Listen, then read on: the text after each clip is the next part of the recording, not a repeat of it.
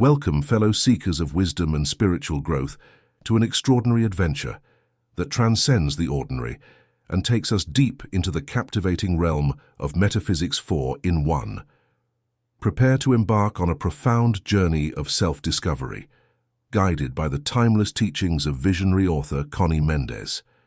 She unveils the universe's mysteries and shows us how to manifest our deepest desires. Imagine a universe where your mind holds the master key to unlocking boundless treasures.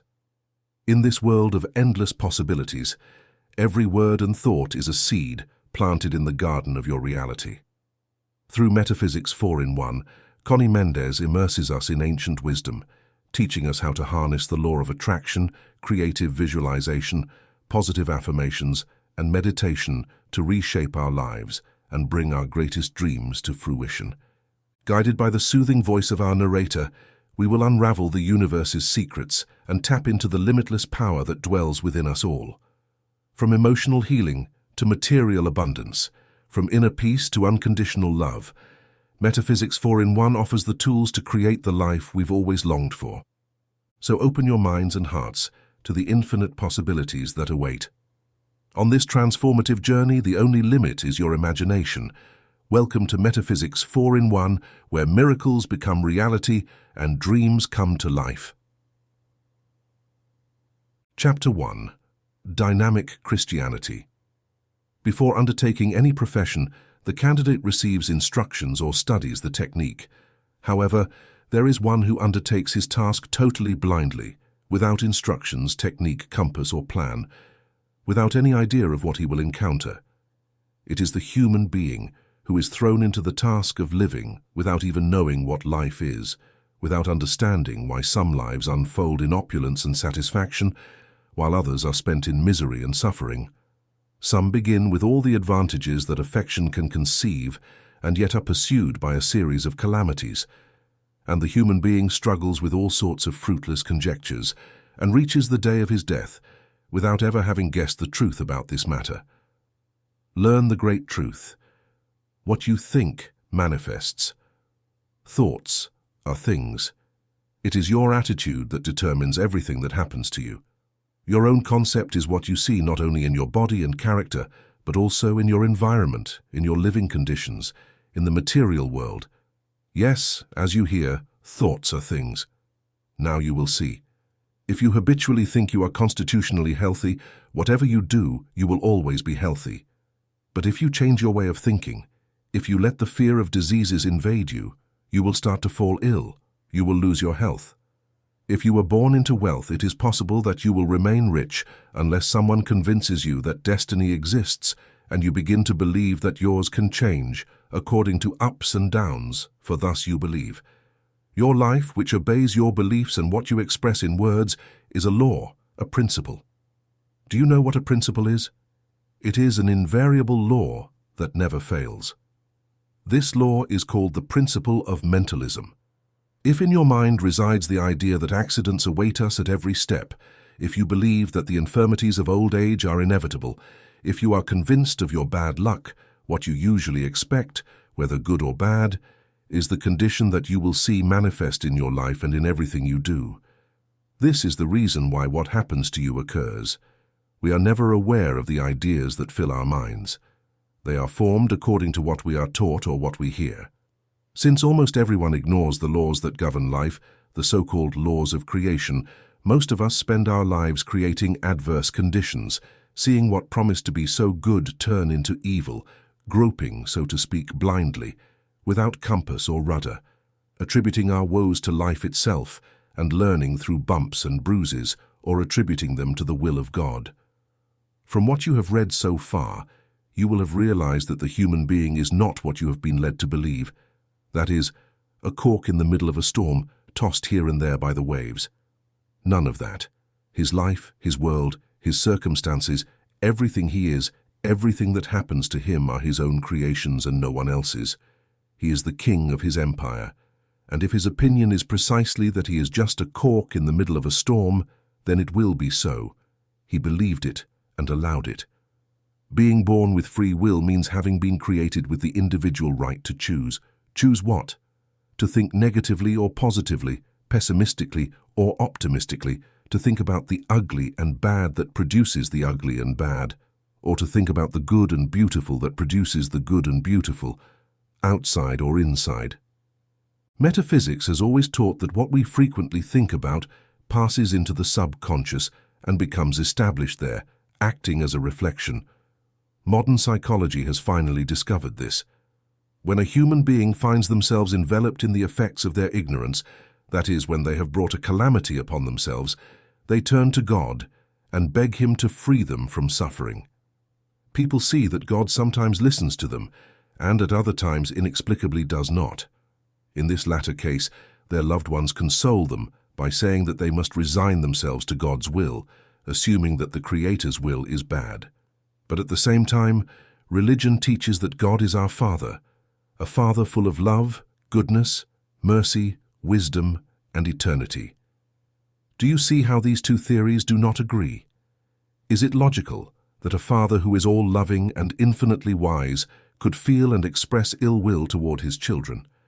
We mortal parents would never be capable of saddening a child with the trials we attribute to God. We would not be capable of condemning one of our creatures to eternal fire for a natural fault of their mortal condition. Yet we consider God capable of this. In other words, without clearly realizing it, we attribute to God the nature of a capricious, vengeful magnate, full of ill will, watching our every infraction to inflict disproportionate punishments on us. It is natural to think this way when we are born and live in ignorance of the fundamental laws of life. We have already said that the reason for our calamities is that we produce them with our thoughts. This is how we are in the image and likeness of the Creator. We are creators, each of our own manifestations. Now, why does God sometimes seem to listen and other times not? You see, prayer is the purest and highest thought one can conceive. It is polarizing the mind to the highest positive degree. It is light vibrations that we send out when we pray, that is, when we think of God. These vibrations must instantly transform all the dark conditions surrounding us into perfect and beautiful ones, just as when a lamp is brought into a dark room. But this assumes that the one who prays thinks and believes that the God they are asking is a loving Father who desires to give everything good to His child. In this case, God always listens. Oh God, get me out of this mess. I know you will think it is not good for me because you want to impose this trial on me. In other words, He has already denied any possibility of receiving. He has more faith in the God he was taught, capricious, vengeful, full of ill will, waiting for the first infraction to inflict satanic cruelty. Well, the one who asks this way receives only according to their own image of God. It is as simple as I say. Now never forget that God's will for you is good, health, peace, happiness, well-being, all the good He has created. Never forget that God is neither the judge nor the policeman, nor the executioner, nor the tyrant you were led to believe. The truth is that He created 7 laws, 7 principles that always work in everything. They do not rest for a single minute. They maintain order and harmony in all creation. There is no need for policemen in the mind. Whoever does not follow the law punishes themselves. What you think manifests. So learn to think correctly so that all the good God wants for you manifests. St. Paul said that God is closer to us than our feet and hands, even closer than our breath, so it is not necessary to shout for Him to hear us. It is enough to think of Him for what seems broken to start to mend. He created us. He knows us better than we can know ourselves. He knows why we act in this or that way, and does not expect us to behave like saints when we are just beginning to walk in this spiritual life. I will ask you not to believe anything I tell you without first verifying it. It is your divine and sovereign right. Do not do what you have done so far. Accept what you hear and see without giving yourself a chance to judge between good and evil. Chapter 2. The Mechanics of Thought. All day and all night, we think about a multitude of different things. A kind of constant, though disconnected movie runs through our mind. Among all these different ideas, we stop to contemplate, examine, or study some more than others. Why? Because they have stimulated a feeling in us, a feeling of fear or antipathy, sympathy or pity, a feeling of pleasure or displeasure. No matter what, the fact is that this feeling makes the idea interesting to us. We replay it in our mind, and later, perhaps, we discuss it with someone. This is meditating, and what is meditated in this way passes into the subconscious and gets recorded there. Once an idea is recorded in the subconscious, it becomes a reflex. You know that when the doctor taps your knee, your leg jerks. He has touched a sensitive spot, and you have reacted. In the same way, whenever something happens in your life related to one of the ideas recorded in your subconscious, the reflex reacts exactly as it was recorded. You adopt an attitude consistent with the original feeling you had when you first thought of this idea. Metaphysicians call this a concept, that is, a belief, a conviction. The subconscious does not discern, decide anything, opine, or think for itself. It does not have the power to protest. It has no will of its own. These are not its functions. Its only function is to react by implementing the reflex it has been given. In this sense, it is a marvelous filing cabinet, secretary, and automatic librarian that never rests or fails. It also has no sense of humor. It does not know if an order was given in jest or seriously. So if your nose is a bit crooked and, to make others laugh, you joke about it by calling it my stuffed potato nose, for example. The subconscious, being an exact servant without a sense of humor and unconditionally obedient, will try by all means to fulfill the order that your words and feelings have given it, and you will see your nose increasingly resemble a stuffed potato. The word metaphysics means beyond the physical, that is, the science that studies and deals with what is invisible to the physical senses. It gives you the reason for everything we do not understand, for everything that is mysterious, for everything that has no apparent explanation, and it is precise, as you will discover by reading this book. You probably don't remember the first time you heard the word cold. You were very young. It was the adults who mentioned it. They taught you to fear it through repetition. They instructed you to understand it. They told you not to get your feet wet, not to be in a draft, not to get close to someone because they had a cold and might give it to you, etc. All this was recorded in your subconscious and formed a reflex. You never needed to recall your elders' warnings. The damage was done. From then on, your subconscious provided you with a cold. The best gift you can give yourself is to realize that every time you find yourself in a draft, every time your feet get wet, every time you get close to someone who has a cold, and every time you hear about a flu or cold epidemic, it is because of what your elders told you, what you heard from others, what you read in newspapers, in radio and television ads, and most importantly, because you are unaware of the metaphysical truth of life. You accepted these erroneous ideas, and they became automatic reflexes that cause all the ailments affecting you in your life. You carry a heavy load of ideas affecting all aspects of your life, your body, your soul, and your mind. Notice that if you had not accepted them, if by the right, given to you by your free will to choose to accept or reject, you had not accepted the negative, no germ, virus, or power in the world could have convinced your subconscious to act otherwise than according to your will. Your will, negative or positive, is the magnet that attracts germs, adverse or favorable circumstances to you. As we have said, your negative or positive attitude towards events determines the effects for you. Chapter 3. The Infallible Formula. We have said that every human mind contains an accumulation of opinions, convictions, or closed concepts contrary to the truth and in conflict with the fundamental principles of creation, perpetually manifesting in external conditions all the calamities and sufferings that afflict humans and the world in general. Diseases, accidents, pains, quarrels, disagreements, scarcity, failures, and even death. Fortunately, none of this corresponds to the truth of being. Fortunately, there is a way to erase all these false beliefs and replace them with correct beliefs that not only produce positive, good, happy, and just conditions and circumstances, but also, once the error is corrected and the truth established in the subconscious, prevent negative things from happening again in our lives. The order has been changed, the magnet has changed its pole.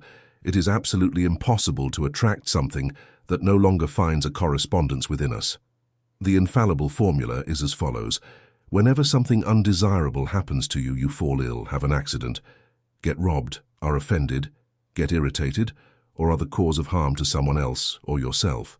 If you are afflicted by a physical, moral, or character defect, if someone displeases you, if you hate them, or if you love them too much and suffer because of it, if jealousy tortures you, if you fall in love with someone who belongs to another, if you are a victim of injustice or someone else's control, the list is endless. Then replace the condition affecting you with the following. Know the truth. Jesus Christ, the greatest of all metaphysics masters, said, "You will know the truth, and the truth will set you free."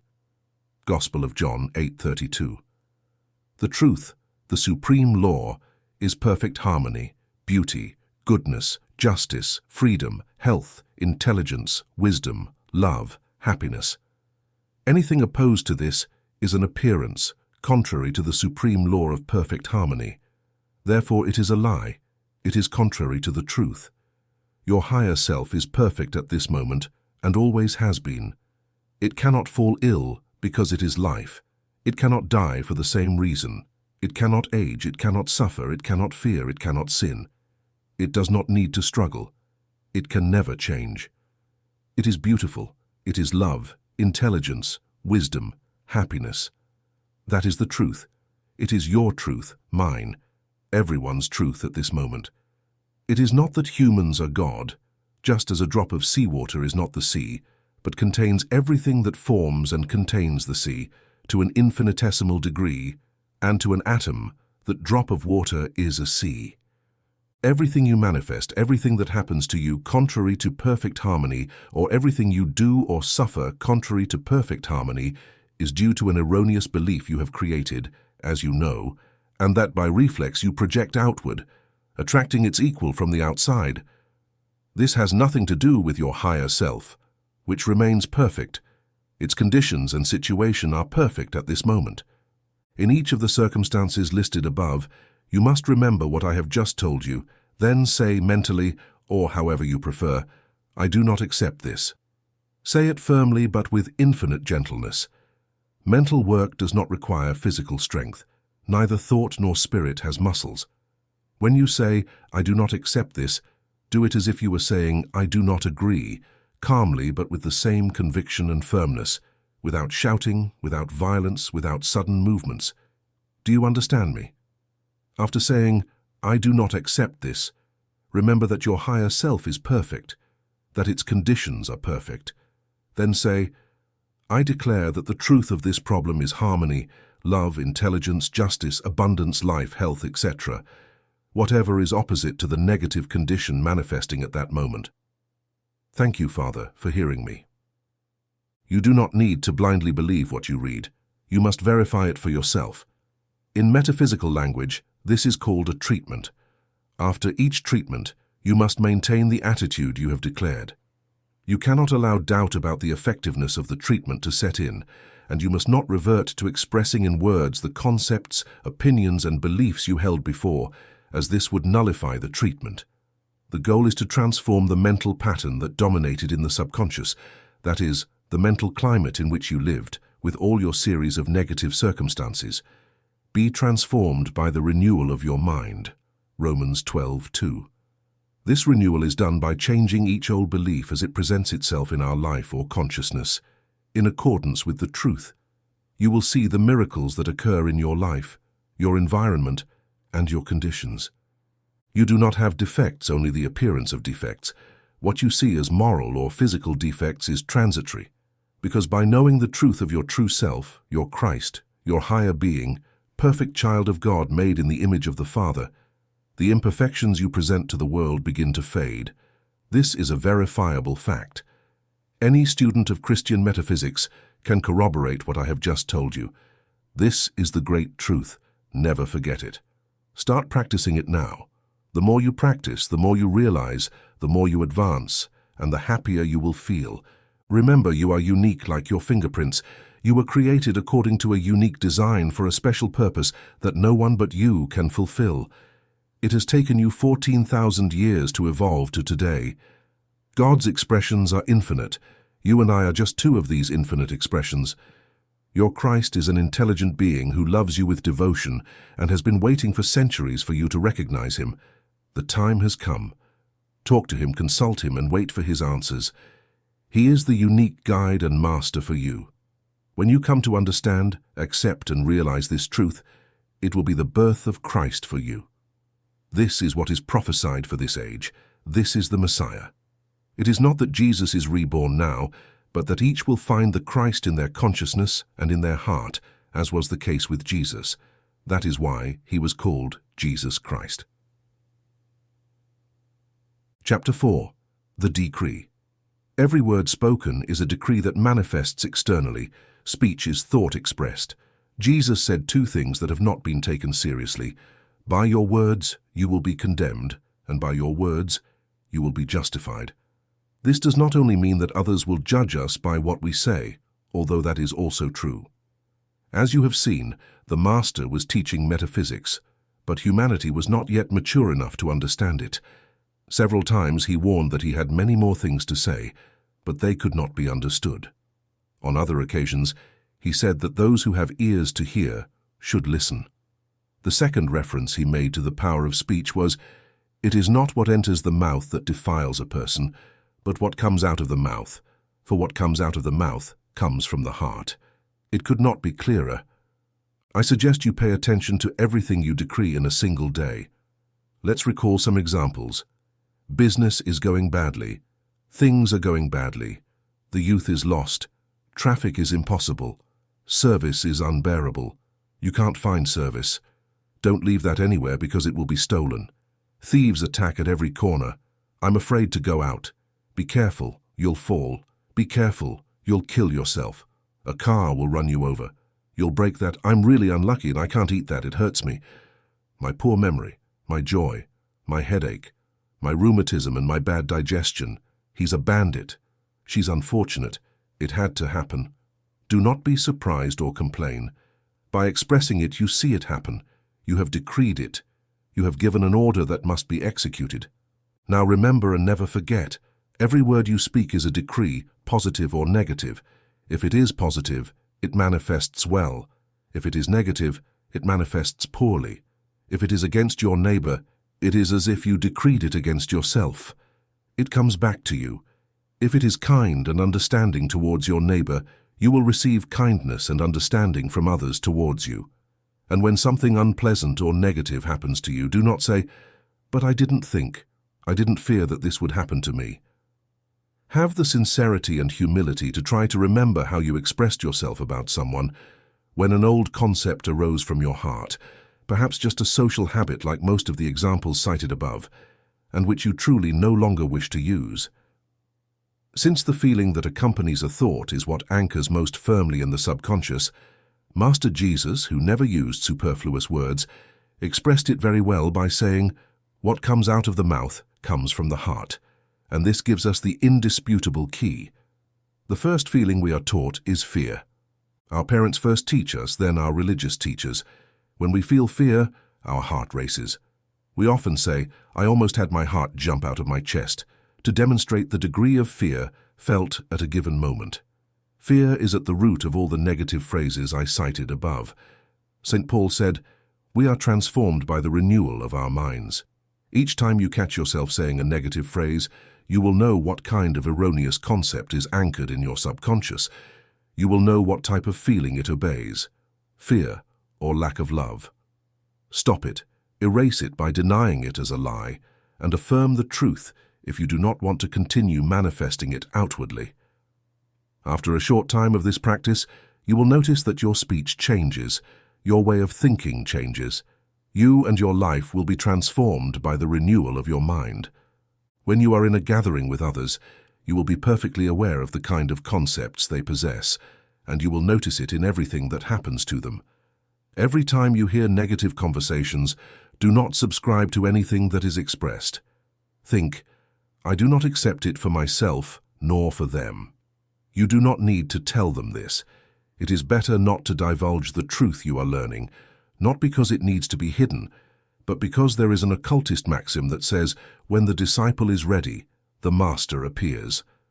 By the law of attraction, any being ready to move up a grade is automatically drawn to the one who can help them advance. So do not try to act as a catechist.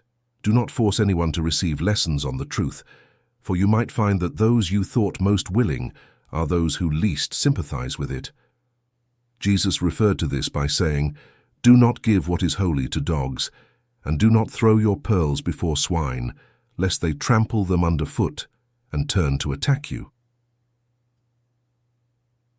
Chapter 5. Faith moves mountains. Why and how? Everyone knows this saying and often repeats it like a magic formula, without really knowing what it means or why or how faith can move mountains. Few people know that fear also moves mountains. Fear and faith are the same force. Fear is negative and faith is positive. Fear is faith in evil, that is, the conviction that something bad is going to happen. Faith is the conviction that what will happen is good or will turn out well. Fear and faith are two sides of the same coin. Notice that you never fear that something good will happen to you, nor do you say, "I have faith that something bad will happen to me." Faith is always associated with something we desire, and I do not believe you desire evil for yourself. You fear this evil, don't you? Everything you fear, you attract, and it happens to you. When it happens, you usually say triumphantly, "Ah, I knew it, I foresaw it," and you rush to tell and repeat it, as if to exhibit your clairvoyant talents. What actually happened is that you thought it with fear. You anticipated it, of course. You anticipated it yourself, you already say it. You now know that everything that is thought while feeling an emotion at the same time is what manifests or is attracted. You anticipated and expected it. Anticipating and expecting is faith. Now notice that everything you expect with faith comes. So if you know this is how it works, what prevents you from using faith for everything you desire, love, money, health, etc.? It is a natural law, a divine ordinance. Christ teaches it with the words you know. Whatever you ask for in prayer, believe that you have received it, and it will be yours. I did not invent it. It is in chapter 21, verse 22 of the Gospel of St. Matthew. St. Mark expresses it even more clearly. Whatever you ask for in prayer, believe that you have received it, and it will be yours. St. Paul puts it in these clear terms. Faith is being sure of what we hope for, and certain of what we do not see. Earlier I told you that faith is the conviction of good. Now, I will tell you that conviction comes through knowledge. Suppose you live in the countryside and have never been to the capital. You want to go to the capital and you take the train, the car, or the plane. You know where the capital is and how to get there. One day you head towards the capital using the mode of transportation that suits you best. But on the way, you don't fear deviating towards the moon, do you? If you were a wild Indian, you might tremble with fear, not knowing at all what is happening to you. But being a civilized person, you are more at ease, knowing that at such and such an hour you will arrive at the capital. What gives you faith? Knowledge. Ignorance of the principles of creation is what makes the world fear evil, not know how to use faith, or even know what it is. Faith is conviction, security, but these must be based on the knowledge of something. You know the capital exists and you go there, that's why you know you won't end up on the moon. Now you know that when you desire something, if you fear not getting it, you won't get it.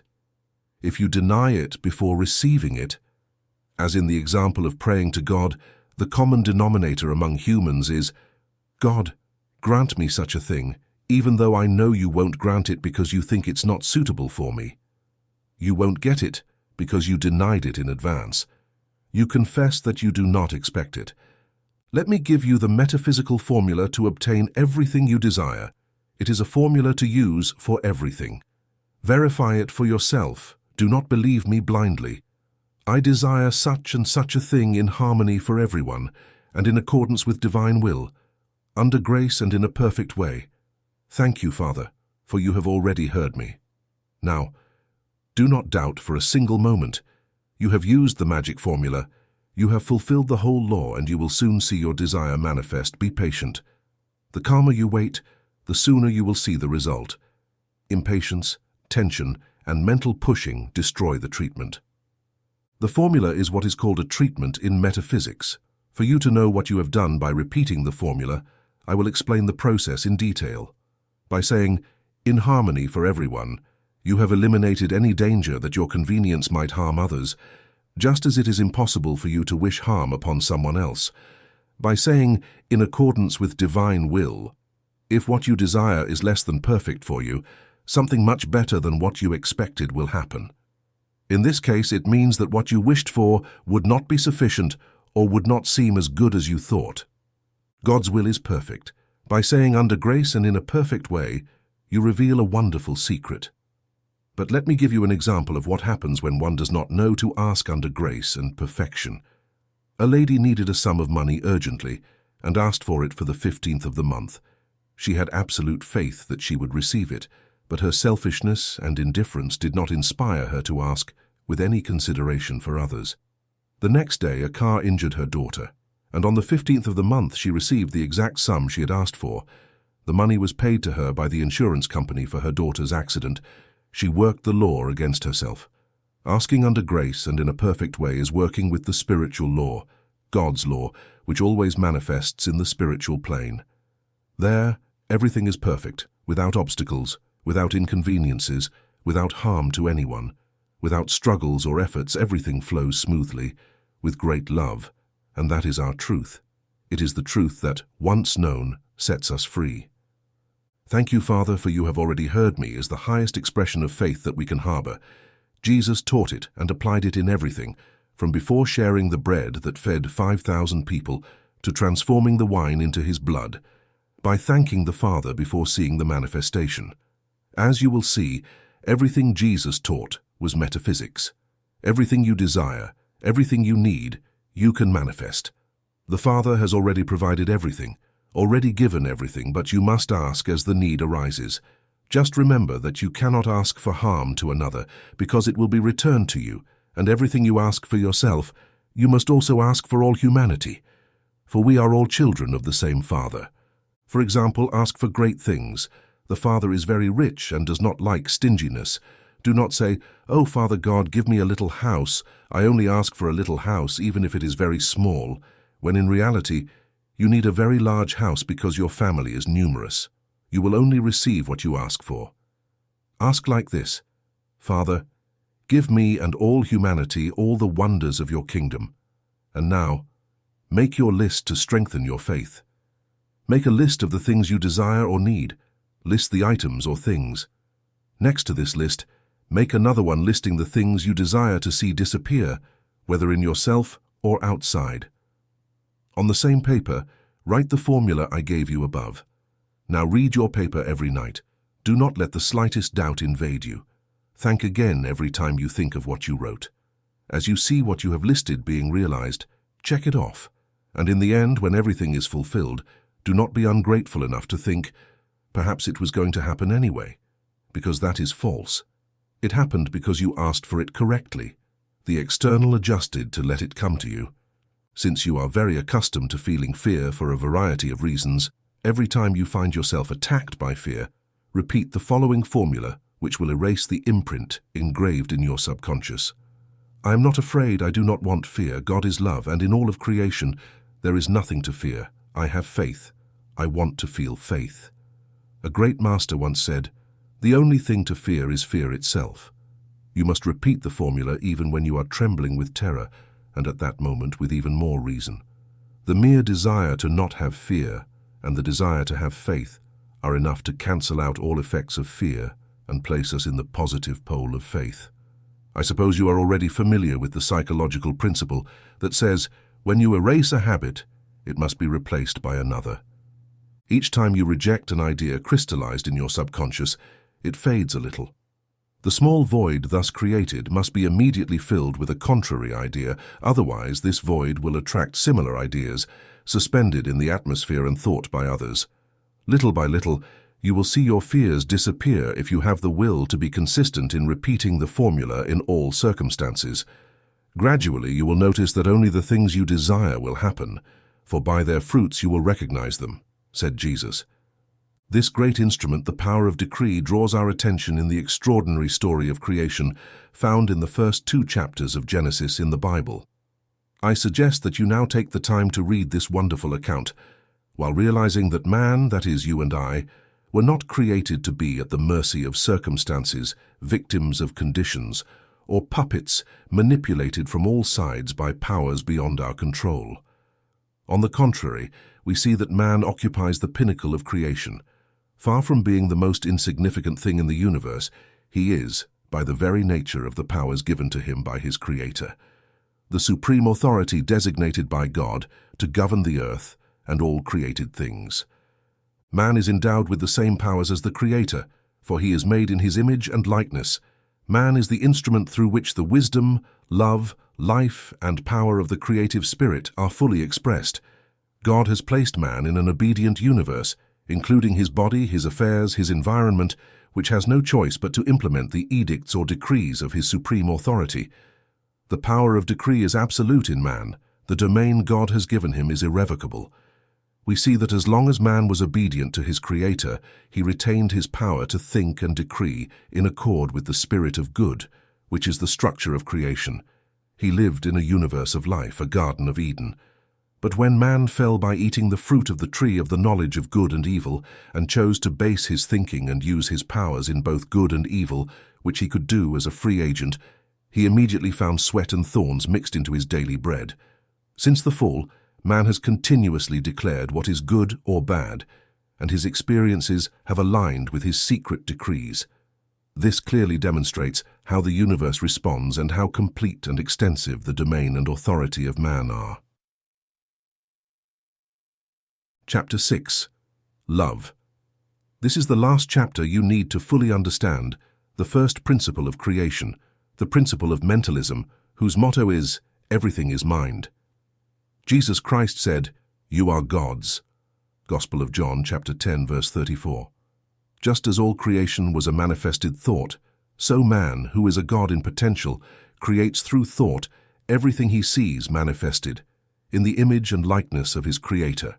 You have already learned the mechanics of this mental creation, the positive or negative nature of what is created, the force, faith, or fear that determines the character, the way to change the outward appearance of what you have created by denying and affirming the power of the word, which is expressed thought, and thus confirms the orders you have created with your thoughts. And finally, the infallible formula to create, manifest and obtain the best, the highest, the perfect, by knowing the truth, respecting the ordinance of Master Jesus. You know that this truth is that we were created perfect by a perfect Creator, with his perfect essence in us, with free will to create positively or negatively. Therefore, evil is not a creation of God, nor does it have any power in the face of truth. Jesus said, "Do not resist evil," Matthew 5:39, which means we must overcome evil with good. The only truth is good. Henceforth, you can never blame anyone for what happens to you. You will have to look at yourself and ask, what was my state of mind in this circumstance? Was it positive or negative? Did I feel faith or fear? What kind of words did I speak? By their fruits you will recognize them. You will have to be sincere and answer the truth. Are you satisfied with what you see, or are you dissatisfied? Now, in Christian metaphysics, we say that God has 7 aspects: love, truth, life, intelligence, soul, spirit, and principle.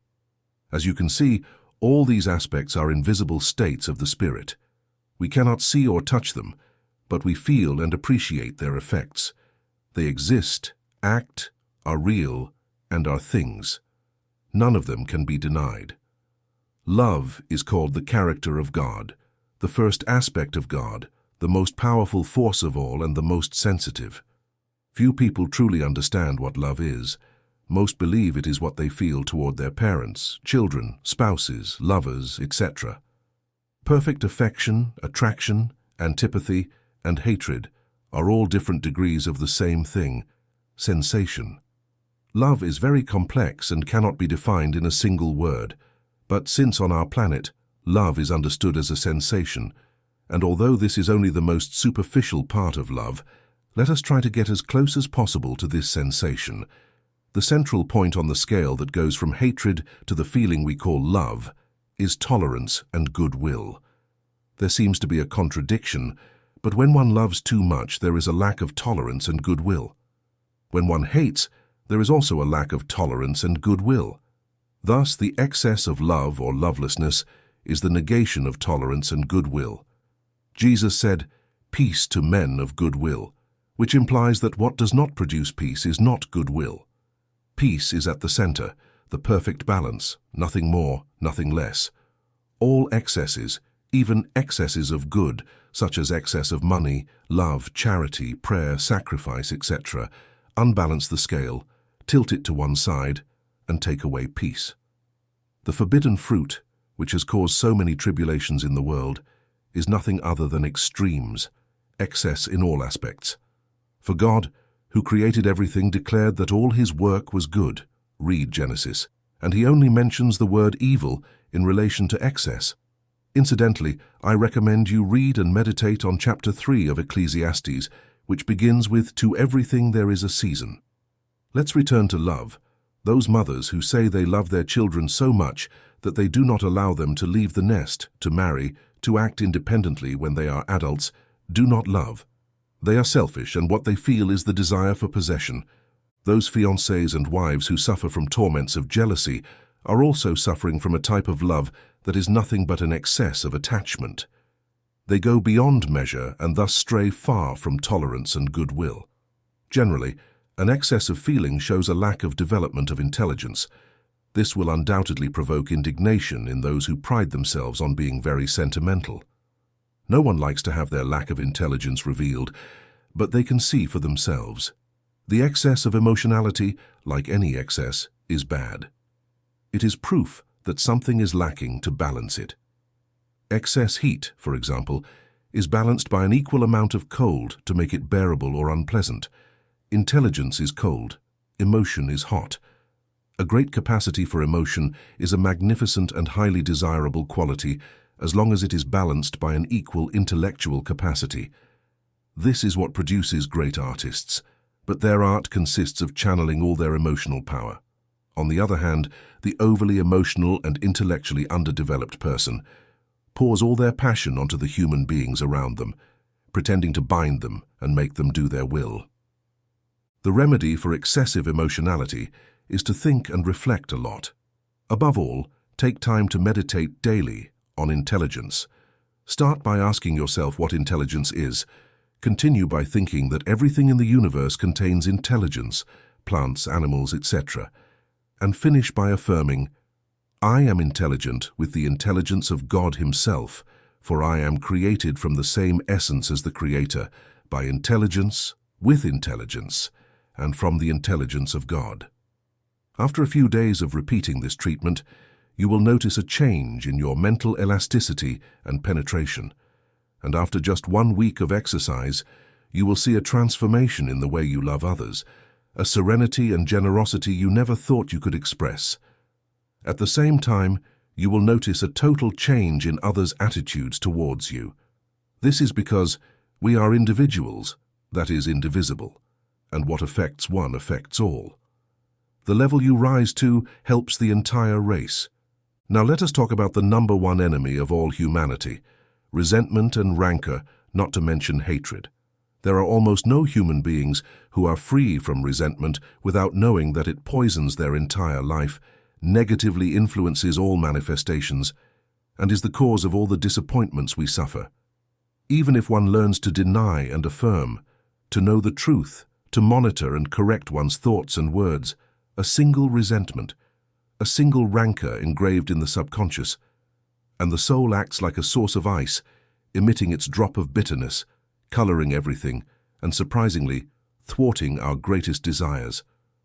Nothing, not even the most perfect demonstration, can last as long as this infectious source mars our very being. The Bible, churches, and religions continually plead for forgiveness and love for enemies, and all is in vain as long as they do not teach the practical way to impose forgiveness on those who hurt us. Many say, "I forgive, but I cannot forget." As long as one remembers a grievance, it has not been forgiven. We will provide the infallible formula for forgiving and forgetting at the same time for our own convenience, as this establishes us at the central point of balance, that of tolerance and goodwill. Since this effort is one of love, St. John, the Apostle of Love, said, "Love is the fulfillment of the law." Fulfilling the law of love means fulfilling all laws. It is being with God in God. It is being happy, satisfied, and complete in all our manifestations. And the Master said, "The man who loves well is the most powerful man in the world." Here is the recipe for loving well. Every time you feel something unpleasant towards another, or find yourself feeling something that has been done to you, or recognize within yourself a clear resentment or a desire for revenge, deliberately set about recalling this afternoon. Forget what is happening now, and remember all the good you know about that person. Try to relive the pleasant moments you enjoyed in their company in the past, before the moment when resentment began to arise.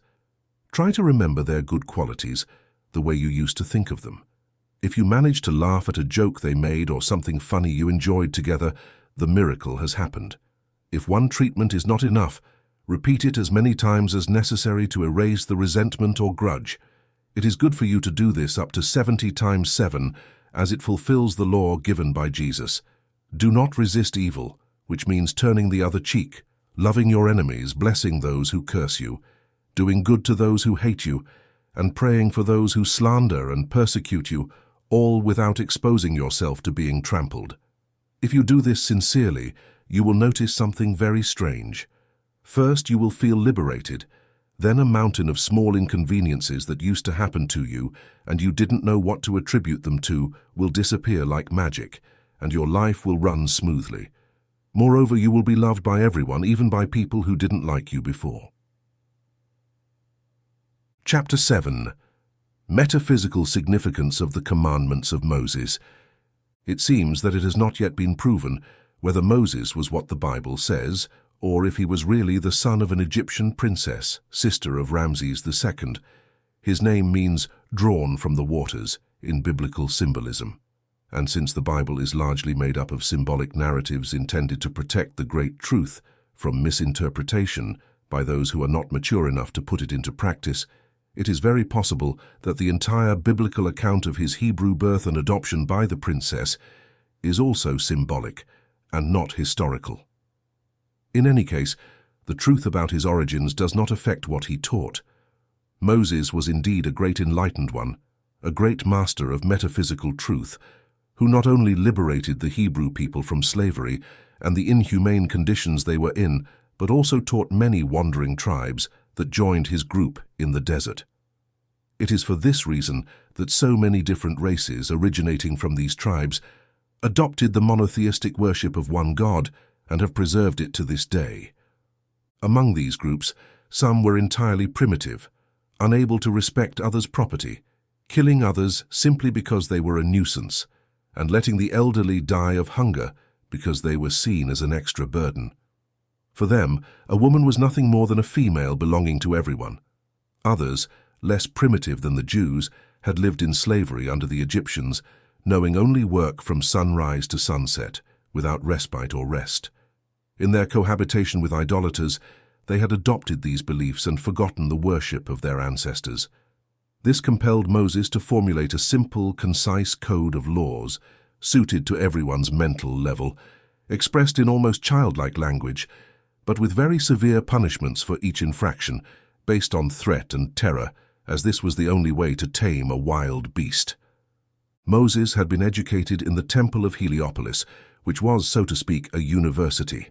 There they taught what was then called geometry, which included not only mathematics, but also metaphysics, astrology, numerology, the meaning of numbers, and a triple symbolism that the ancients used to record their wisdom for the service of future generations as they evolved. The first aspect of this symbolism was simple and related to life and the human world. The second aspect was metaphysical and dealt with the same condition, but on the mental plane. The third aspect was hieroglyphic and dealt with the same issue on the spiritual plane. This last aspect is so profound that it is said to be intelligible only to pure minds. Here is our first exposition of the principle of correspondence, which states, "As above, so below. As below, so above." Below means on the material plane, in human conditions, in the visible. Above refers to the invisible, the mental, and of course the abstract and spiritual. What the principle of correspondence says is that all laws operate on all planes, and that conditions on one plane repeat on the higher and lower planes. You will understand this better later.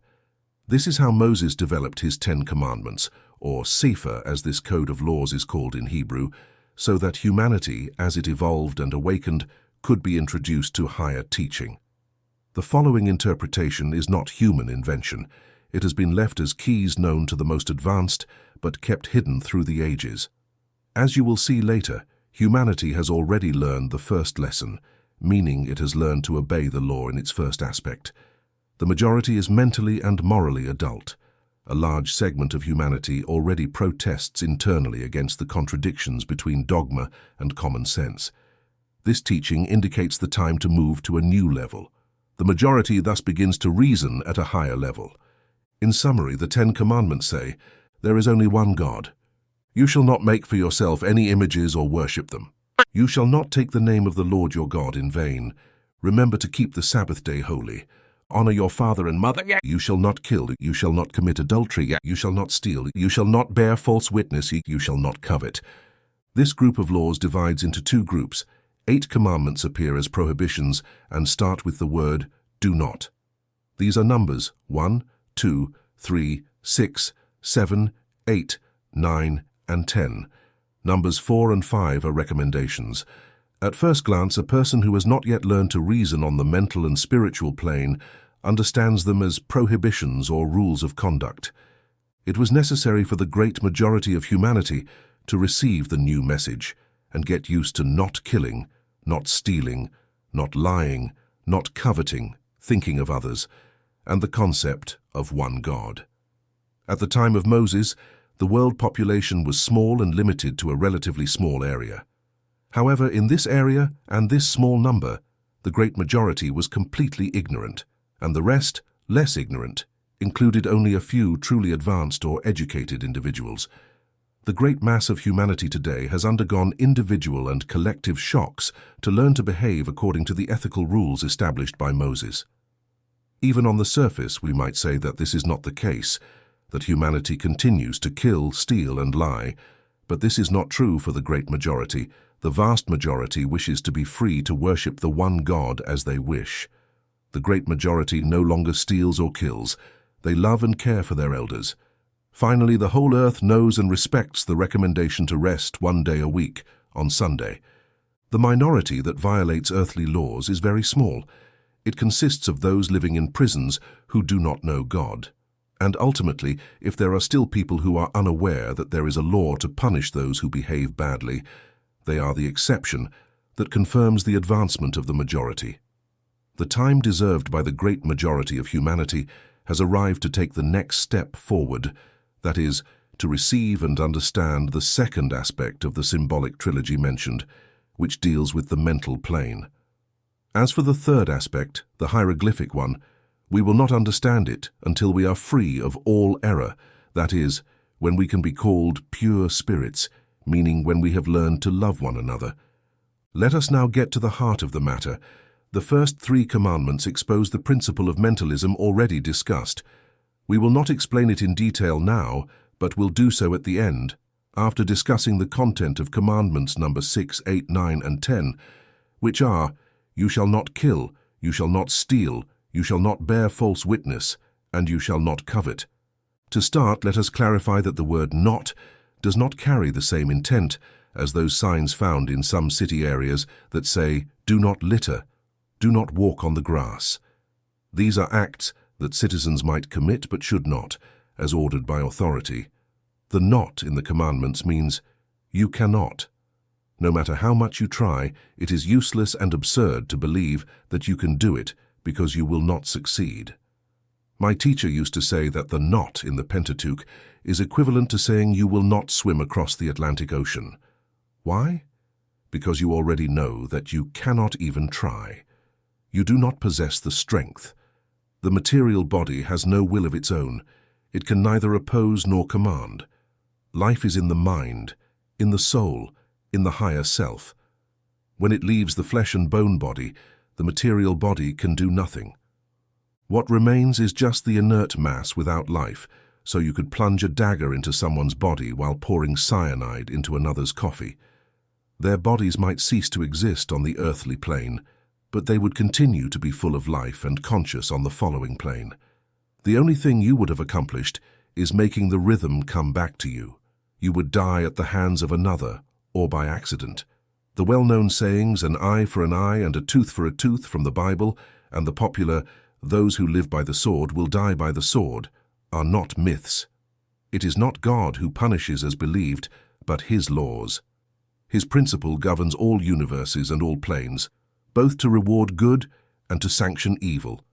It is not said in vain that order is the first law of heaven, and Jesus said, "Even the hairs on your head are all counted." Now you will better understand what has been said, namely that no harm can come to you from the outside. No one can harm you if your record does not show that you have harmed someone. No one can destroy your reputation, your business, your happiness, your home, or any of your other possessions, and you cannot destroy any of these in another. There are no accidents or coincidences. The great laws protect you. The great majority already feels incapable of killing their neighbor, which is a lot already. But now comes the second aspect of the commandment, telling us that it is useless to attempt to harm others or their property through slander, gossip, lying, or deceit. The only thing this accomplishes is that the law returns an identical harm to the one who attempted it. The boomerang inevitably returns to its point of launch. Regarding killing an insect or an animal, common sense is the way divine wisdom expresses itself through humans. Learn this maxim by heart, repeat it, and remember it every time you face a doubtful circumstance. Common sense is the form through which divine wisdom expresses itself through man. We are the older brothers of all life forms inferior to ours. Life is one and the same thing expressing itself through all that it can animate. Insects, birds, and animals are humans in potential. They are at very early stages of their evolution, and one day, after many, many millennia, acquiring substance and materials, experience and practice, evolving from form to form in the animal kingdom, they will eventually condense all this into the outer form of a human being. Almost never do we regress, that is, we may stagnate, slow down, deviate, and choose a different path. But the example of never retreating is given by our Earth.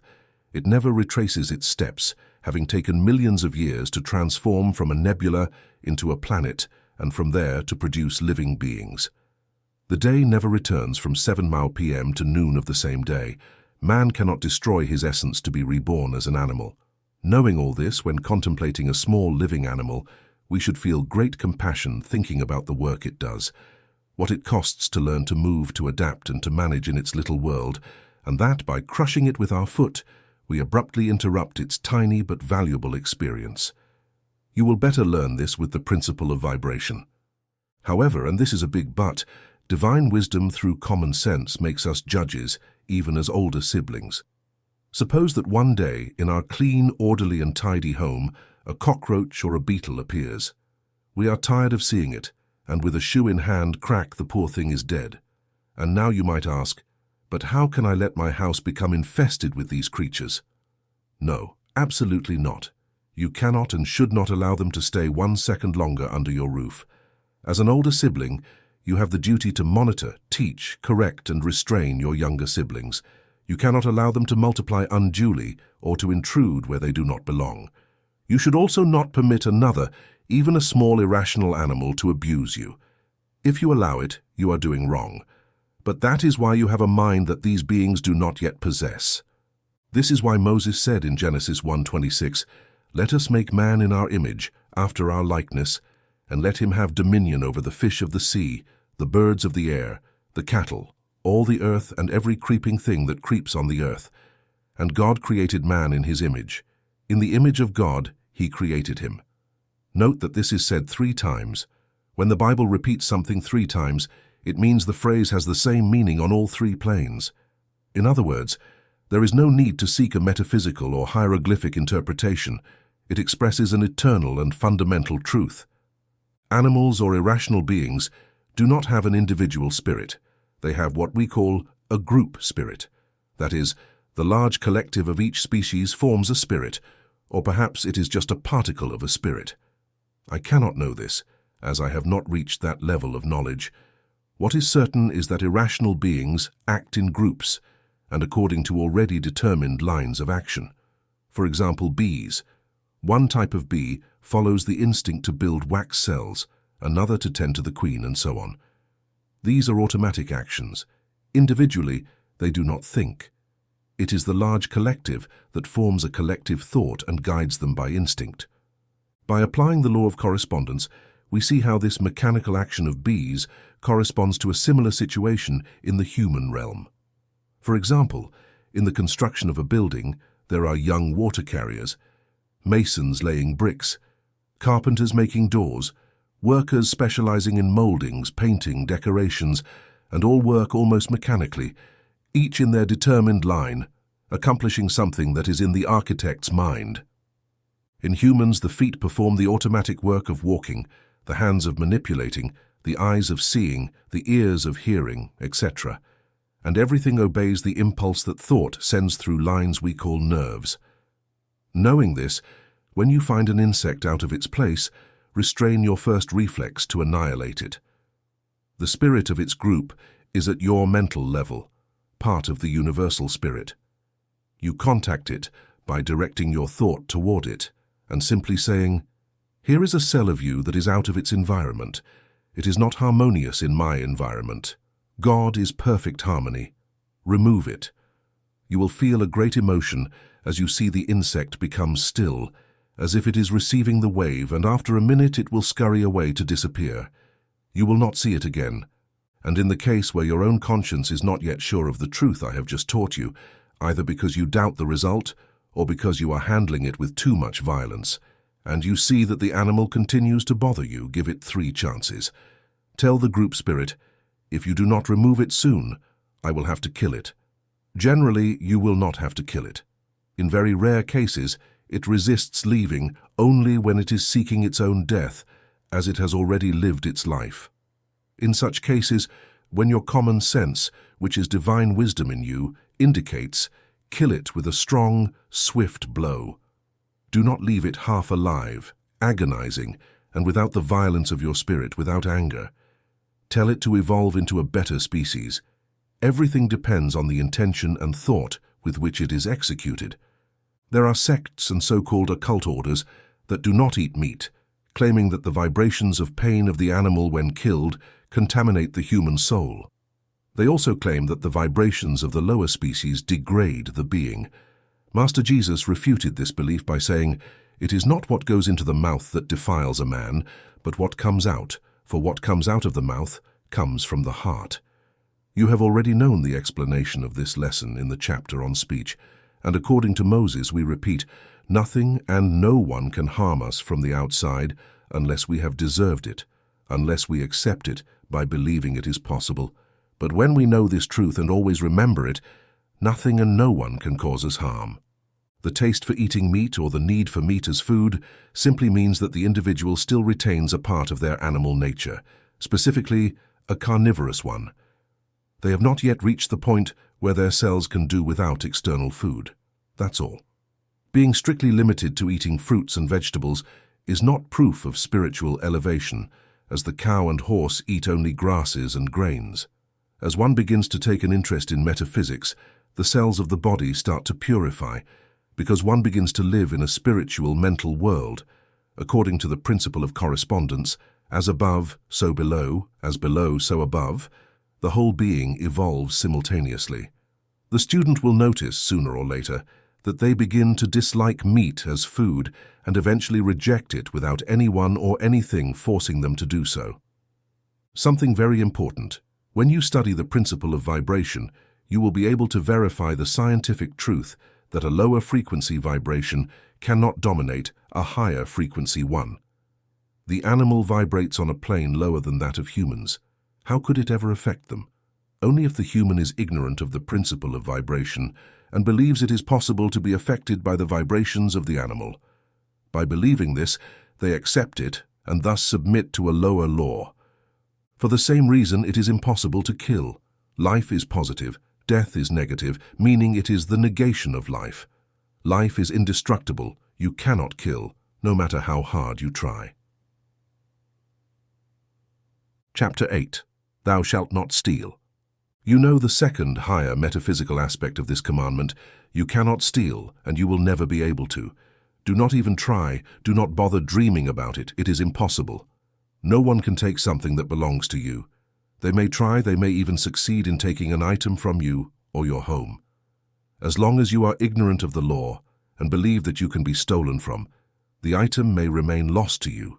But once you know the law and remember its truth, you will never be stolen from again, and you will never lose or misplace anything again. Verify this yourself. Do not believe me blindly until you have checked it. The next time you cannot find something you believe is lost, you will see that it is one of the easiest lessons to learn. Your current body contains all the primitive substances of our planet Earth, water and air. From these elements come all substances, all elements. Additionally, you possess all the experiences and knowledge accumulated over thousands and thousands of years of life in one form or another. The first thing you learned was to eat and seek food when you were a larva in the water. After many paths, you learned to move your little legs to walk on Earth. Eating, digesting, and moving your limbs have become acquired rights that you can never lose. Every piece of knowledge or skill acquired simply gives you the right to occupy a more advanced place than the previous one. That is why it is impossible to regress to a lower position. The law of evolution, in addition to the law of attraction, ensures that everything attracts its like and repels its opposite. This is part of the principle of polarity, which is as unshakable as any principle. Although when starting a new life it is necessary to relearn what was acquired in previous lives, such as walking, talking, eating, etc., this is purely apparent. In reality, the being must remember, not relearn. The child eats, digests, moves, cries, laughs, sees, hears, the blood circulation works, etc., all because it is already in their subconscious. Talented individuals, geniuses, and young people who are too lazy to study but still learn faster than others are bored because they have to revisit what they have already covered in one or more previous lives. There is no need to worry about this. Simply let them remember what they have stored in their subconscious. Generally, during exams, everything that is necessary emerges in the child for them to succeed smoothly, at the same level as others who have studied all year. This disturbs parents and teachers, but it is one of the proofs in favor of the theory of reincarnation. Reincarnation exists, but it is not obligatory. Free will exists for everything and in everything. Just as on Earth, each individual uses or wastes opportunities based on their character or desire. In the astral plane, the realm of souls or disembodied spirits, each is free to take advantage of what is offered to progress or not. Just as humans are free to choose a profession or a field of study, to work for their own development, or simply to live without purpose or ambition, thus souls are free to return to the earthly plane to make a step forward, to acquire new experiences, to settle outstanding accounts known as karma, or to reap earned rewards. Or if they enjoy the life they lead, they can stay for as long as it suits them. No one forces them to do so, but ultimately, advancement and the well-being of others lead them to desire the same for themselves, and the currency with which this is achieved is effort, knowledge, and experience, which are acquired through active life on Earth. Every piece of knowledge and experience remains forever as acquired possessions, bought and paid for. These possessions, we say, are acquired by right of consciousness and cannot be lost or stolen. No one can take away someone's intelligence, talent, faculties, or knowledge, but what is even more extraordinary is that since every acquisition is made through experience, and this experience is accompanied by objects, tools, furniture, money, property, etc., everything one has learned to use in life, the table, cutlery, dishes, clothing, jewelry, money, even a matchbox, remains in essence or as photographic negatives, engraved and archived in our individual being by right of consciousness. These properties or possessions accompany us in every reincarnation, whether we like it or not. This is why some people are born into opulence and others into misery. One is born where they have earned the right to be by consciousness. The law ensures that each person is drawn to their own sphere, their proper place. There is no injustice in the realm of truth. It is to this law that Master Jesus referred when he said, "Do not lay up for yourselves treasures on earth, where moth and rust destroy and where thieves break in and steal, but lay up for yourselves treasures in heaven, where neither moth nor rust destroys, and where thieves do not break in and steal. For where your treasure is, there your heart will be also. Matthew 6:19-21. But of course, like all biblical maxims, this one also has three levels of meaning: the first material, the second mental, and the third spiritual.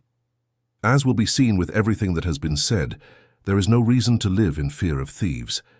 If until now you have lived in fear that your possessions might be stolen, that thieves might break into your home at night or when you are away, that you believe in scams and fraudsters, etc., you can now live in peace.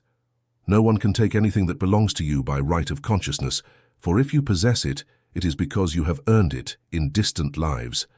And if an attempt is made against you, if, due to your own fear that persists while you are acquiring the practice of the new consciousness, someone steals from you or you lose an object, immediately pronounce the truth. Nothing that is mine by right of consciousness can be lost or stolen. Remain calm, stop thinking about it, and you will see how you will recover your possession. Someone will return it to you, someone will offer you a similar one, or you will find a similar one. All your possessions are in your mental file like the original of a document.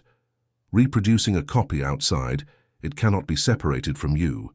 You will not steal. You cannot even try. Do not blindly believe everything you have just read. Verify it yourself first. By their fruits you will know them. Chapter 9. You shall not bear false witness. Many people are surprised that Moses did not dedicate a separate commandment to lying among the 10 commandments and think there should be an 11th saying, "You shall not lie."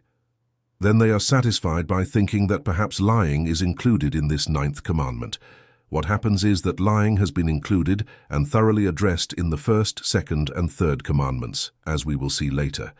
And not only was lying not disqualified by Moses as being unimportant, but the entire Sefer is a metaphysical exposition of truth and an indictment against appearances and false beliefs accumulated by humanity. Is it because of the absence of a specific ordinance in this code of conduct that humans continue to lie at their convenience and will? Now they will know what they are doing. You shall not bear false witness refers directly to spoken words. You can never establish falsehood, not only because the truth will cry out and disqualify the falsehood, but also because the law will return the cunning and destroy the one who tries to raise it. During election periods, we see how parties attempt by all means to discredit each other by spreading slanders, false testimonies, and infamies. The winner enters the government confident that they have defeated the other, but what they have done is accumulate testimonies of their own falsehood. By their fruits you will know them, or as Emerson said, what you are shout so loudly that I cannot hear what you say to me. What the commandment says is that your own concept is what you see. If what you see seems beautiful to you, it is because your view reflects the cleanliness, purity, and truth of your soul. If what you see seems ugly, your words translate and reveal your own falsehood. You shall not bear false witness, you cannot do it, even if you try, because you are referring to yourself, not your neighbor. In the first part, you learned that the true self is perfect, beautiful, with all the virtues and beauties of its creator, because it was created by, with, and from the essence of the Father. You also learned that this self is the truth, my truth, your truth, and everyone's truth. If we manifest the opposite, it means we do not yet know our own creative power, which is thought. What we think manifests outwardly, and by learning to think, we begin to correct the external evidence. Our ignorance is not proof that the Father did not educate us, but only proof that we are still children in the house of that Father. If you give your child a lump of clay to make figurines, you would not expect them to produce a work of art, would you? But gradually, they will learn, won't they? You are now learning that you have a series of mental errors.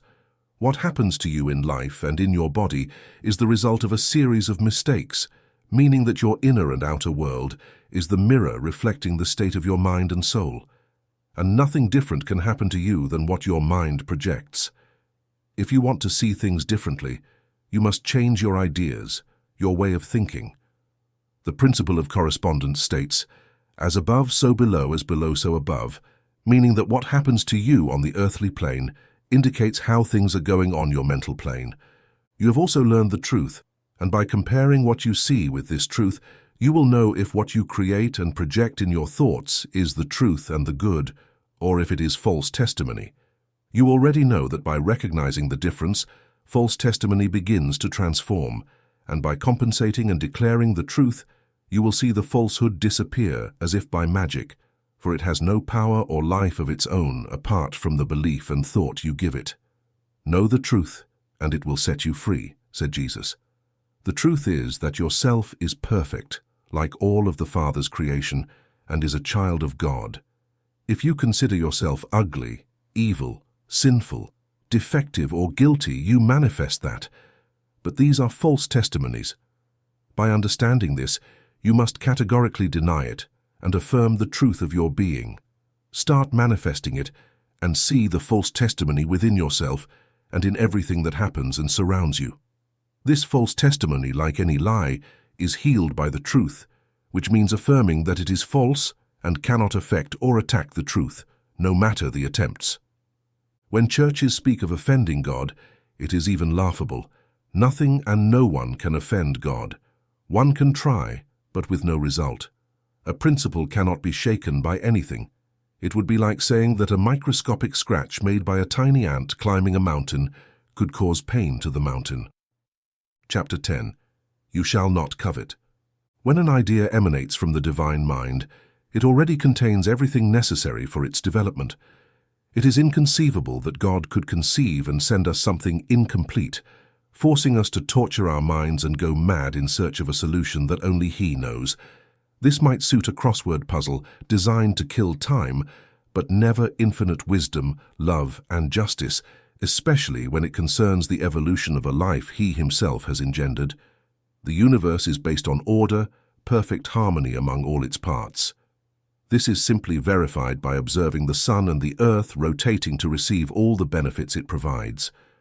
When you acquire this knowledge, you are never lacking anything necessary. When something remains for you, it is because someone else needs it. Nature abhors a vacuum. The air itself, space, is full of atoms of all kinds, waiting for the opportunity to form something at the right time. Life constantly seeks the chance to animate itself. That is its mission, and it never wastes a favorable opportunity to enter. Leave a small pot of soil somewhere where it can receive moisture, and soon you will see a green sprout emerge. If you leave a forgotten glass of water, it will soon fill with living larvae. Before a woman's womb conceives a child, everything is prepared within her to receive the seed, nurture and protect it, until she can give birth to a complete human being.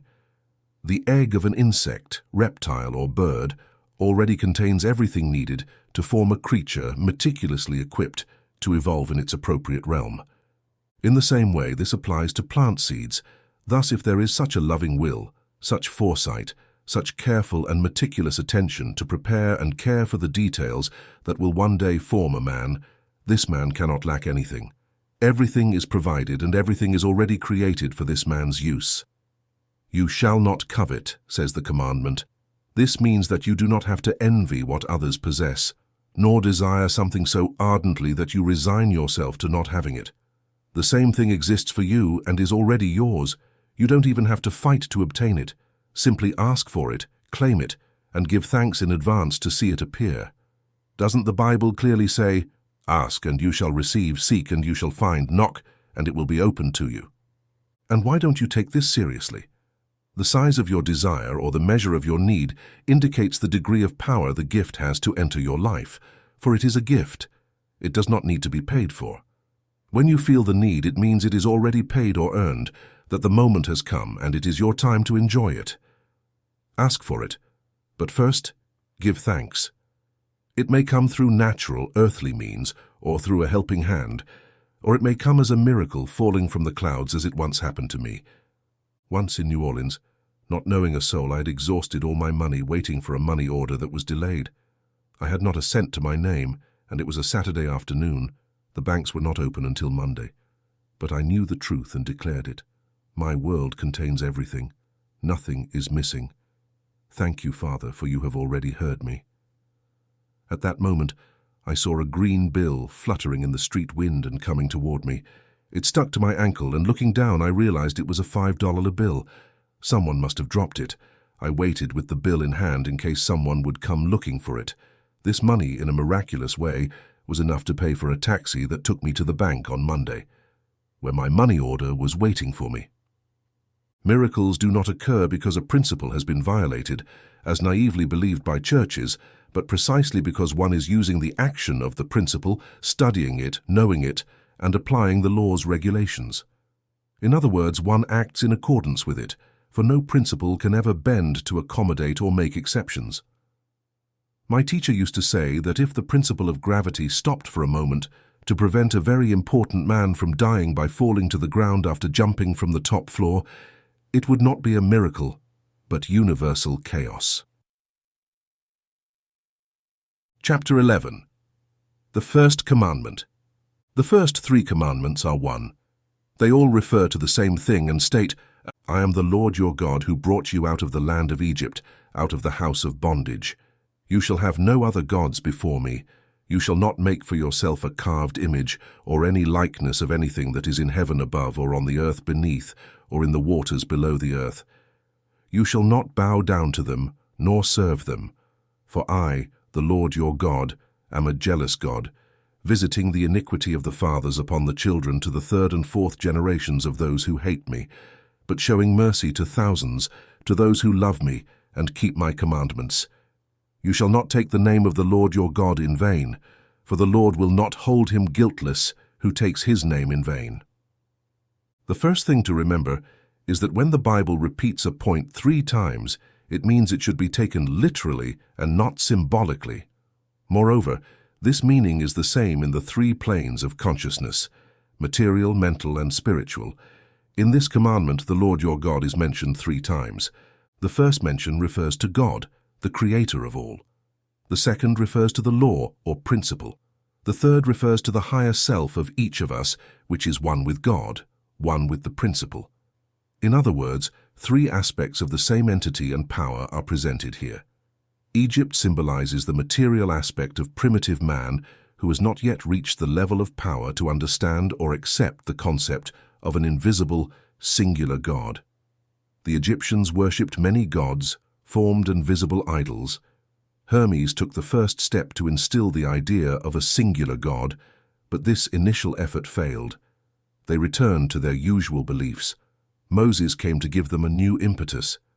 That is why he says, "I am the Lord your God who brought you out of the land of Egypt, out of the house of bondage. You shall have no other gods before me." In the earthly interpretation, for the material plane, and for Moses' followers during the Exodus, this commanded them to be as described, that a singular God had freed them from slavery in the houses of their Egyptian masters, that this new God was named Jehovah, and that they should not continue to serve their old idols. In the second phrase, it stipulates the forms of these idols. In other words, it forbids the worship of images of animals or fish.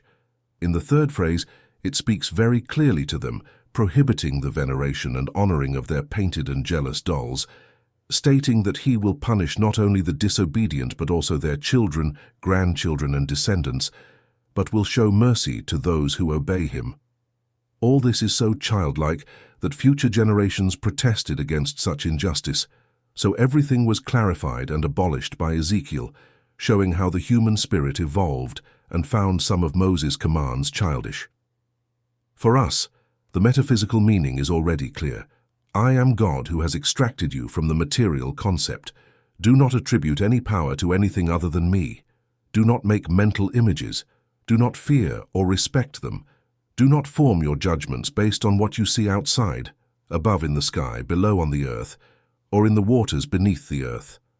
For the law will give you what your errors dictate, those who hate me, and will correct your manifestations when you use the truth. I show mercy to those who love me and keep my commandments.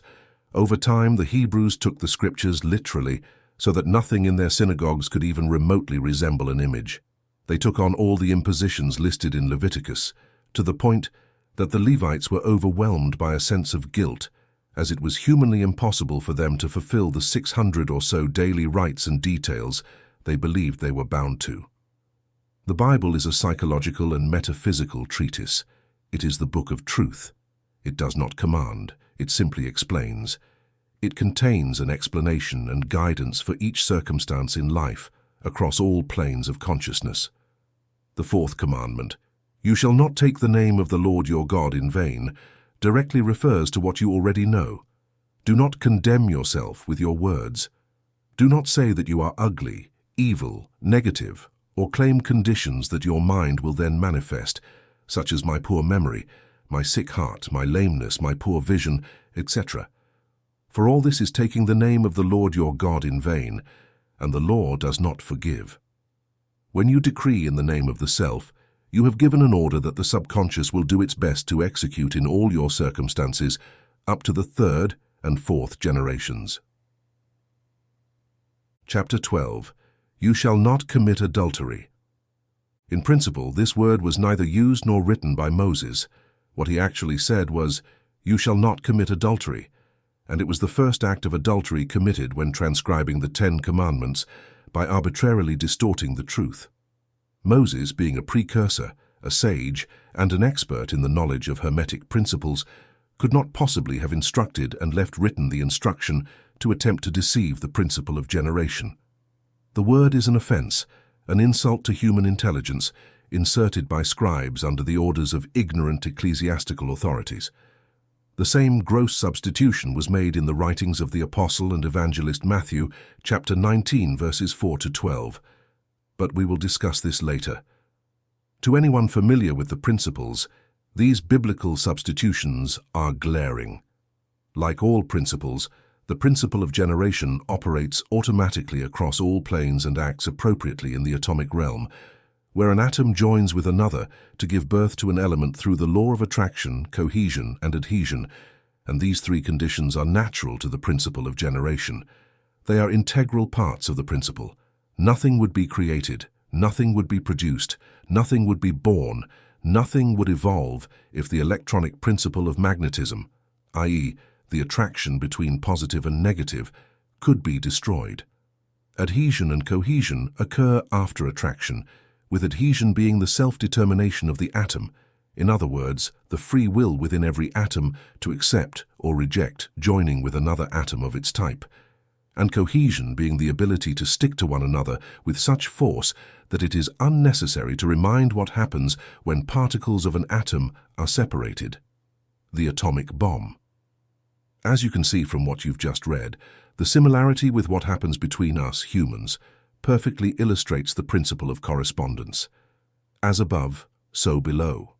As below, so above, meaning that by studying the monad, one reaches the angel, as the Kybalion states. Well, principles act automatically above all and despite anything we might do against them. If atoms were humans or spoke our language, they would call this process of attraction, adhesion, and cohesion adultery. It would not be the same in the botanical and zoological kingdoms, where a bee transfers pollen from one flower to another, and from this union a new species is born. Now, ask yourself if it is part of the Creator God's designs to prevent or forbid these processes. It is well known that opposing resistance or a principle only multiplies the force pushing it and seeks an outlet through other channels. In other words, all one achieves is forcing it to deviate. One cannot stop it. In the animal kingdom, the principle of generation is called sex. As long as humans continue to reproduce through the process known as sexual, they prove that a part of their system has not yet exited the animal kingdom.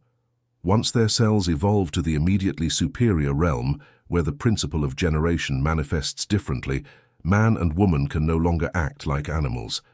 They are no longer in that realm and are not dominated by a lower influence. They no longer experience sexual desires or a desire to eat meat. It is another order of things. At this stage, disciples still ask, "And if we all evolve, then does the human race disappear?" No, because always, behind us, come thousands and thousands of beings that must pass through the animal kingdom.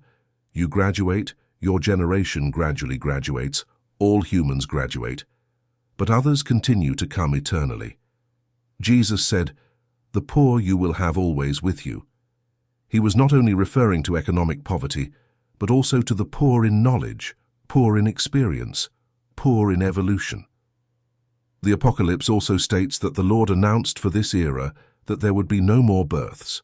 This was simply an announcement for the human sector of his time, which is the same as the one evolving today.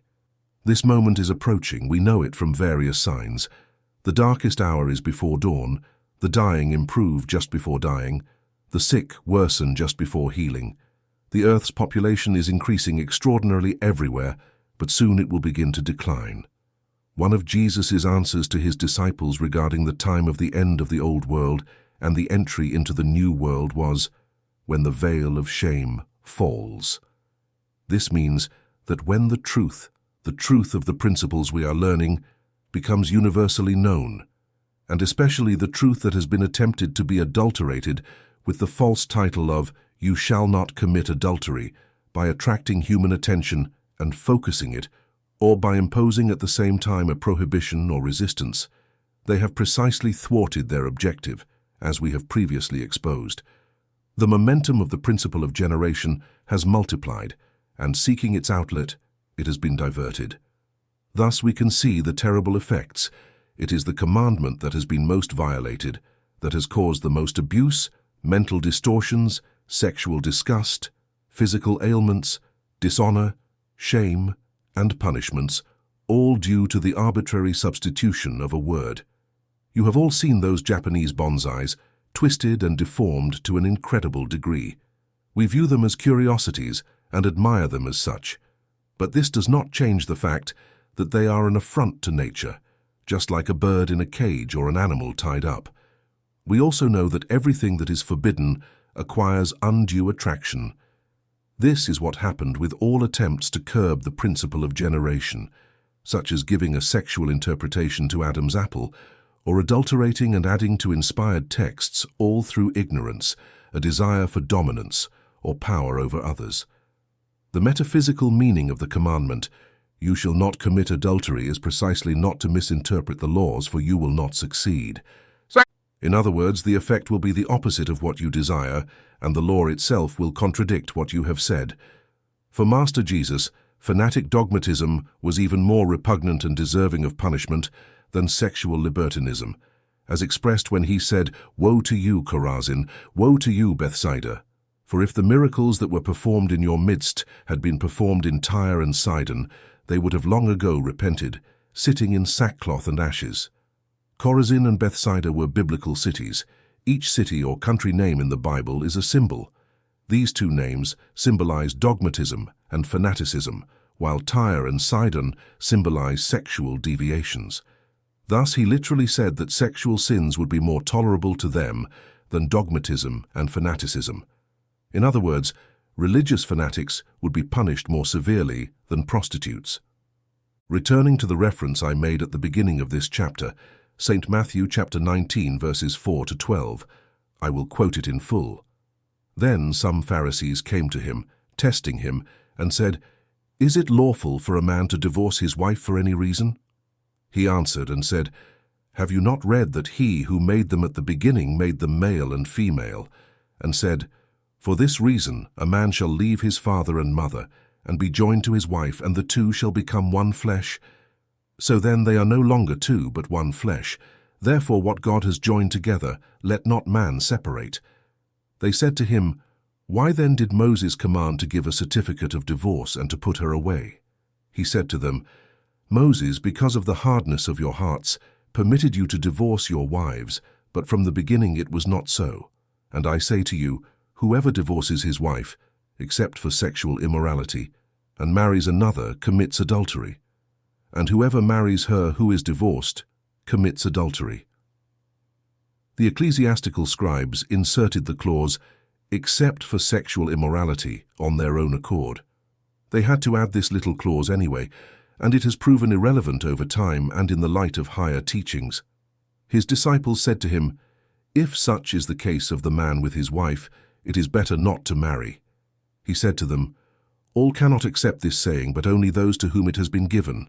For there are eunuchs who were born thus from their mother's womb, and there are eunuchs who were made eunuchs by men, and there are eunuchs who have made themselves eunuchs for the kingdom of heaven. He who is able to accept it, let him accept it." If you are able to understand this, you will have seen the principle of generation exposed up to the mention of Moses. The original explanation was undoubtedly longer and more detailed, as the disciples understood and commented, "If such is the case of the man with his wife, it is better not to marry," or in other words, there is no need to marry if from the beginning they were made one. That is, when the positive and negative poles join, no one can separate them. Every cell emanating from the bosom of God is half positive and half negative, meaning that in human language and on the human plane, the primitive cell or original atom is both female and male. Shortly after evolving, the two sexes separate and continue to evolve each on its own until their final reunion after the 14,000 years necessary to acquire spiritual consciousness. These two sexes are then separate and independent entities destined to form a couple one day. However, some do not wish to separate. These are the ones Jesus called eunuchs for the kingdom of heaven. It is very comforting for anyone who feels alone on the path of life, or considers themselves unfortunate or poorly married, to know that at an incarnate or discarnate level, it does not matter, but he or she is there, the perfect other half of each, waiting to join with their soulmate. And we have every right to claim this union. If our soulmate is discarnate, we will unite in the other plane, and if they are incarnate, nothing and no one else can separate us. The law arranges everything harmoniously for everyone if we ask according to divine will, under grace and in a perfect manner. And this other half is exactly what we seek and desire, perfectly suited by perfect affinity. Many times in past lives we have met, we have united, and it is this memory that drives us to live seeking.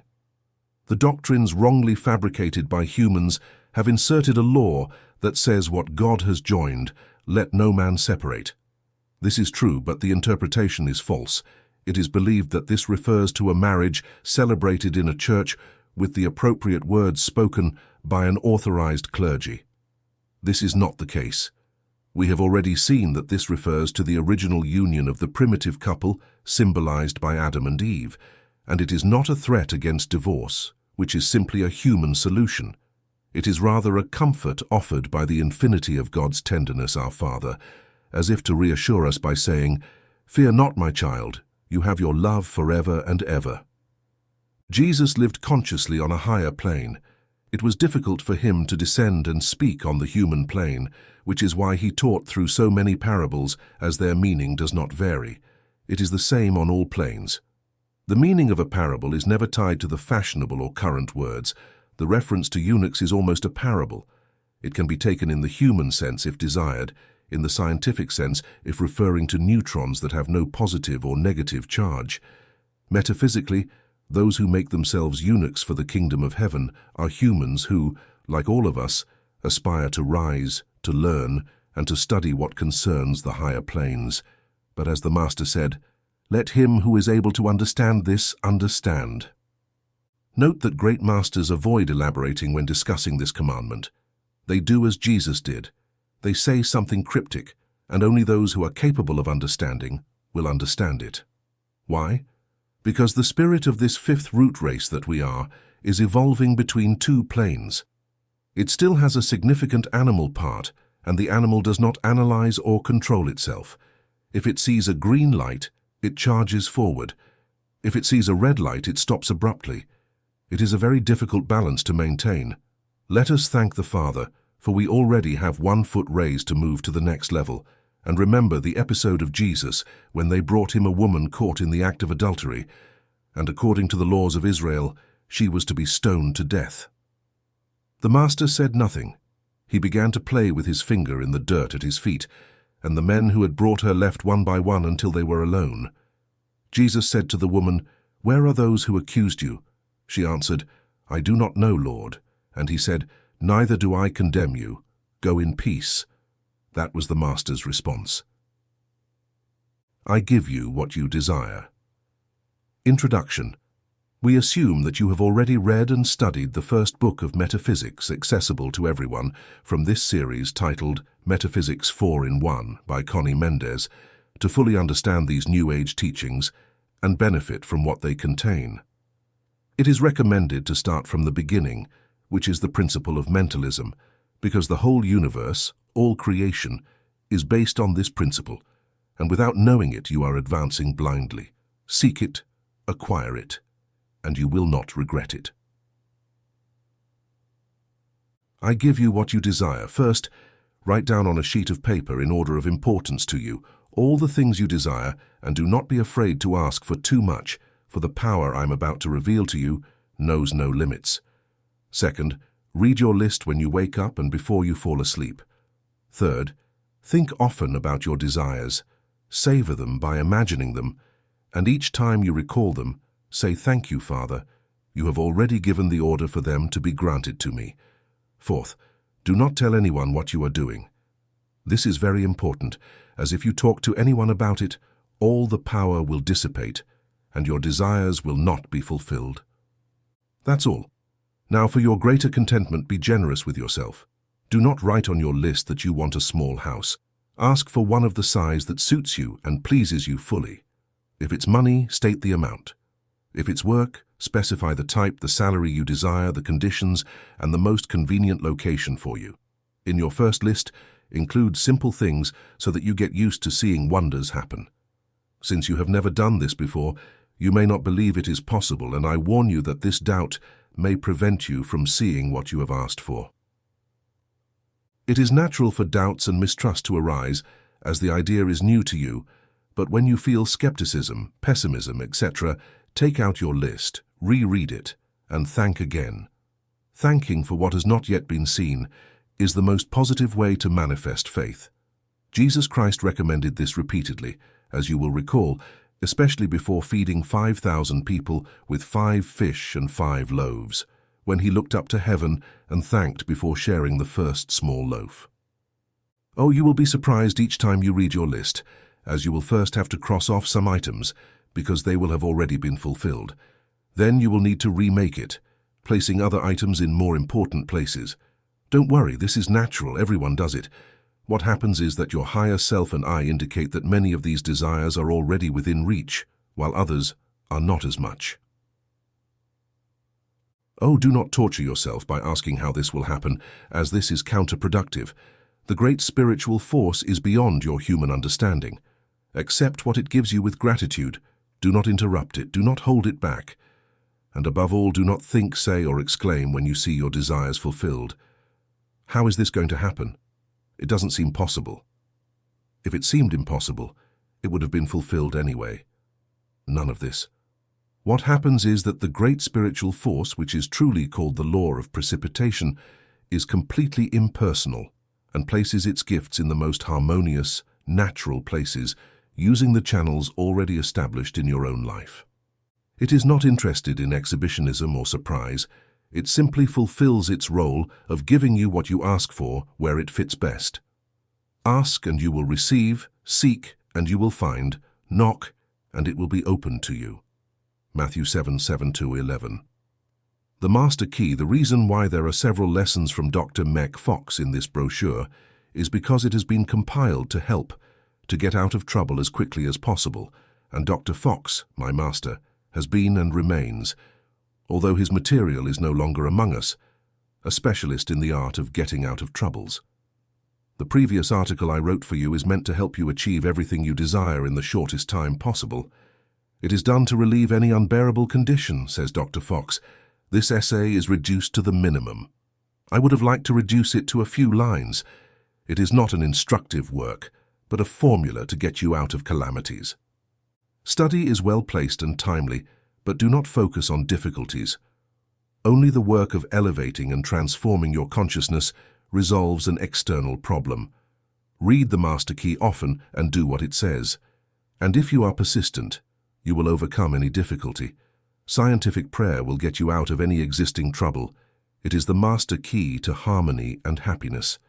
To all those who do not know the greatest power in the universe, I recommend trying what I am outlining here to achieve the results I claim. God is omnipotent, and man is made in his image and likeness, with power over all things, says spiritual doctrine, and this must be taken seriously. It is not the prerogative of the saint or the mystic. It is for all humans, whoever you are, wherever you are, the Master Key to harmony is in your hands now. This means that in scientific prayer, it is God who is born, and not you. Your only task is to withdraw so that God can work through you, as you are merely a channel. That is why your flaws and limitations do not interfere with the results. No matter what religion you belong to, God is God, the only one, and that is sufficient for Him. Now for how to work. When you encounter a difficulty, try not to keep thinking about the problem, but think about God. Replace the problem with the thought of God, no matter if it is something very big or very small. It doesn't matter what it is. What matters is that you stop thinking about it. Think about God, no matter what you think of Him, whether you know He is omnipotent, omnipresent, that He is love, wisdom, truth, intelligence, that He is all-powerful, infinite. It doesn't matter if you already know this well. Think about it again and keep thinking about it every time the thought of the problem bothers you again. Do not tense up. Do not try to guess what will happen or how God will solve it. Leave it to Him. Put it in His hands, as we say in metaphysics, and forget about it. You have entrusted your problem to the greatest specialist, the wisest, the most skillful, and He will resolve it in perfect harmony for all to your greatest satisfaction. But do not involve yourself in His process. Do not interfere with your human personality. As they say colloquially, do not make a mistake. The right way to pray, the spiritual treatment, is the effectiveness of elevating the mind or consciousness above the level of the problem. If you manage to elevate your thoughts sufficiently, the problem will resolve itself. In reality, this is your only problem, to elevate your thought. The more difficult the problem, the deeper it is buried in your subconscious, the more you will need to elevate your consciousness. A slight discomfort will require a small elevation, a serious problem will require a greater elevation, and if it is a great danger or a desperate situation, it will require more spiritual work to overcome. But that is the only difference. Do not strive to solve your problems or those of others by merely composing thoughts. It does not work. Elevate your consciousness, and the action of God will do everything. This means you must remember the truth of being, the truth of God, the truth of the spiritual plane, i.e., how conditions are in the mind or how the higher self is. For it is perfect now, at this very moment, with no flaws. Death, illness, poverty, struggle, hostility, war, ugliness, and evil do not exist there. And by seeing the condition opposite to what you see materially, it transforms into truth. Jesus healed the sick, reformed sinners, calmed storms, and raised the dead because He could elevate His consciousness as high as necessary to do so. To elevate your consciousness, you need to withdraw your attention from the material picture for the moment and gently focus on the picture representing spiritual truth. You can achieve this by stopping thinking about the problem and reading one of your metaphysics books or reciting some affirmations, not like a parrot, but by meditating on them or discussing them with one of your advanced masters or disciples. I know people who have managed to elevate their consciousness by reading and rereading parts of the Bible, as the law of attraction will open the Bible where your problem matches. A man was saved from the sinking of a large ocean liner by repeating "God is love" until he could understand something of what that great statement means. You can also use all these systems simultaneously if you wish, but do not let yourself become stressed. It does not matter how you elevate yourself as long as you elevate your thought beyond the plane of problems. In business, whether it is sales, contracts, or anything else, these are mediations between people. They must be satisfactory for both parties. They are adjustments between individuals. Whether you are looking for a job or seeking a person with certain appropriate conditions, it is about seeking and finding God on both sides of the problem, i.e., with the person who is searching and the person who is offering. The same God is involved in the matter. God cannot divide Himself to oppose, so there must be a point of harmony where the two people meet. The same God seeks to satisfy Himself in each of His two children. Do not try to impose your will. Affirm that it is God's will being realized on both sides. Present your part with complete honesty, with all simplicity. Forget the habit of waiting for the other to try to trick you for their own benefit. Remember that God is also in him, and you will see Him act with total justice. Do not try to interest Him with exaggerations. Do not try to convince Him against His will. Remember that if you do not succeed in this sale, or this job, or this employee, it only means that there is a better one for you. Do not rush. Do not press. God is never in a hurry. He works effortlessly on the spiritual plane. Everything happens with great harmony. Do not forget the magic formula. According to the will of God, in the name of Jesus Christ, in harmony for all, under grace and in a perfect manner. Desire, thank, Father, you have already heard me. The powerful formula, the correct formula for prayer is, I am a divine spirit in God. I live, I move, and I have my being. I am already part of God's expression, and I express perfect harmony. I individualize omniscience. I have direct knowledge of the truth. I have perfect intuition. I have spiritual perception. I know God is my wisdom, so I cannot err. God is my intelligence, so I cannot think incorrectly. There is no loss of time, as God is the only one acting. God acts through me, so I am always acting correctly, and there is no danger that I will pray incorrectly. I think what is indicated, in the indicated way, at the appropriate time. My work is always well done because it is God's work. The Holy Spirit always inspires me. My thoughts are fresh, new, clear, and powerful, in harmony with omnipotence. My prayers are made by the Holy Spirit, powerful as the eagle and gentle as the dove. They go forth in the name of God Himself and will not return empty.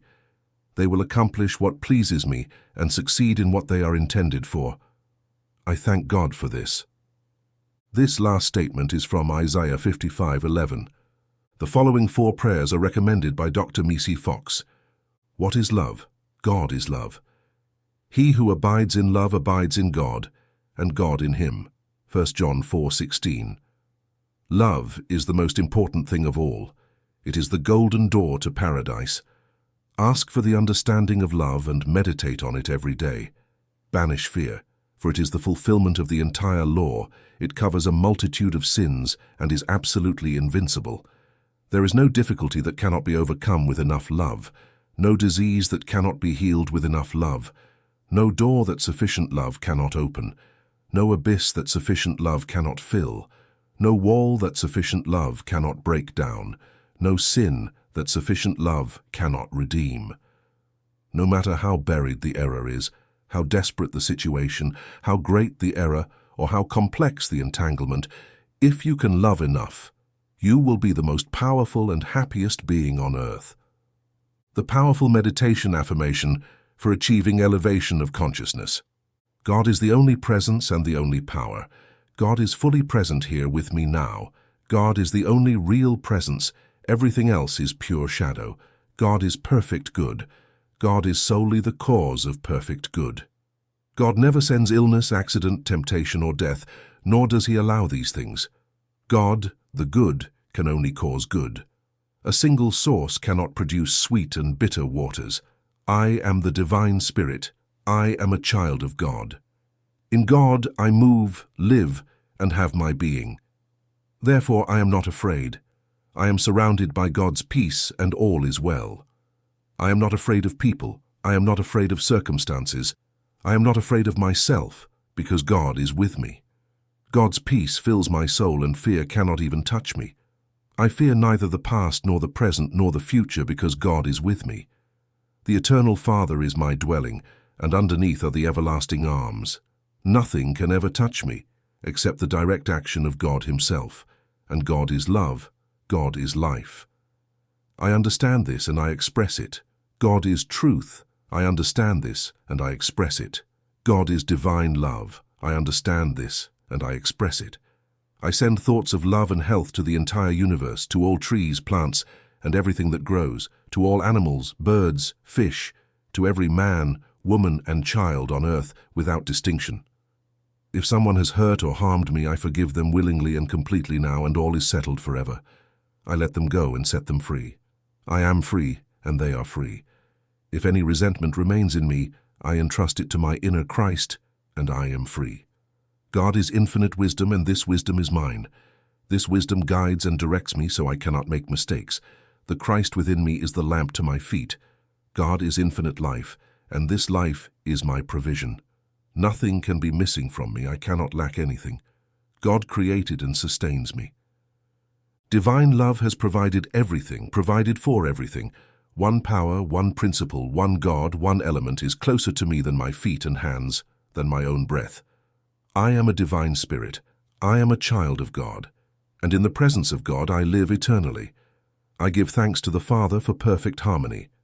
This invocation can be combined with the flames when a student is familiar with them. Treatment to develop divine love. My soul is filled with divine love. I am surrounded by divine love. I radiate love and peace to everyone. I am conscious of divine love. God is love, and there is nothing else in creation but God and His expression. All human beings are expressions of divine love, so I cannot stumble upon anything other than expressions of divine love. All this is the truth. Now, this is the current state of things. I do not need to make an effort for all this to happen. I observe it happening now. Divine love is the nature of being. There is only divine love in the nature of being, and I know it. I understand perfectly what divine love is. I have a realized consciousness of divine love. God's love burns in me towards all humanity. I am a center of God, radiating divine love to everyone I meet, to everyone I think of. I forgive everything, everything that needs my forgiveness, absolutely everything. Divine love fills my heart and everything is perfect now, and I send love to the entire universe without exception. I experience divine love. I manifest divine love. I give thanks to God for this. The two keys to hell are criticism and resentment, commonly known as grudges. These can be permanently destroyed with the above treatment. When the student knows the flames, they can perform this treatment by applying the pink flame. Love is not limited to feeling affection for another. Love has many ways to manifest, and one of the greatest is expressing the desire to forgive and send good to others. Seeking to know God is to love Him. Trying to purify one's thoughts is loving God. Trying to correct unpleasant concepts is loving the neighbor for whom you feel discomfort. Loving beauty and art is love. There is no fear in love. Love casts out fear. Fear has torment because he who fears has not been made perfect in love. 1 John 4:18. The 15 points to know if I am truly on the path. If I always seek the good in every situation, person and thing. If I resolutely turn my back on the past, whether good or bad, and live only in the present and the future. If I forgive everyone without exception, regardless of what they have done, and then forgive myself wholeheartedly. If I consider my work or daily task as a sacred thing, trying to accomplish it to the best of my ability, whether I like it or not. If I do everything in my power to manifest a healthy body and a harmonious environment around me. If I try to be of service to everyone without being annoying and bothersome. If I seize every opportunity to share the truth with others in a wise and discreet manner. If I unconditionally avoid criticism, refusing to listen to or support it. If I spend at least 15 minutes in meditation and prayer. If I read at least 7 Bible verses or a chapter from an instructive book on the truth for the times. If I perform a special treatment each day to ask for or demonstrate understanding. If I practice giving my first thought to God as soon as I wake up. If I pronounce the verb for the whole world each day, whether in our daily exercises or especially at noon. If I practice Jesus' golden rule rather than just admiring it. He said, "Do unto others as you would have them do unto you." The important aspect of the golden rule is that we must practice it even if others do not practice it towards us, and also that there is no rule without its opposite. So do not allow others to do to you what you would be unable to do to them. If I perfectly realize that what I see is only a mirage that can be transformed by scientific prayer to demonstrate harmony and perfection in everything in my life. Ask yourself once a week if you follow all these points. My world contains everything. How many times have you found yourself lacking something needed to continue what you are doing? Whether it's dressing and needing a pin or a needle and thread, or working and needing a pen or some tool, you are simply seeing a material appearance. The truth is always in the mind, as you already know. By thinking and seeking alignment in the spiritual realm, imagining the situation in the spiritual plane, your mind always tells you that it is perfect. So what would perfection be in this case? Perfection, when you are dressing and lack a pin or needle and thread, would be having what you need at that moment, or not needing those accessories, wouldn't it? Well, you see that your body is composed of substances from the plane where it resides. It contains all the elements that can be found in all other objects, items, etc. on the planet. Furthermore, you have accumulated in all your past lives everything you might need and use, every experience with all necessary accessories to see it accomplished and surpassed. They are already in your etheric body as memory and in your causal body as constructive accomplishment. You therefore fully have the power to declare, "My world contains everything, and it is not possible for me to lack something at any given time. Spiritually, what I need is with me, and I claim the material appearance because I need it for my matter at the moment." You will see a small miracle if you have understood the principle I explained to you, or you will find a pin or a needle with thread almost without having to search for them, or the idea of something that could replace what is missing will immediately come to your mind if any of you ask me the question others have asked. And what would happen if I found myself in a desert and was missing water, for example, and could not find it? I answer that once you know this law, this principle, and apply it 2 or 3 times, no case where you might completely lack what you need will ever occur in your existence. The case of the desert without water is karmic. It is an experience that was necessary at a given time. But if you are already learning advanced spiritual laws such as these, you have passed the desert experience, you have overcome it, and it will never happen again. The case is settled, and there is no need to look back. You know what cuco is in Venezuelan. It is the monster used to scare children into behaving well. Dr. Fox says this article is for people with concerns. I never reprimand someone who is concerned. It is like kicking someone who has fallen. Does a person worry because they enjoy it? Of course not. There are plaintive and whiny people who like to act this way. It is a condition that requires urgent attention, but it is not a case of concern. Concern is a hell from which the victim feels a great relief upon seeing the slightest sign of escape, and it can truly be avoided. It all depends on your understanding, or lack of understanding, of the truth of being. If you truly understand it, the answer is yes. Consider the following. A monster you don't believe in has no power to disturb or concern you. That childhood monster no longer scares or deceives you because you no longer believe in it. But when you were 3 years old, it had the power to quicken your heart, blanch your cheeks, make your knees tremble, and even cause you to vomit everything in your stomach. Under special circumstances, it could have killed you. However, today it doesn't even make you blink because you no longer believe in it. That's all. Nothing has really changed. That monster does not exist, and never did. The only difference lies in yourself. You changed your way of thinking, discovered it was a lie, and you are free now. Exactly the same thing happens with any other form of evil that manifests in your experience, because all evil is a monster and nothing more. It happens to you because you believe in it, and it will disappear as soon as you stop believing in it. The only life that keeps it alive is you, with your belief in it. Any situation, and even any material object, can be changed by spiritual treatment, or what we call scientific prayer. No matter what happens tomorrow, something very different will occur. Due to scientific prayer, a sprained ankle, the consequences of staining a suit with ink, last week's court judgment, or the surgery you are going to undergo next week, and all the consequences that may arise, can be completely erased, even from everyone's consciousness, or the nature of all these things can be changed to show that they are blessings for all concerned. Sometimes you may buy an item, and upon arriving home, realize that it was not what you needed and think it's already too late. No matter, treat the case scientifically, and you will see that after all the purchase was correct. You will be glad for the acquisition, or otherwise you will be satisfied with having bought it, because everything turns out well when treated with scientific prayer.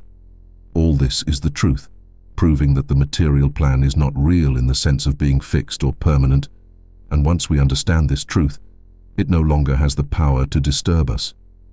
The truth is that our material conditions are nothing more than the external reflection of the convictions we have in the mind, and since we have the power to change these convictions, it is evident that we can also change the external reflections. Your problem right now is exactly like the monster from your childhood. It is the monster, and the only power it has is the one you give it by believing in it. The way to address it is to pray sufficiently scientifically or find someone to help you, and you will see that unfortunate image transform into something entirely different or disappear completely. With enough prayer, you can make it vanish from your memory, but that won't be necessary, as you won't want to forget the monster. It is indifferent to you. You see why worries can be eliminated when you can tell yourself, yes, for now it seems like a calamity, but I know that with good treatment, I can change this situation into something entirely different. You can now say that worries are over for you, and it is only a matter of time before health, harmony, and prosperity become permanent in your life. The Bible says that the name of the Lord is a strong tower. The righteous run into it and are safe. Charles Fillmore, founder of Unity, says, "It is not a crime to be rich, and there is no virtue in being poor, as preachers have made us believe. The evil lies in accumulating money by preventing its free circulation so it can reach those in need. Those who put their wealth to work in ways that contribute to the well-being of the masses are the salvation of this country. If everyone had what is called the consciousness of poverty, misery would be widespread, as in India and China. There, millions of inhabitants are constantly tied to the thought of their poverty, suffering from shortages in all forms, from birth to death. The weight of poor thinking falls back on the lands, and year after year they withhold their produce, causing thousands to die of hunger. The consciousness of prosperity must be formed first. One must start by denying all old and false ideas of scarcity, restriction, and dependence on fixed channels. The idea that something is very expensive comes from the state of our purse. We compare the cost with the amount we have and instantly decide whether we can acquire it or not. If our means are low, the item seems expensive. If our means are high, we don't care about the cost and buy it. The item is not expensive in itself, but the consciousness is poor. You may think that there are indeed things for which merchants ask too much, but I repeat, if you had millions to spend, you would not even question whether the merchant is asking too much. So, it is not scarcity, but the state of your purse, and this depends on the state of your consciousness. Since childhood, you may have heard at home about money, cost, and what could or could not be acquired. Few can boast of having asked for something as children and their parents not responding with, "Today, it's not possible because we don't have money." This "we don't have money" immediately took on the character of the monster that denies everything, interrupts everything, spoils everything, the ogre that delights in seeing us deprived and sighing until we finally bow our heads, resigned to fate. Few can say that their parents responded, "Let's consider that God wants it for us and is just waiting for the right moment to surprise us." And it is this thought that I want you to memorize today and repeat mentally or out loud every time you have a desire or need, and when you compare what you have in your wallet with the cost of what you desire. Consider that God wants it for us and is just waiting for the right moment to surprise us. You already know that the truth is that in the mind, everything is already given, granted, and awaiting our claim.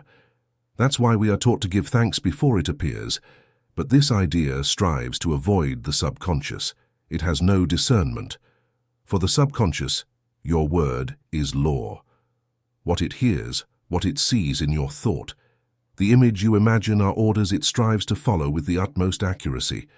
The only thing that shakes it is the voice of the higher self. The high vibrations of truth cause what is petrified and crystallized, what we call the subconscious, to collapse. And it would take years of psychoanalysis to discover it. Yet even then, the psychoanalyst will tell you that if it is not replaced by something, the nail you just removed will fall back into the same trouble. That is why metaphysics first denies the evil and then affirms the truth to replace what is disappearing with something higher and more powerful, the truth that will never need to be erased. The simple and childlike affirmation I gave you to memorize contains a threefold intention. First, that you begin to form the idea that everything comes from God, that is, from the divine substance, and that you rid yourself of those fixed channels. Your fixed channels are either the salary you receive or the organization where you work. If you do not need to work, your fixed channels are either your father's business, your spouse's business, or the sources that provide your income, basically anything that provides the money with which you make your expenditures. and the whole race is accustomed to thinking that if these channels were to fail, it would cause ruin. Few realize that the channels of prosperity and abundance are infinite because they come from God and are God.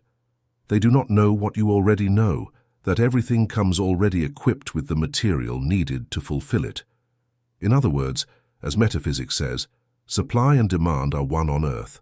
They are two opposing things in truth. The second intention behind the affirmation I gave you is that you get used to understanding that God's will is generous, that God desires precisely what you need or desire, because the desire and need for something arise at the moment you are ready to benefit from it, not a minute before nor a minute after. And if for years you have desired or felt the lack of something, that thing has been at your door for just as many years, waiting for you to receive it. It is your subconscious that rejects it, not respecting the order you gave it by accepting the idea that fulfilling your desire would be impossible, or because you considered it too expensive, prohibitive, or too difficult.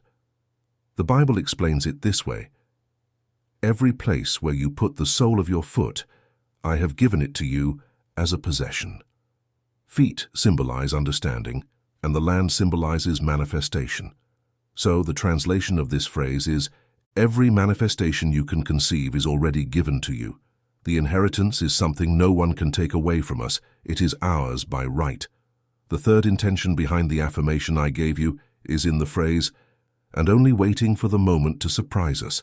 Often students who do not see a demonstration as quickly as they hoped come to complain to me. They almost blame me for not keeping my promise, as if I had promised them something I did not deliver. This is a childish attitude, a remnant of poor upbringing from their childhood, in their parents' home, and it proves that they were spoiled children to whom no whim was ever denied. The demonstration is always made and ready to appear. It just waits for the right moment. There are a multitude of reasons that hinder its emergence and destroy the right moment, and the manifestation must wait for another opportune time. One of the most common reasons is inconsistency or lack of firmness. Once you have thought, invoked, claimed, and done the treatment, the student doubts or yields to the temptation to discuss it or expresses with their words concepts that deny the truth affirmed by the treatment. All of this is very natural. One should neither be impatient with oneself nor with the slowness of the demonstration. We are not perfect, and we are learning to do it. The subconscious is not to blame for being heavy and flat or for having old ideas and customs. Another very common flaw is thinking that it is necessary to repeat the treatment for it to be realized. This is akin to constantly opening the oven to turn a cake that is baking. A treatment is performed once in the best possible way, the truth is seen and declared, thanks are given, and the realization is left to God. When the thought of what we need and which has not yet fully manifested comes to mind, we do what Emmett Fox called treating the treatment. This means saying, "I have already done the treatment and I do not need to be anxious or worried. Thank you, Father. You can give infinite thanks as much as you want." This reinforces the demonstration in itself and is a joy. Rejoice and thank God in everything. When you give a gift to someone as a surprise, or when someone surprises you, it is still a surprise even when you desired something and someone gives it to you. It surprises and makes you happy. The phrase of the treatment puts you in expectation of the surprise that God will send you when you least expect it, and this enthusiastic expectation is the faith that moves mountains. Do not confuse it with hope. Hope is a poor sister of faith. Hope is anxiety mixed with doubt. Faith is joyful anticipation. Two very different things. How different it is to say I have hope and I have faith. I have heard that at least 2 of my students lack money. One can be very advanced spiritually and still not be aware of prosperity, just as one can have a great consciousness of prosperity and not be spiritual at all. This is because one aspect of life has been developed while the other has not been touched. When there is a lack of abundance, it is necessary to work on that aspect. One must meditate extensively on abundance.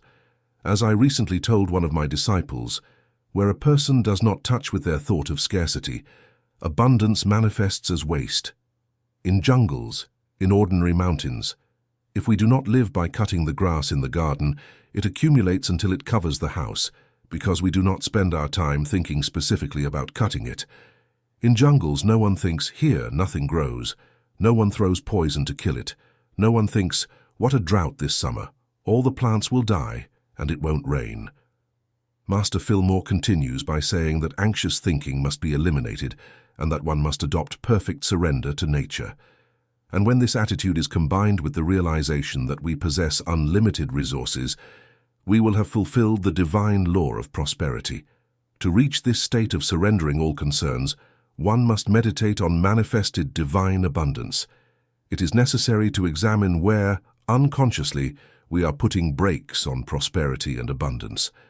One must firmly affirm that we are children and heirs of everything the Father possesses, and that not only does he desire to manifest riches and satisfactions to us, but all of humanity wishes the same for us. No one wants to deprive or restrict us because all humanity contains God, and God does not divide himself to be in disagreement with himself. There is a way to produce what remedies an immediate need. This does not serve to produce constant abundance, but rather to fill the immediate void. It involves creating a mental picture made of pure imagination and seeing the wallet depositing money in the bank, sharing it, and feeling the satisfaction of being able to give and make others happy. You must even feel with your fingers the texture of the paper, the rustling of the bills, the weight of the coins, etc. You need to repeat this many times so that the subconscious is prompted and reproduces it. Do not ask, where might the channel come from? This is left to God. This last point might be what remains precious when money is exhausted, namely, the realization that God's channels are infinite and unexpected. Remember to insist that it comes through grace and in a perfect manner. The level you are at, if you have liked everything you have read so far in this New Age teaching, if many times during your reading you thought, this makes sense, then I would say you are a born metaphysician because you practice many of these things.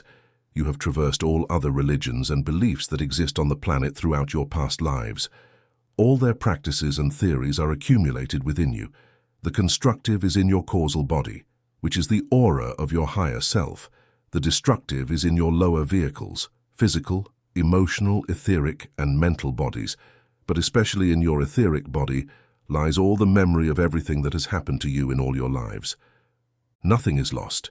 So if metaphysical teachings attract you, if you understand and absorb them, it means you are ready to move up a level.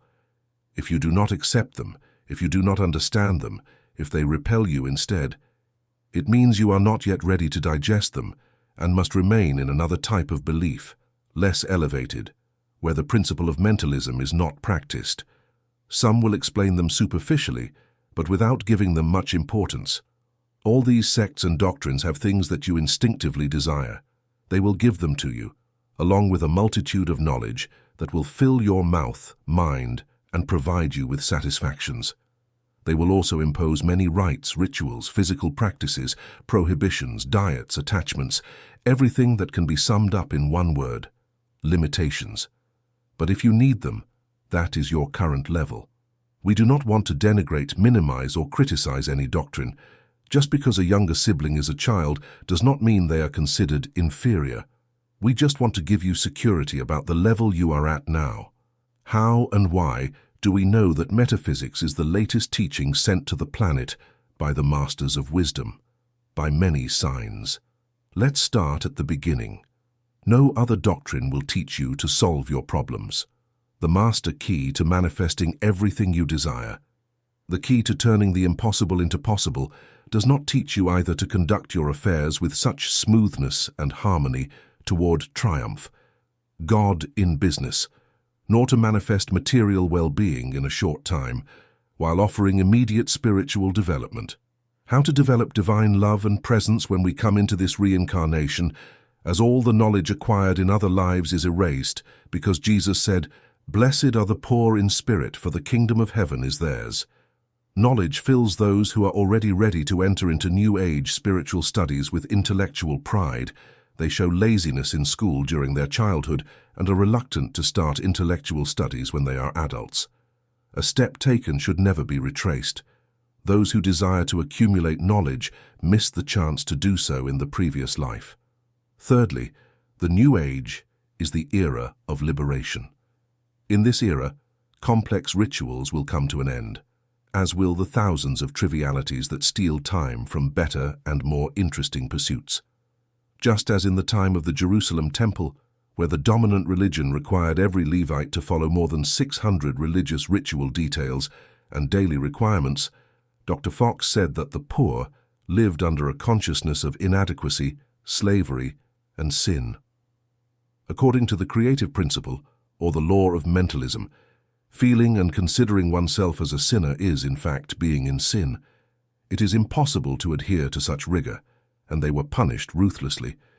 If the leaders of the sects and religions you practice manifest illnesses, pain, sadness, calamities, etc., you will know that these fruits are the product of minds filled with errors and falsehoods. For Jesus said, "By their fruits you will know them." Do not continue to listen to them. They have nothing to teach you. You are more advanced than they are.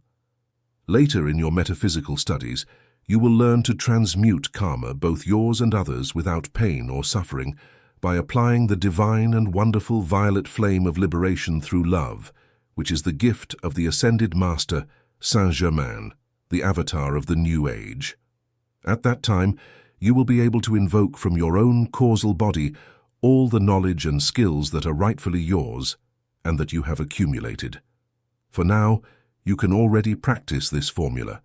I am the divine wisdom of God. Within me, all knows. The practice of the presence of God, which is the true name of these studies, cleanses you, frees you, and instructs you almost without the need for books. For Jesus said, "The Holy Spirit, whom the Father will send in my name, will teach you all things." It frees you from many limitations you thought you had to adhere to, and one of the greatest freedoms you will experience is that you will learn to heal from a distance, solve others' problems also from a distance, and you will no longer have these problems, which frees you from working materially, like those who do not have the divine resource you possess. Often, you will see situations transform simply through your presence, as it is your state of consciousness, spiritual consciousness, and divine consciousness that raises the electronic frequency of the low vibrations around you that belong to others. Understand that it is the consciousness you have, that you and your neighbor have the presence of God, which is Christ. I have always taught you that Christ is our truth, the truth of everyone, and that he is perfect and all-powerful. He is the noblest of all. Let's break it down to better understand. You already know that everything has life.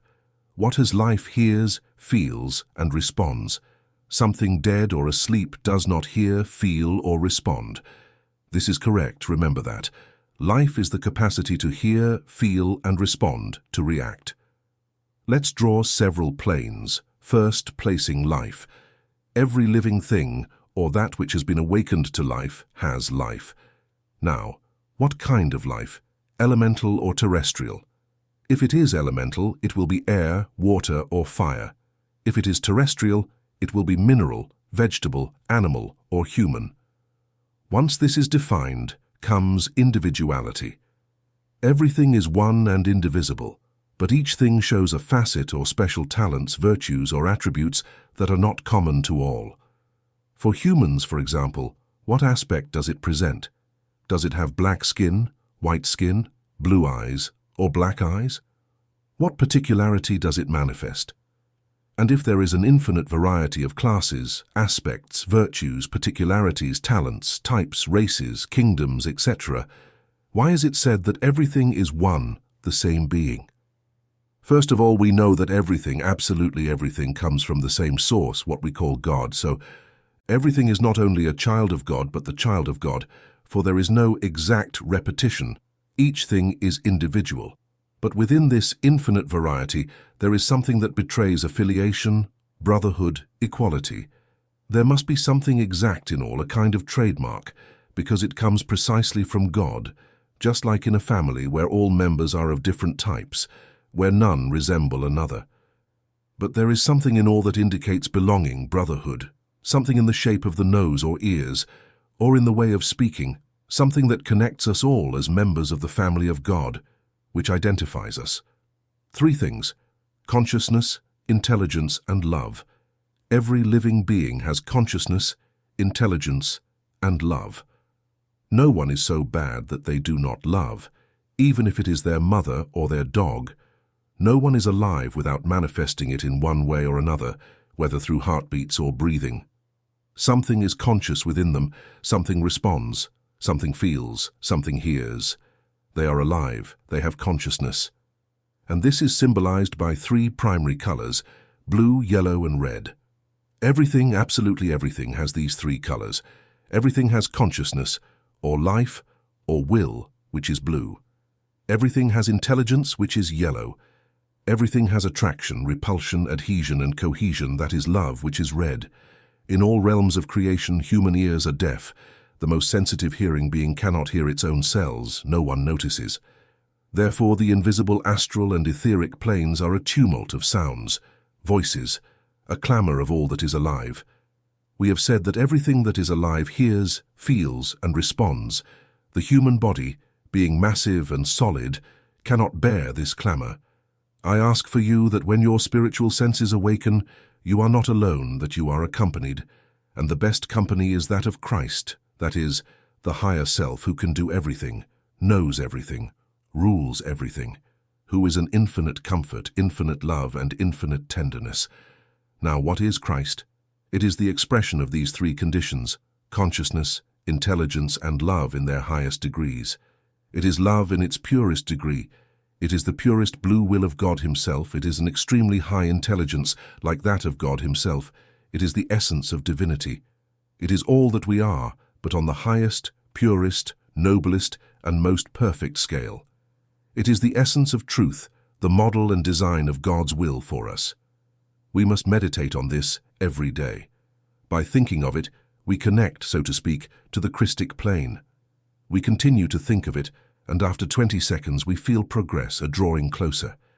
In the next 20 seconds we feel or begin to feel a sweetness, something that lifts us.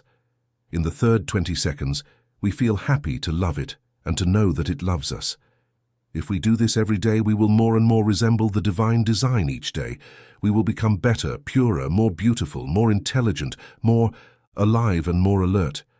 But also remember that it has a voice and an ear that are not the same as those of our body.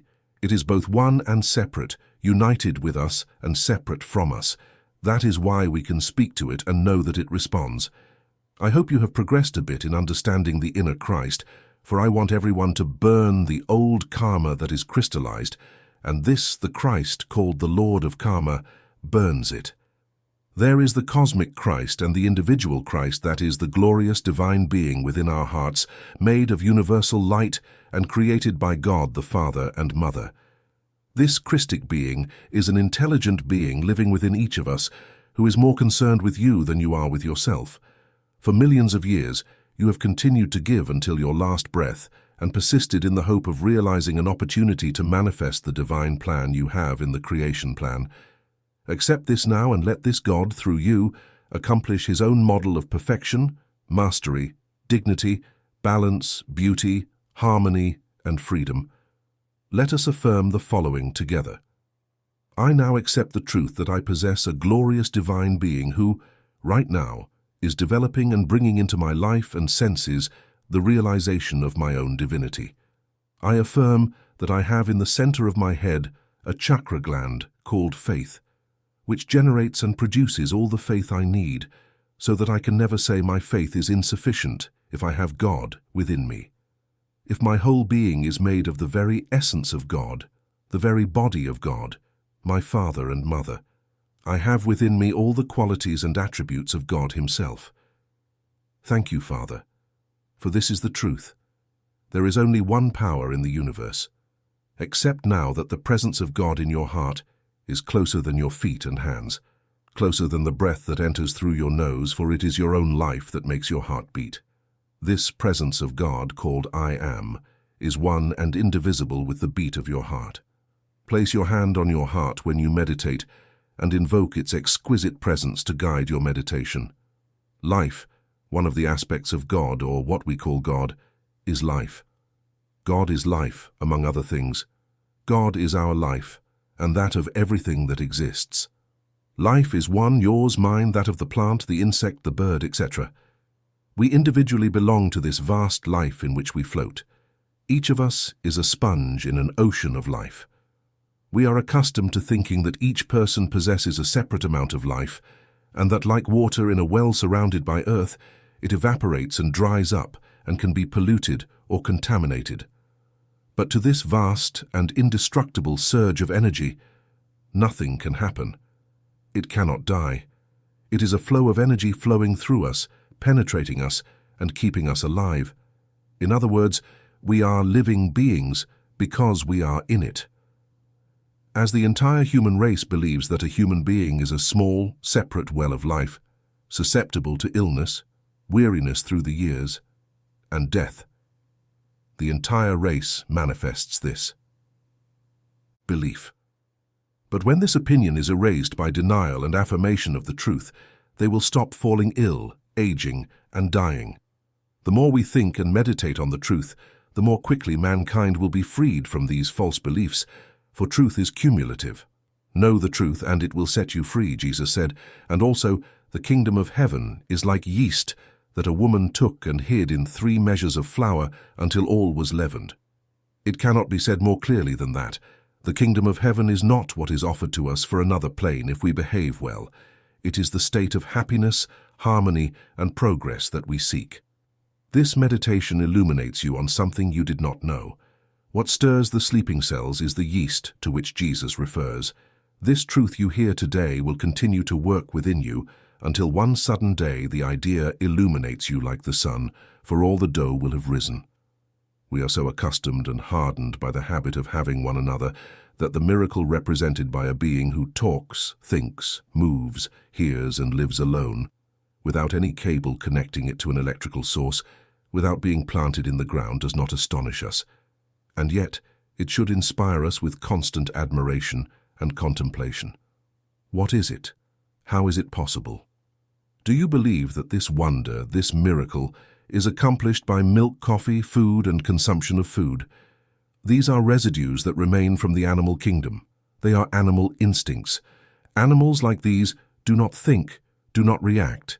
They do not yet have intuition, only instinct. They are still governed by that primitive cell which was a stomach or a rudimentary desire. They blindly obey the principle of generation and the law of evolution that orders the combination of elements and the progressive modification of vibrations. Man is already thinking, rational and intuitive. His vibrations intensify when he thinks of higher ideas. By listening, understanding, and accepting the truth of all things, he accelerates his frequency.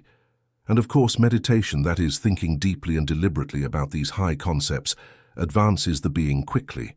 That is why I have you meditate. We are children of God, made of His own substance. We are sponges in an ocean of life. We do not need external food. When we are well imbued with this truth and understand it, we will find ourselves eating less and less automatically, without any effort or sacrifice. The yeast of truth will have permeated all the dough. The cells of the body will vibrate at high frequencies. Life itself is food, health, energy, beauty. Life is life. You have heard of Teresa Newman, the German woman who manifested all of this in our time. She passed to the other side a few years ago. I do not know the details of her passing, but they must be very interesting and significant. Even though she was still imbued with fairly obscure concepts, she ceased to eat and drink and lived this way for about 45 years, or until she left this plane. For several years, she was constantly monitored by German government authorities to verify this truth. I had to report on it for a magazine and investigate everything published about her. Her photos showed her as a healthy young woman, full of life and energy, a farmer who milked cows, grew and harvested crops, wielding the hoe and rake with skill. She had a very original manifestation. On Fridays during Holy Week, the stigmata of Christ would appear in her hands and feet. Later they ended up staying open permanently, without becoming infected, and she never tasted a drop of water or took a single bite of food again. The German government verified this. In the Bible, the words eat and drink mean meditate and think. To drink or think is the fluid, liquid thing that does not need to be chewed. To eat or meditate is to be deeply stopped, chewed, and digested.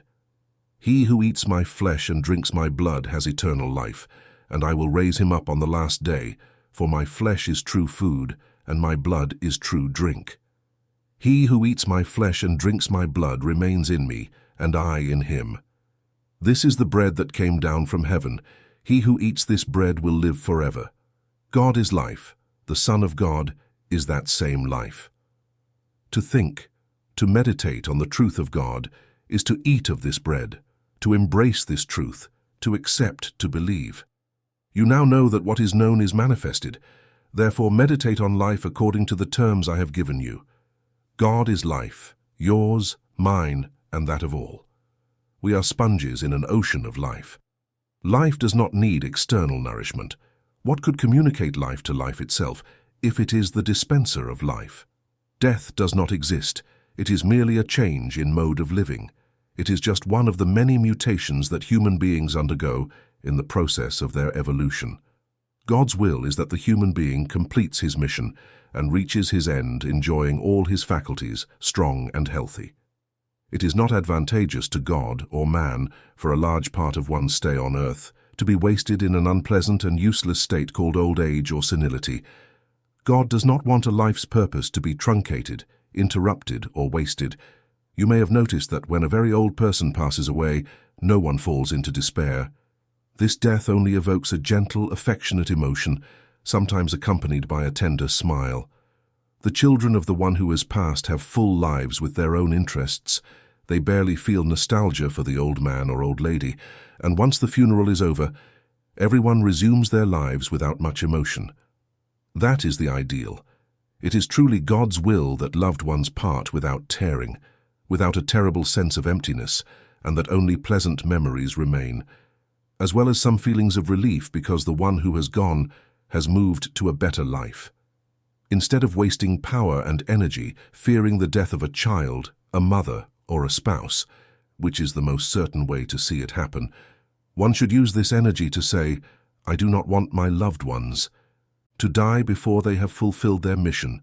May God's will be done. Thank you, Father, for having already heard me. And every time the idea comes to mind, say, no, thank you, I do not need you, I know the truth. As one would dismiss an annoying salesperson at the door, it is the knowledge of the truth that sets you free. That is what faith is called. You now see why a being dies at a certain time, and why he cannot die if one of those around him has faith. If a metaphysician enters the sick room, the positive vibrations of his thought change the negative polarity that reigns in the room, for light always overcomes darkness.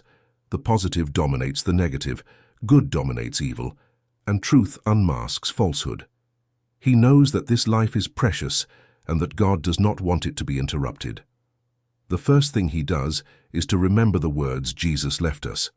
All power has been given to me in heaven and on earth, and with the faith of one who knows the truth, he declares it, and the sick person is healed. You may ask what all beginners ask, what if he has an incurable disease, and if he has had an accident that has damaged a vital organ, and if he does not survive what has been done to him? First of all, even religion has taught to saturation that for God, nothing is impossible. This must be taken seriously. I mean literally that for spiritual power, a destroyed organ or a so-called incurable disease represents only obstacles. Only for humans, they are less than nothing. For life, it is indestructible, and it is expected to repair itself if human minds do not block its path with their false beliefs. The negative pole is also from God. Everything is from God. Against free will, even God does not intervene. And if you prefer to place yourself at the negative pole, you will have everything that belongs to it. At the positive pole belongs the smile, at the negative pole belongs the frown. If you want to switch poles during a negative manifestation, smile, declare the presence of good, bless it, and tell the negative, I do not want to see you. That's it, and you will see the darkness turn into light, sadness into joy, evil into good. Try this with most of the miracles Jesus performed. The patient would tell him, your faith has healed you, and he proved it with destroyed organs or so-called incurable ailments, but dead, dead, dead, already in the tomb, stinking like Lazarus, thus demonstrating that for faith, nothing is impossible. The disciples asked Jesus the same thing you sometimes ask, Why did he not give me this or that thing when I did everything you told me to do? And he answered them, because of your lack of faith. He never said it was because the Son of God and others did not have it, but rather he said, you are gods. And to some he said, if you had faith as a grain of mustard, you would say to this mountain, move from here to there, and it would move, and nothing would be impossible for you. He also did not reprimand anyone for their lack of faith, as he knew that faith comes with knowledge. He explained to them why they could not perform the miracles he did, and told them that all these things I do, you will also do, and even greater things. I do not know what other interpretation can be given to something so categorical and clear. Jesus taught metaphysics, and the proof is that anyone who studies metaphysics performs miracles like Jesus. Now, you will say that often miracles occur in people who do not know an iota of metaphysics. Of course, it is enough to have faith, that faith they call blind, yet which produces results.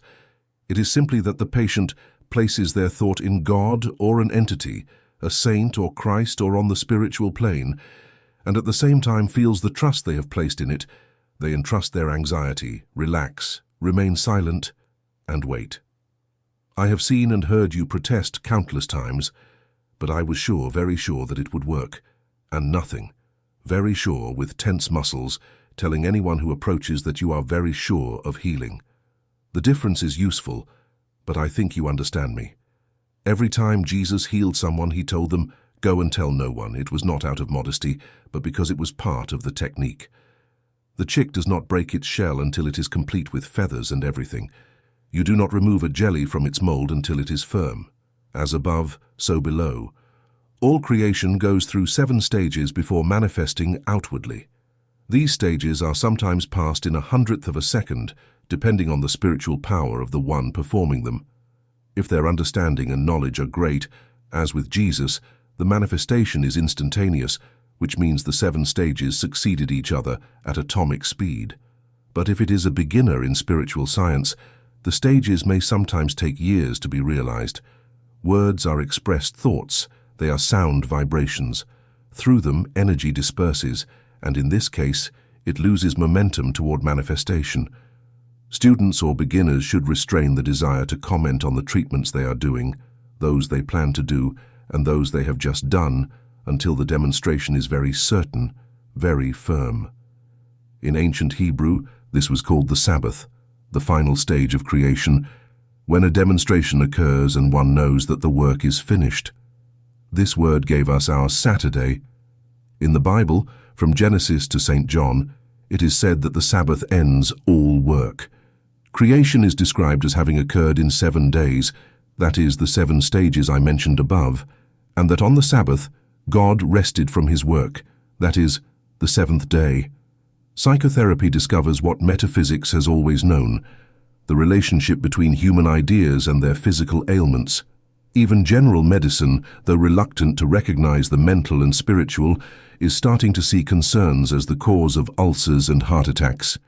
It will not be long before it discovers that resentments and regrets are cultures that produce cancer, feelings repressed out, of fear of sinning or offending, as well as a sense of guilt, cause paralysis, arthritis, and allergies. Matter is the sponge that absorbs everything man does not want to see outside. There is a type of feeling that is too strong and violent for any human matter to endure, and this is what we call abstract negativity. For example, the unleashed hatred of one race against another, one nation against another, etc. Sometimes it discharges through war, and both sides destroy each other, impoverish each other. But in the meantime, there is bad blood that must find an outlet and cannot materialize in the subtle and refined texture of the human body because it belongs to a lower realm, and eventually finds refuge in lower forms, in wild beasts, lions, tigers, venomous snakes, venomous insects, harmful thorns of certain plants, and underground. Similarly, there are feelings and thoughts so elevated, so spiritual and beautiful, that they also do not find forms in matter, as it is too coarse in comparison, but are always available to those who have created them. These are the creations of men, and they take on living form. They become powerful, luminous, beautiful entities that we call angels. and there are humans who possess legions that are under the command of their owners and creators. This is what Jesus was referring to when he said, "Lay up treasures in heaven, where neither thief nor moth can reach." You may have heard that mothers' prayers reach the throne of God. People consider this only as a poetic expression, not understanding its true meaning. When a mother's love is selfless and without ego, she continuously creates angelic forms and directs them toward the object of her affection. When her affection is imbued with fear and anxiety, the form becomes distorted, sometimes even diabolical, and it produces what she fears. The child falls ill, suffers accidents, and dies prematurely.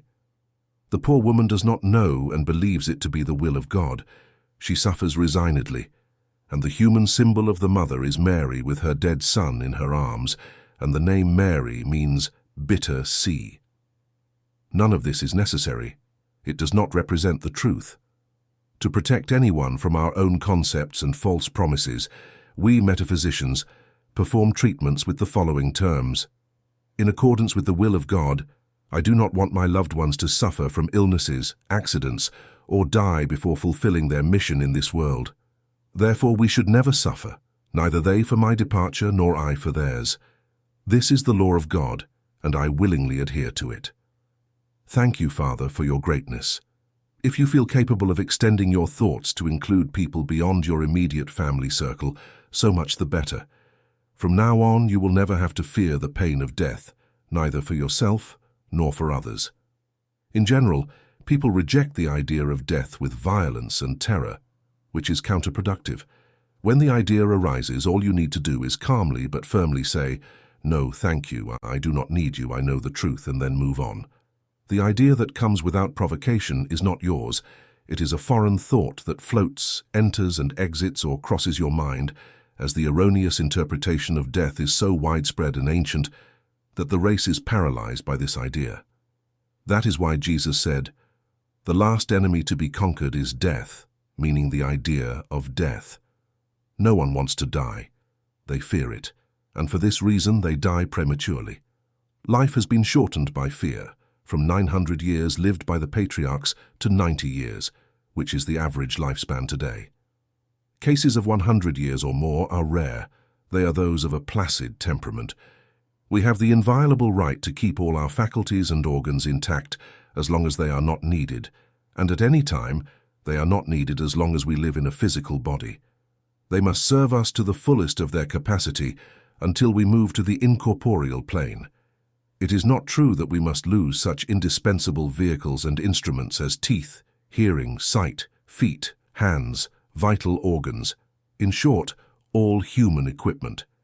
It is an intelligent universe, and it would not be intelligent to create a car without wheels, a television without a screen, a telephone without a speaker, etc. As below, so above. From now on, whenever your anatomy wants to manifest a defect, just as whenever one of those closed ideas of fear of loss or injury comes to you, say politely but firmly, "No, none of that. I do not want it. You exist for my convenience, to serve me, and God does not create an incomplete idea. Thank you, I do not need you, you are of no use to me."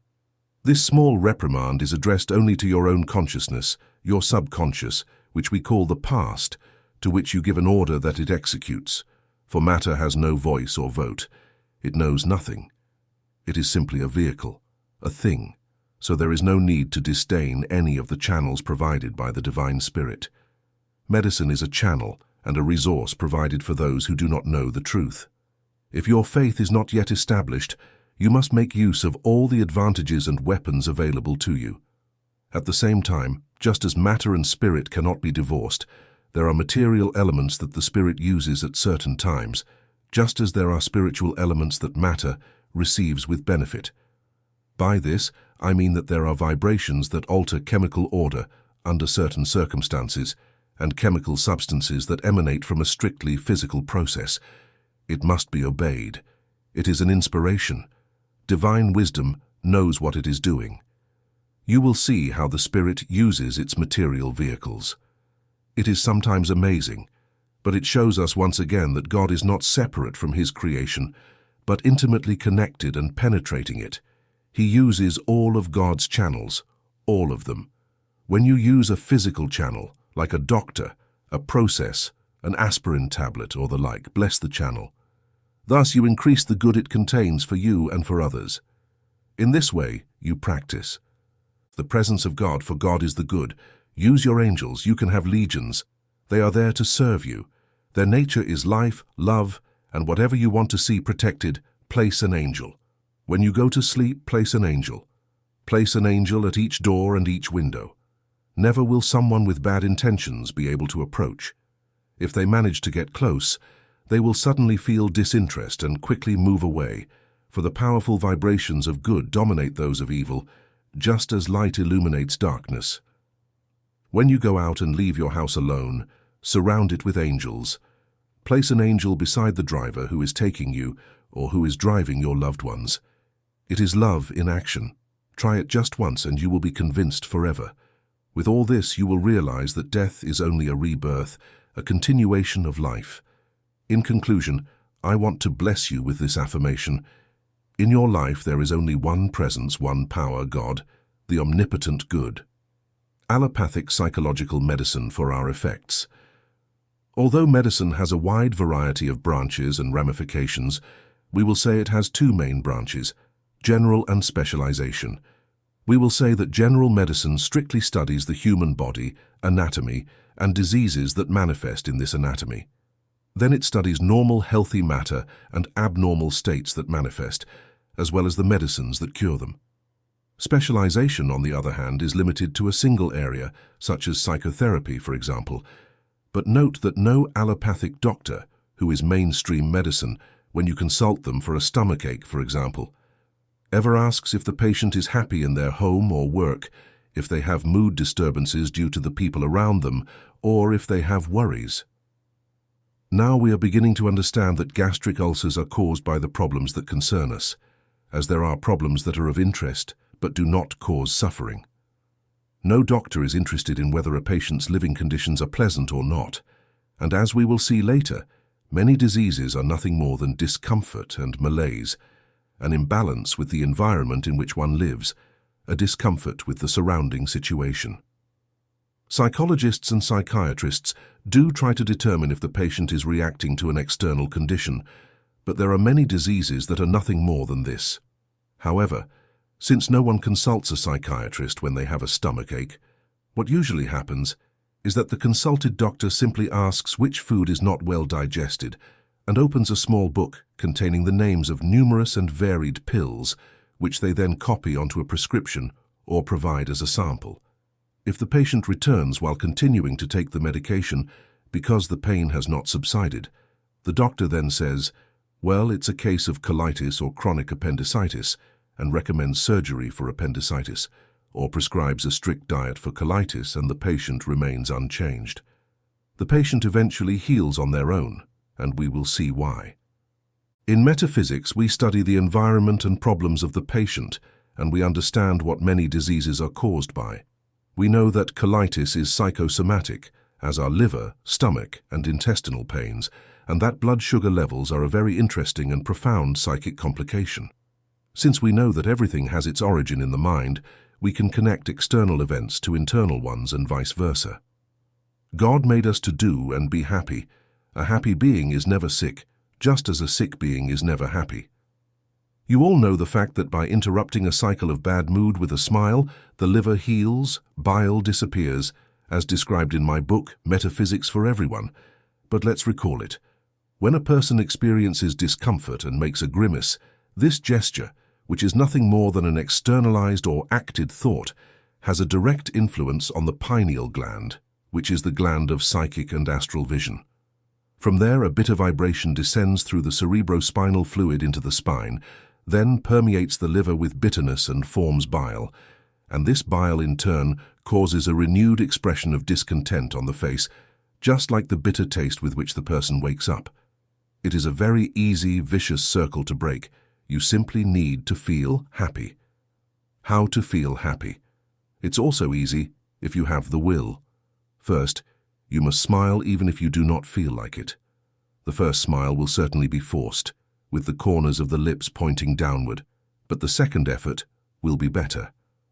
Now, start to say thank you out loud for everything you see that you have, from a matchstick, clothes, furniture, family members, the sun if it is shining, or the rain if it is raining. Everything, absolutely everything, represents a benefit at its appropriate moment, and we would need it at some point if we did not have it, so thinking about it makes us want to say thank you. It's done. We think of God, we feel gratitude, and this combination softens the liver, cuts the vicious circle, and heals the pain. If we all followed this practice, neither the liver nor life would ever be disturbed. When feeling very distressed to heal an affliction instantly, you should immediately start declaring, I bless the good in this situation. There is no more effective way to make any affliction disappear, to prevent it from becoming the cause and effect of a greater evil, and to avoid karmic forms. As you know, blessing increases the good it blesses, transforms evil into good, and it is seeing God where evil seems to be. It is the most perfect expression of faith. No evil can withstand the blessing of the good hidden behind an appearance of evil. Try it, and you will see how evil turns into good, and all affliction is healed. Colitis and intestinal pains are nervous results of fears and discontent that one may experience in daily life, at home, or at work. It would seem that the spiritual should logically heal automatically what is wrong, right? But if a person mixes their negative, pessimistic, and painful thoughts with their supplications to God, they create disorder, they make a mistaken image of God. What they have formed is a God with a lowercase g, painful and purgative but without mercy. We have 4 lower bodies: the emotional body, the mental body, the etheric body, and the physical body. The etheric body is the repository of all the memories of all our lives. Of course, if in past lives there were strong impressions, significant experiences, or long-lasting ones, we will be very influenced by these impressions, and everything that happens to us will be colored, so to speak, by the hue of that experience or conviction. For example, I know a woman who has lived many lives, or at least one entire and very recent life, as a deeply Catholic person, and in the Victorian era, everything was melodrama, novels, comedies, etc. She thus brought to this life a deeply ingrained habit of transforming everything into melodrama and everything religious into painful. For her, the figure of Christ is represented by the crucified and the sorrowful mother at his feet.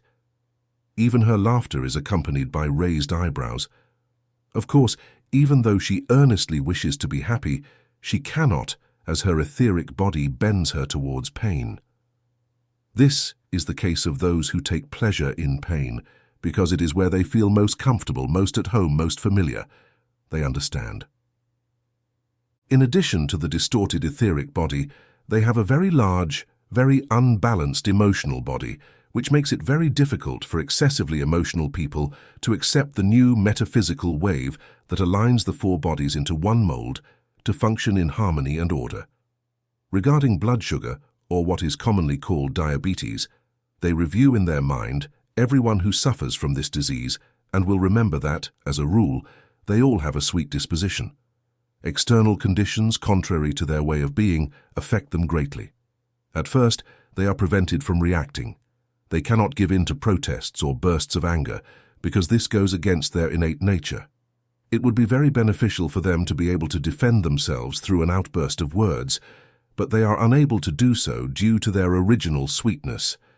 Thus, this sweetness becomes bitter, accumulates, and needs to be discharged somewhere. Diabetic coma is the inability to bear the load of poison sweetness any longer, manifested by sugar levels above normal. Once the vicious circle is formed, this is the defense the body adopts. A relative defense, of course, because this form of defense also kills. But the fact is, by failing to react externally, one reacts at the expense of the internal. The one who absorbs the excess is the blood. I knew a psychoanalyst who recommended that a patient always keep 20 ceramic plates on hand to smash against a wall when upset. He probably did this so that the patient would not repress themselves. The patient probably had a tendency to be introverted, but it would also be a good remedy for diabetics. I will conclude by sharing a case I recently had. I hired a young woman to help me at home. The young woman had been previously diagnosed with chronic appendicitis. The operation was not urgent, but she was to be operated on eventually, said the doctor. 3 days after arriving at my house, she had pain. I decided to first check if it was appendicitis or, as I suspected, the results of the environment she had left. It was a house where there was no peace, where nothing succeeded because an old sick woman kept everything in turmoil. The young woman experienced pain with vomiting, which is classic of appendicitis, just as it is typical of emotional distress. It could have been either, but I was not going to be swayed by the diagnosis. I gave her 3 peppermint lozenges and said, "Suck on one now. In half an hour, suck on another, and in another half an hour, suck on the third." The pain disappeared, and I took the opportunity to say to her, "It's better if this pain does not recur, because my agreement with the lady who sent you here was that if you were in pain, I would send you back and you would have to continue working where you were. Moreover, I am giving you the good news that you do not have chronic appendicitis. What you have is a nervous pain caused by the constant distress you experienced, and since there are no distressing factors here, there is no reason for you to have this pain. Are you happy with me?" "Yes, madam." "Are you at peace?" "Yes, madam." "Do you have everything you want?" "Yes, madam." "Very well, then this pain is over." And that's how it was. I was inspired by José Gregorio Hernández for this, as I entrusted it to him since he is my protector. I told him that if she needed surgery, it should be he who performed it. As St. Paul says, pray without ceasing. What does this mean if not that, if you do not have time for prayer, treatment and meditation? That is to say, if you do not have time for God, it is because all your time will be occupied by problems and diseases. Here is a subtle way of saying that all the time you dedicate to the spiritual, you will spend free from everything that worries you today. St. Paul says in his first letter to the Thessalonians, "Pray without ceasing."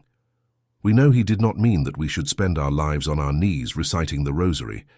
We know that every thought, every emotion, every word we utter equates to the most sincere prayers, and that the mental fear we harbor determines the good or bad nature of what happens to us throughout the day. Praying without ceasing means keeping our mind and soul vibrant on the higher plane. You all know that the positive is of high vibration, that spiritual truth has an extremely high vibration, that thinking of good is of the same high vibration as smiling, singing, praising, and giving thanks with common sense, calm rather than nervousness, charity rather than criticism, are all expressions of pure love, and this state of high vibration equates to the most powerful prayer one can make. Remaining at peace, content, and equanimous is praying without ceasing. Now I will give you the full verse from St. Paul. It goes like this: "Rejoice always, pray without ceasing, in everything give thanks to God, for this is the will of God, for you in Christ Jesus." Isn't it amazing how this great metaphysician, Paul of Tarsus, managed to summarize in so few words the technique of scientific prayer? It's the science of life in a capsule. Rejoice always, pray without ceasing, in everything give thanks to God, for this is the will of God for you. One cannot add a single word more after understanding why these recommendations. I have further summarized the teaching without claiming to be superior to Paul of Tarsus, but once you have grasped the truth behind the appearance, I tell you that remembering the 2 phrases, rejoice always, and in everything give thanks to God, is enough. There you go. Now you all know what it means to pray without ceasing. I will give you a few simple and practical examples that, if you adopt them, will assure you of praying without ceasing.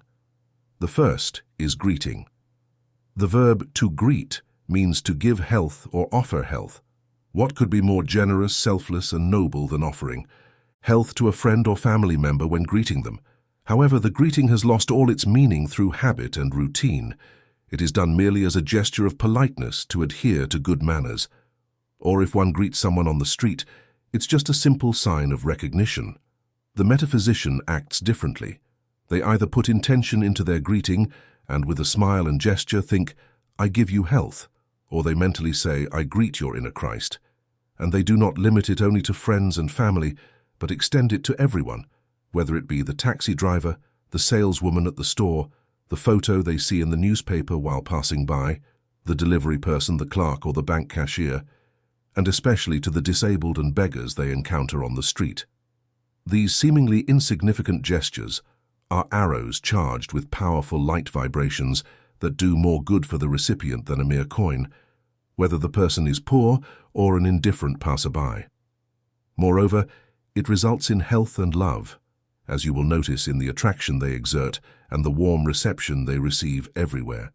You will no longer have to complain about how you are treated by everyone you contact, and you will be surprised by the praise you receive, for goodwill has an irresistible magnetism. Do not bless everyone you see. Never bless passers-by or crowds. Blessing accumulates what is blessed and shows neither love nor wisdom toward effects, as it will also increase and magnify the heap of errors, and according to the law of the boomerang, they will return to the one who so well received them, causing great mental confusion. One should bless the truth, the Son of God, or the inner Christ, if you prefer. Whatever term you use for the perfect image you are reaching, invoke it when the opportunity arises. You see yourself in a mirror. God and the Son are one being.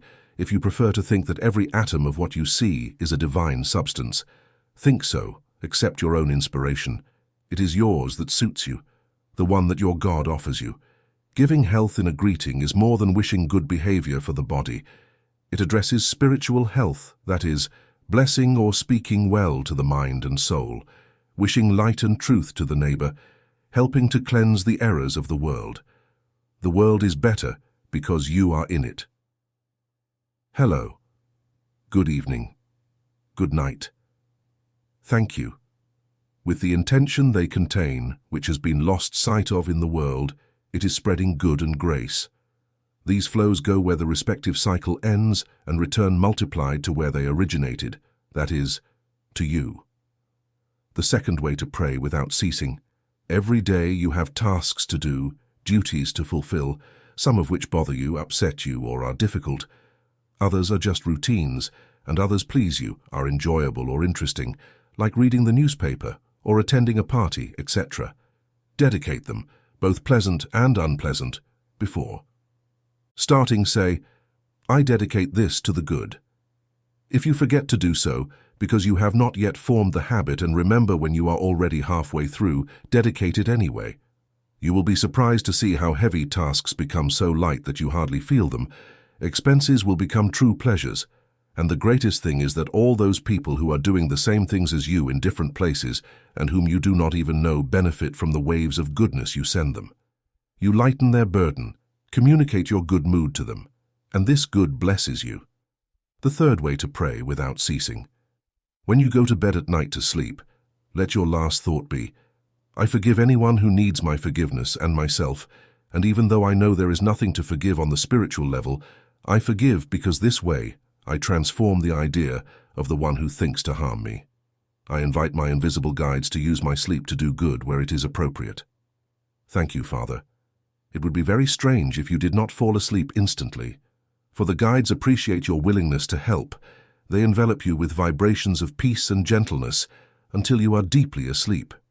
The astral body separates from the material body when we sleep and sometimes travels long distances. Those dreams where we sometimes feel like falling vertically always occur at the last second before waking up, and it is when the astral body returns to its material form. This does not take seconds, nor should one be alarmed.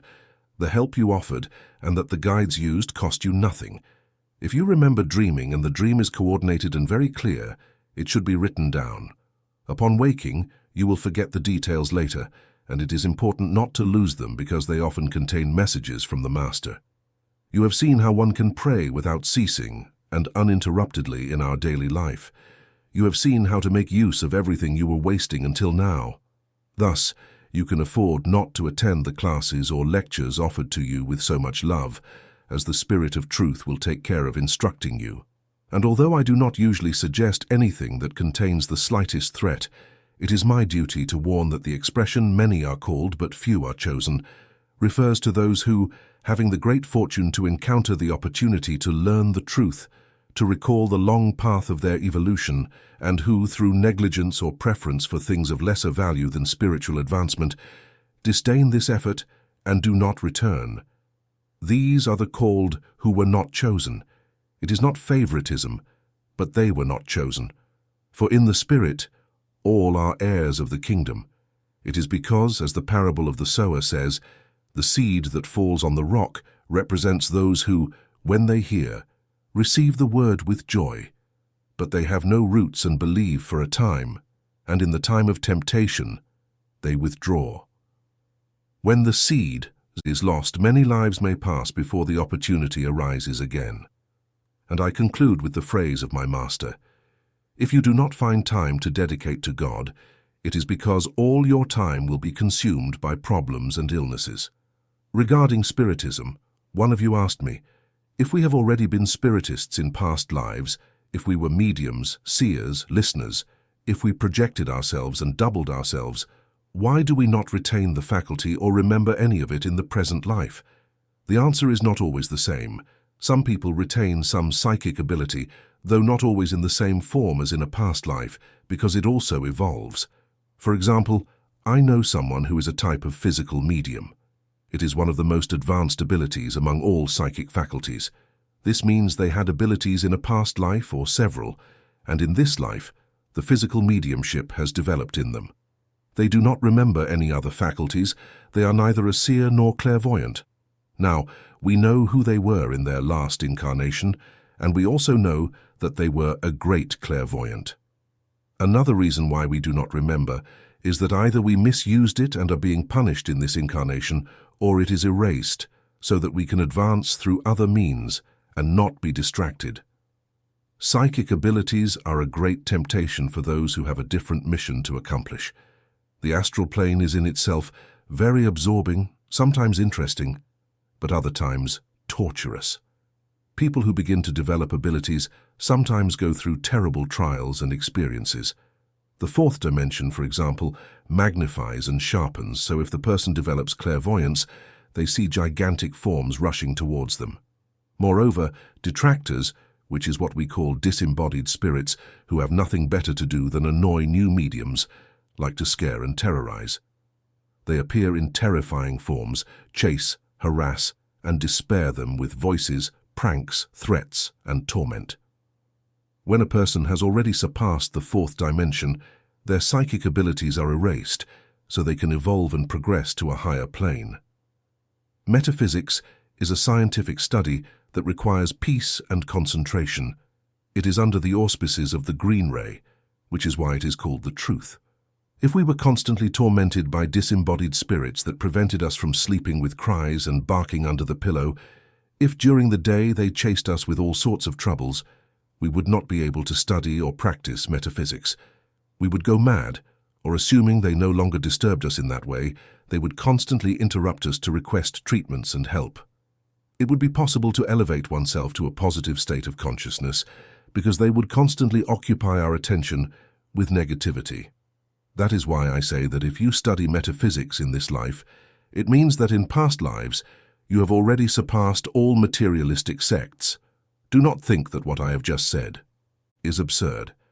Materialistic religions exist, such as Catholicism, which is eminently material. It has no idea of creative principles such as mentalism, correspondence and cause and effect, or the use of creative words. When an individual thinks, feels, writes, or utters the words I am, they immediately awaken the attention of the vital energy within them and in everything around them. It seems that the entire universe stops before this signal to proceed with the manifestation, the creation of what follows. Why is this so? Because the words I am are sacred. They are precisely the signals established from always to indicate to the vital energy that the time has come to create something by the will of the Son of God that each of us is. Life will always obey the mental or audible command preceded by the magical words I am. In metaphysics, it is said that these are the name of the Creator God, and that is why we are made in the image and likeness of God, as this is how our higher self is called. Our higher self is the presence of God in the place where we are. For one who is aware of this, One who uses I Am with full awareness is with God. That is why we say that one who is one with God is in the majority. I refer precisely to the fact that when a person knows the power and value of this name, they never use it to express a negative decree, a lie, but to do good, to transform an undesirable situation, to express the truth, and the truth is one of the aspects of God. Remember the Gospel of John, one of the grandest verses in the entire Bible and the least understood. Now you will see it clearly. In the beginning was the Word, and the Word was with God, and the Word was God. All things were made through him, and without him was not anything made that was made. In him was life, and the life was the light of men. And the Word was made flesh, and dwelt among us. The Word is the first person, I Am. This word is what is called the creative logos. One who uses it with full knowledge of the power it contains is with God, is God at the moment and place where it is used. Nothing in the universe can refuse to follow the order. That is why the verse says, He is with God, He is God.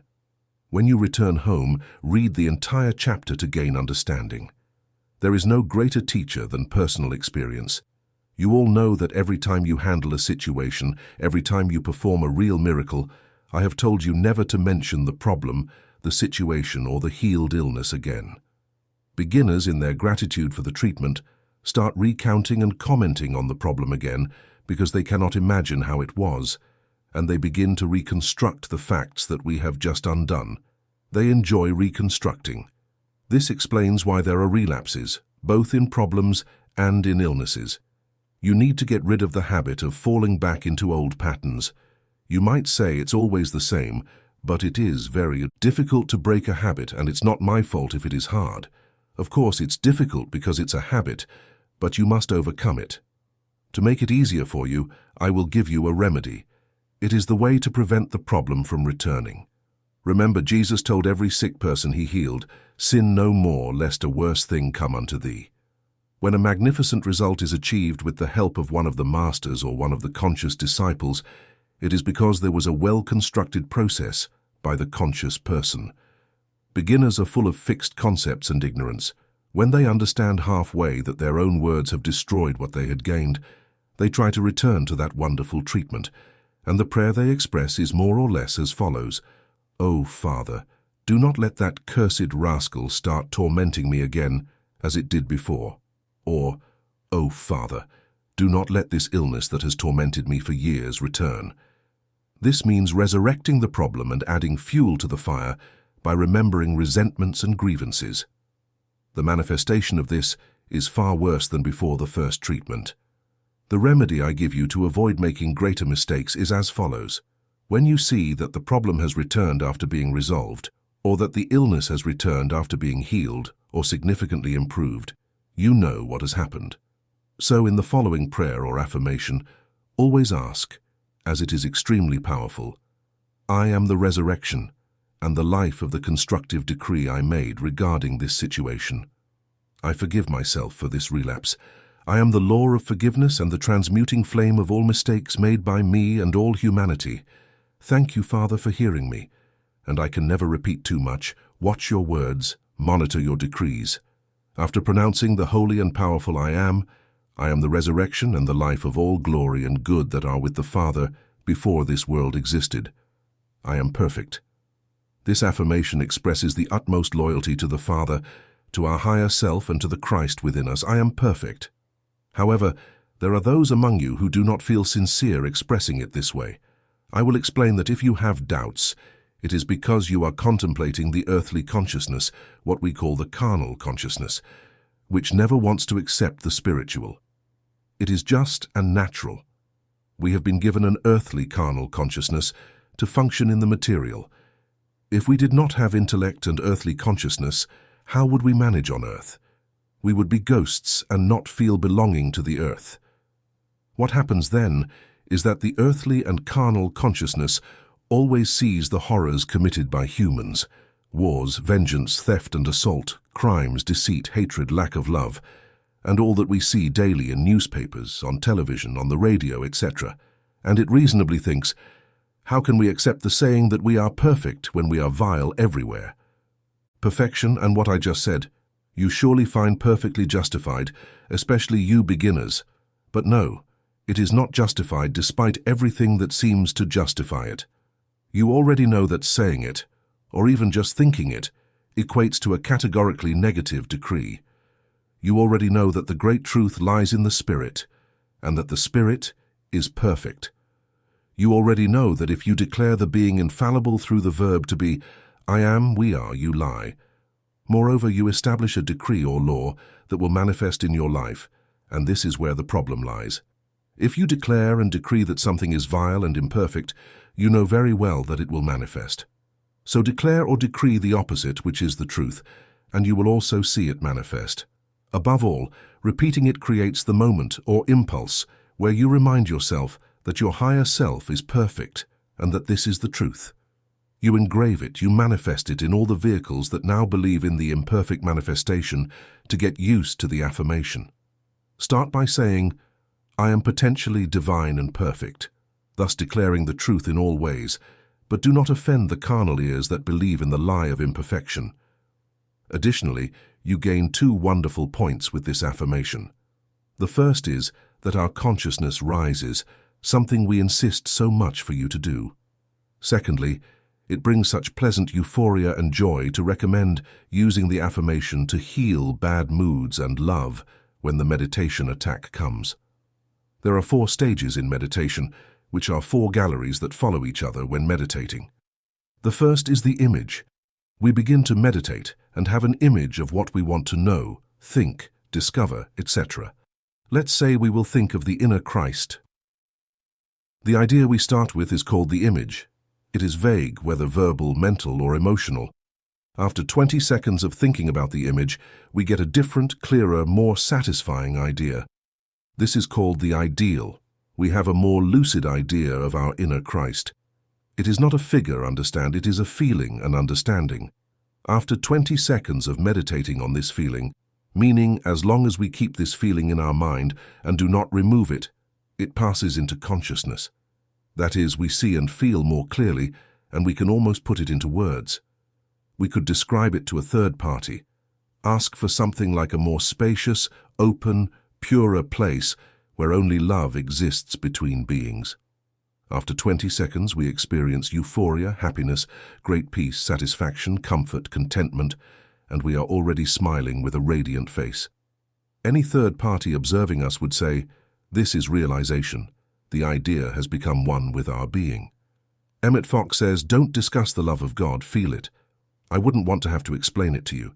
Just know that the explanation I have given you has been very helpful to me, and I want it to be useful and practical for you as well. Now you know that you only need 60 seconds to be in contact with God, 1 minute, neither more nor less. If you have the interest and patience to keep your mind on one point for 20 seconds, you will experience the stages I have explained. You now understand why Dr. Emmett Fox says that you can establish contact with God even in the middle of Times Square, and that it is not necessary to isolate yourself in a place or state of solitude. For if you become accustomed to this, you will find that the day you need God the most, you will be in the middle of a commotion or an earthquake. All you need is to turn your thought towards God, and within the next 20 seconds you are in the silence, that mysterious state spoken of and praised by mystics. For silence is simply a state of peace, love, trust in God, a moment of intimacy with Him, the voice of your soul. There is an old saying, God has a destiny for every being, and of course, He has one for you. Master Fox says that the only problem we have is finding our correct place in life. When we find that place, everything else happens automatically. We are happy and healthy, for we are healthy when we are happy. We will be prosperous, with all the necessary provisions to cover all our needs, implying that we will be completely free, for one cannot be free while being poor. Poverty is incompatible with freedom and vice versa. But even if you achieve all the distinction and money in the world, if you are not in your place, the one God has destined for you, you will not be happy. The universe is a unified harmony, a divine plan in a divine project. There can be no superfluous part or anything unwanted. It is impossible that God created a spiritual entity like you without a special purpose. This means there is a special place for you, And since God never repeats your fingerprints, it demonstrates that this place created especially for you can be occupied by no one but you. There are no two people who express themselves in the same way, which is why there can truly be no rivalry of skills. There is no need for 2,000 people to compete for the same place. This place is for only one of these people, and there are 1999 other placements for the others. But how can we know our own place? You might consider yourself nothing special and doubt that God has something wonderful for you. Your life may seem monotonous, lacking adventure, and you might think it very unlikely that it will suddenly fill with beautiful and splendid things. And even if that were the case, how could you know how to achieve it? The answer is simple. Like everything concerning God, well before this moment, God whispers in your ear this wonderful thing He desires for you, something incredibly fitting that you don't even dare to mention for fear of looking ridiculous. This desire that seems impossible to achieve is the voice of your soul, the voice of God calling you to occupy the place He has reserved for you. Don't look for excuses. Your obligations do not make it impossible to do what you want, etc. The truth, admit it, is that you are frustrated, and frustration is the essence of negativity. If you are frustrated, you are not fulfilling the Father's will.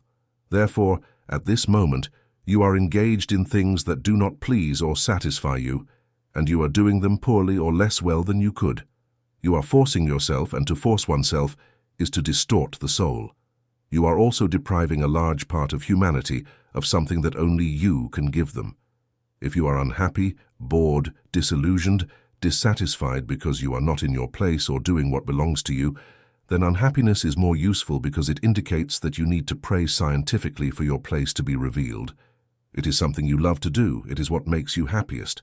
Remember this, when God calls you to His service, He covers all expenses in the type of currency you desire. Everything you need to accomplish your mission, God provides. Money, opportunities, knowledge, training, freedom, strength, courage, as long as you are willing to unite your will with His. The voice of your soul is the voice of God, and you must obey it. Sooner or later, the contract of today's earthly consciousness, every family being formed, every couple marrying and having children, dedicates itself to accumulating a fortune. This fortune, if obtained, is acquired at a cost, not only through work and sacrifice, but also by employing all kinds of modern tricks, greed, deceit, overcharging or settling every time possible, whenever the partner or buyer, i.e. the payer of the moment, is wealthy, regardless of their obligations, proportionate to their means. They have money and can pay, that is the motto. At the same time, the payer knows they will be overcharged and tries to get everything at half price, attempting to exploit the seller of the moment, assuming that the latter wants to take advantage of them, whether true or not. It doesn't matter.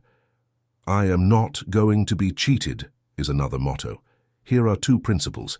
He has money and can pay, so it must be taken from him. I am not going to be deceived. They want to trick me. It is the consciousness of theft that reigns everywhere. This consciousness, like thoughts, is transmitted, entering and exiting minds, and remains where it finds affinities. It is welcomed by those who are backward, less evolved, and drives them towards theft, robbery, and crime.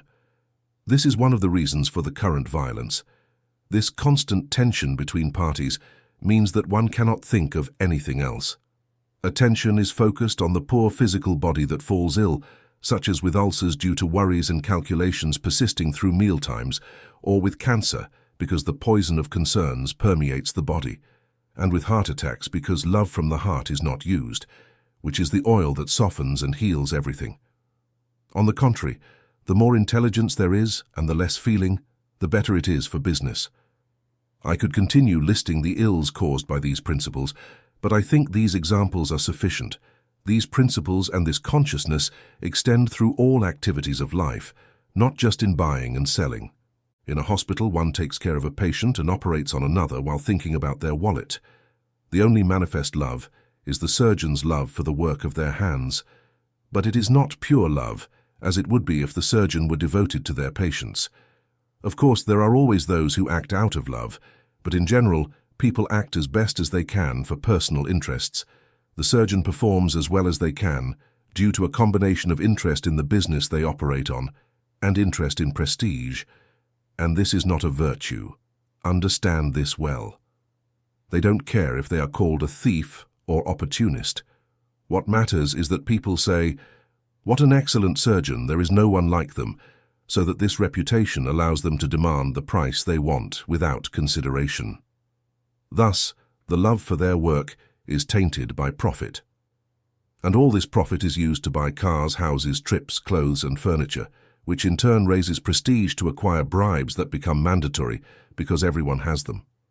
People pay the most expensive schools and dress their children in the most luxurious clothes they wish to acquire.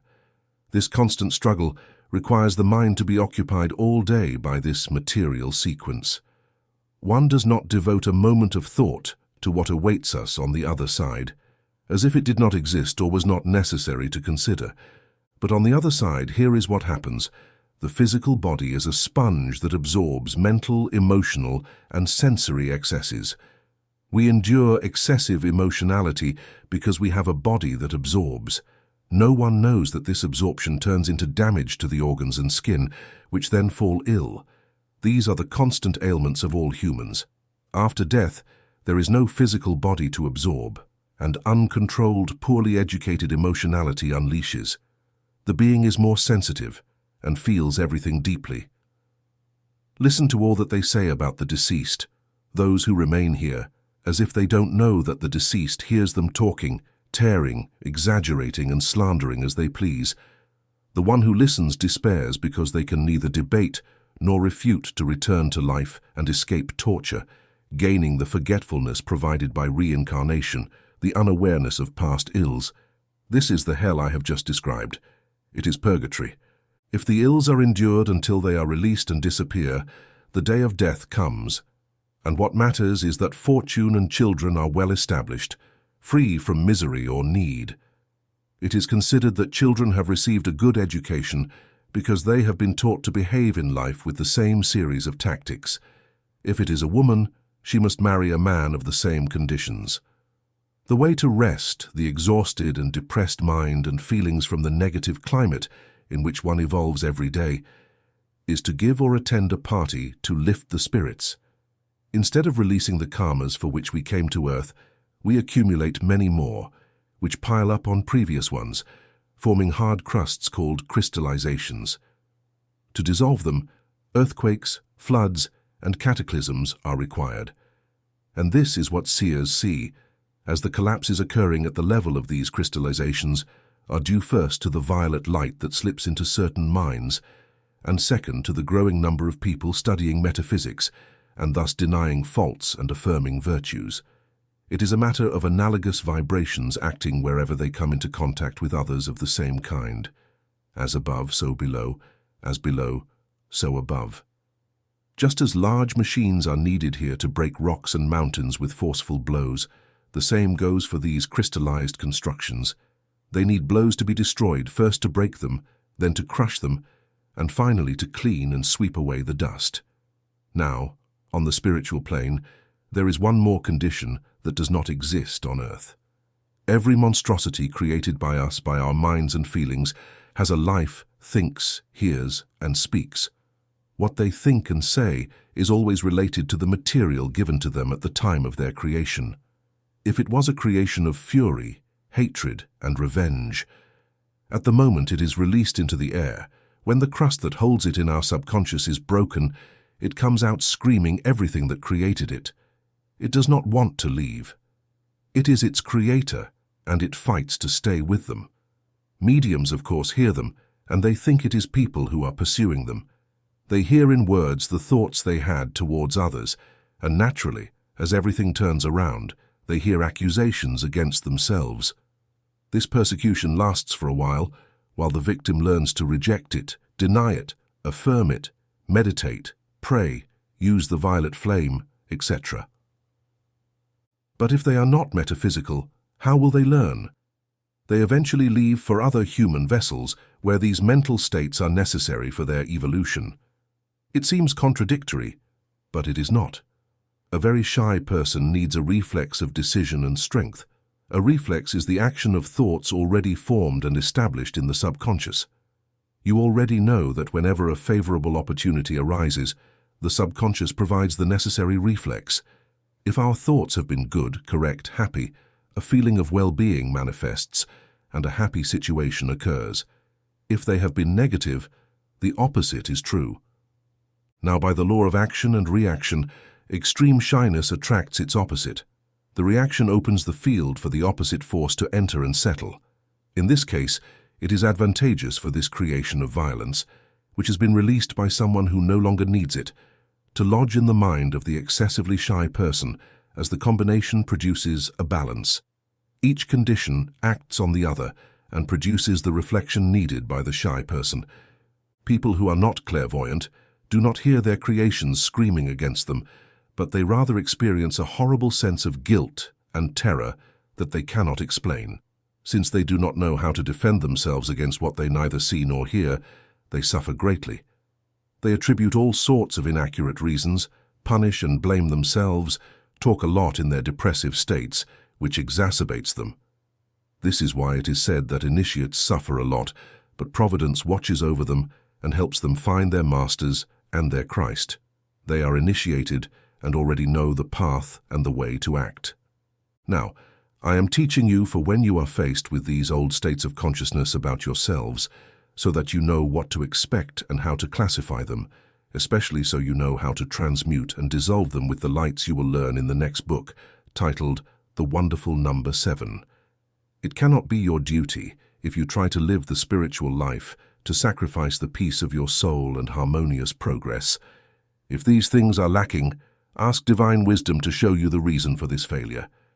It is your duty to devote a reasonable amount of time to daily prayer, in the form of meditation or spiritual reading, or to repeat your favorite affirmations, and to live the rest of your life according to divine will, as much as you can at this moment.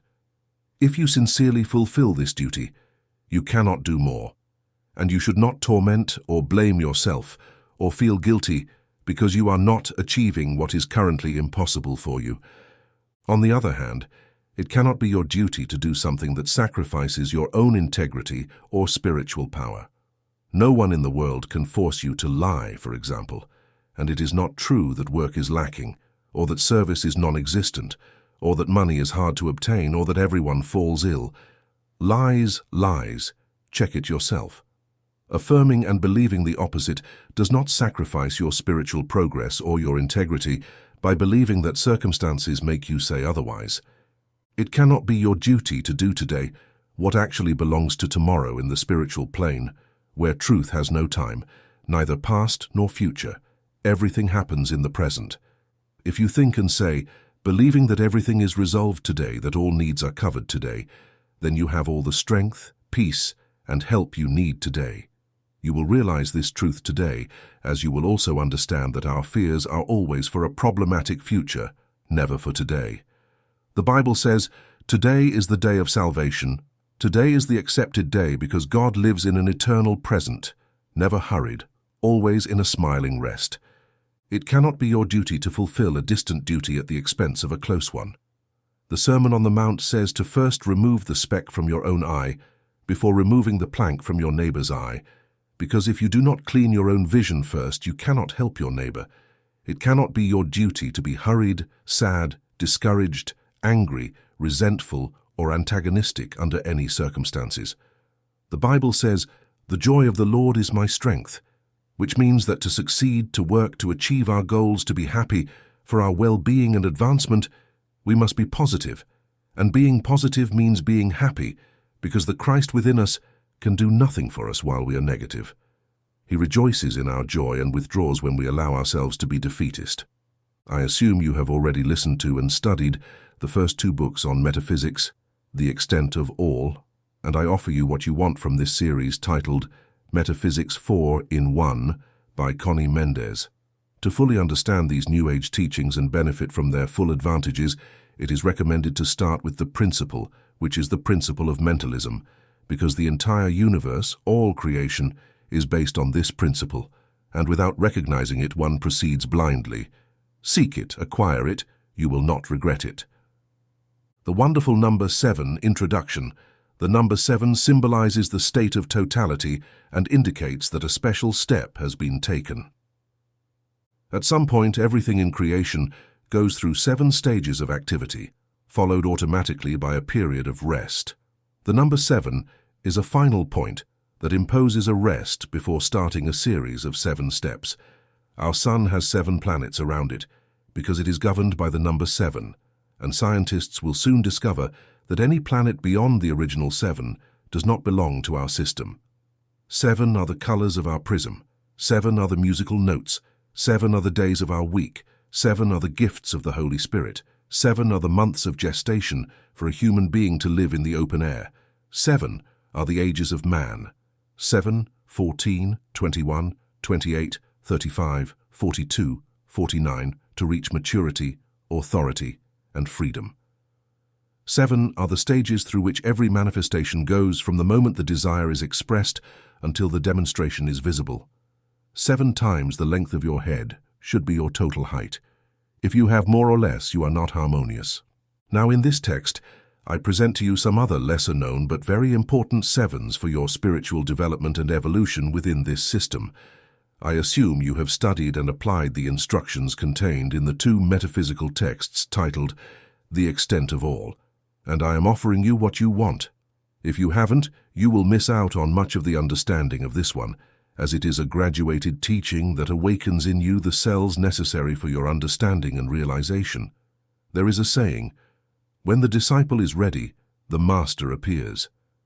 If this text you have in your hands interests you, it means that the time has come for you to acquire this teaching. Therefore, start with the beginning to not miss anything, and to fully enjoy your present incarnation. You will not regret it. The Saint Germain Brotherhood.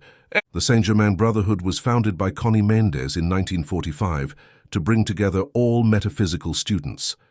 The Saint Germain Brotherhood has no legal personality, no physical headquarters, no governing body, nor any legal affiliation, as it is purely spiritual in nature. You automatically become a member of the Saint Germain Brotherhood by listening to a metaphysical text by Conny Mendez or Master Saint Germain, and fully agreeing with its teachings. The Saint Germain Brotherhood is not against any religion, spiritual group, or particular person. Its attitude lovingly includes every expression of life on all planes, realms, elements, religions, social classes, races, genders, and nationalities. Objectives of the Saint Germain Brotherhood: study the law of mentalism and other universal laws, practice the presence of God through Christ, and the powerful word I Am, which is the name of God. See Exodus 3:14. Make known the ascended masters of the Great White Brotherhood and their teachings for this new era known as the Golden Age of Saint Germain. Familiarize humanity with the use of the 7 rays, especially the violet flame, which is the sacred transmuting fire. Allow the human being to know their 7 bodies and the 7 planes of manifestation. Practice the law of divine love and forgiveness for all life, with love and forgiveness as principles. Enable every human being to be happy, and for this happiness to be a reality at all levels, home, community, city, country, and planet, to achieve the victorious ascension of all life streams consecutively on the planet Earth. The Saint Germain Brotherhood has a totally free planetary coverage, as anywhere on the planet, any number of students can gather under its name, without any type of human leadership. The only authority and head of the Saint Germain Brotherhood is Master Saint Germain himself. The books in Conny Mendez's metaphysical series, the books of Saint Germain, and those of the Ascended Masters are the textbooks of the Saint Germain Brotherhood.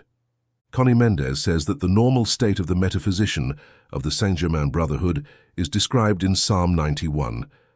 The title of the Saint Germain Brotherhood and its affiliation are freely and openly used, under which all metaphysical groups, workshops, foundations, and nuclei around the world can gather without asking anyone's permission. There is no type of exclusion or expulsion, as people leave the Brotherhood themselves by ceasing to practice its teachings. The Saint Germain Brotherhood is not affiliated with any political movement and does not accept any controversy, hostility, disparagement, or criticism within its working groups. It does not require money for teaching, directly or indirectly, but collects its funds through loving donations and the legal and authorized sale of books, tapes, and photos of the masters. The San Germán Brotherhood and all its members worldwide are engaged in the work of global goodwill that the masters know and serve. The Saint Germain Brotherhood symbol is the Maltese cross with the heart and the triple flame, and its anthem is I Am Perfect, both authorized by Conny Mendez and currently the property of humanity for free use. The encompassing spirit of Master Saint Germain will guide any student and spiritual group who, under his name, join in the study of the Golden Age. The Lord's Prayer is a prayer that connects all religions. The Master of Medfox says that this prayer is a compact formula for spiritual development, composed by Master Jesus with specific care and intention to effect a radical change in the soul. The prayer is composed of 7 parts or clauses. The first clause, Our Father who art in heaven, expresses the notion that even the poorest father seeks to protect his children and provide for their needs, while a wealthy father watches over his children and helps them according to his riches. Being in heaven is a state of perfect beatitude in every respect. If the Father is so blessed, so perfect, so opulent that he lives and dwells in heaven, it is logical and safe that he has ensured protection for his children from adversity. This is the idea contained in the words, who art in heaven. Meditate on and use this idea in all circumstances of your life, as it will set you free. By pronouncing the words, Our Father, you admit, confess, and affirm that your Father is also the Father of all. You pray for others and respect the law of love. Everything that follows in the prayer is preceded by this prerequisite. You ask on behalf of all of us, your brothers. Say it with this intention and be blessed, brother. The choice must always be of the same nature as the Father. It is inconceivable that a horse could produce a goat, that an ant could produce a bee, that a bird could crush an orchid, or that a man could give life to a mouse. If the Father is a divine spirit with all gifts and powers, living in a state of grace where everything he desires, imagines, affirms, or decrees manifests instantly, the Son shares the same blood, nature, gifts, and powers as his Father. It cannot be otherwise. We, the children, are in the heavens in a state of grace, and all we have to do is discover how to manifest it. I teach you how to manifest it. You are in the heavens if you wish, and this does not mean you have to become a plant, a martyr, or anything else. Live in your world, which has been assigned to you by our Father. Enjoy your heaven, but do not forget to give thanks and recite the first clause once a day with all your attention and intention. In the second clause, Hallowed be thy name. The name of God is I Am, as you know. The Spirit told this to Moses when he asked, You also know that you must not and cannot qualify this name with anything other than perfection. For if you say or think I am, followed by a negative or imperfect affirmation, you will lie, and the punishment will be the manifestation within yourself of what you have dared to affirm. By pronouncing these 4 words, you express the desire that your brothers, your neighbors, and yourself keep the name of God sanctified as it is. This means that you already project the image and vibration of a language free from lies, infamy, falsification, error, disease, and imperfection. When you recite the prayer, think of the truth of this clause, and that our Father hears you, brother. In the third clause, Thy kingdom come, thy will be done in earth as it is in heaven, I have already told you. The Father's intention, the Father's will for his children, is perfect. His wisdom, love, and omnipotence have arranged it so. But his infinite justice has always ensured that nothing or no one interferes between his children and the desires they express. A wise father knows that you guide a child without forcing them, teach them without coercion, and they must experience falls and bumps to learn to walk. In the kingdom of heaven, the child is sovereign. No one restricts them. Everyone respects their freedom and desire, but by teaching them with immense love, the child quickly learns that the elders do not speak to disturb, but always to warn them of something that, on the contrary, will save them from an unpleasant consequence. This is the condition of the kingdom. That is why when we say, Thy kingdom come, we ask the Father to make our relationships with our brothers, masters, guides, neighbors, etc. pleasant. The love that presides in the kingdom, which dictates behavior, which provides unceasing understanding, is the Father's will that the Masters teach us by radiation, by direct inspiration to the heart, so that we may have evolution without delays or obstacles. The Father's will mentioned in the first clause is the one that reigns in heaven, and which we wish to see here on earth. It is also the one we ask for again in the third clause. The fourth clause says, "Give us this day our daily bread." The word bread is symbolic of everything we might need at the moment. It is known that bread stays fresh only for one day. By tomorrow, it is already dry and tasteless. That is why we say each day we need today. The Father has arranged that everything we need as we feel the need will be provided for us. The fifth clause says, "Forgive us our trespasses as we forgive those who trespass against us."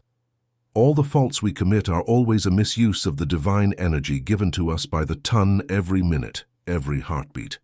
We thus have great debts to the Father, as we have squandered his energy, sometimes wasting tons of energy in fits of anger and violence. If we ask the Father for forgiveness, instantly, the damage is not so great. The punishment does not materialize, firstly because the acknowledged sin is a forgiven sin, and secondly, because the Father has always forgiven us. We must forgive ourselves, and this is done by acknowledging that we have sinned. The key point of the clause is, "as we forgive those who owe us." Thus you can expect the Father to act toward you as you do toward others, but it is not directly the Father who will repay you, but his laws and principles.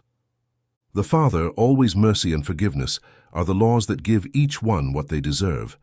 Jesus composed the prayer with such mastery that when we ask for forgiveness after having forgiven our brother, the request naturally rises to our throat.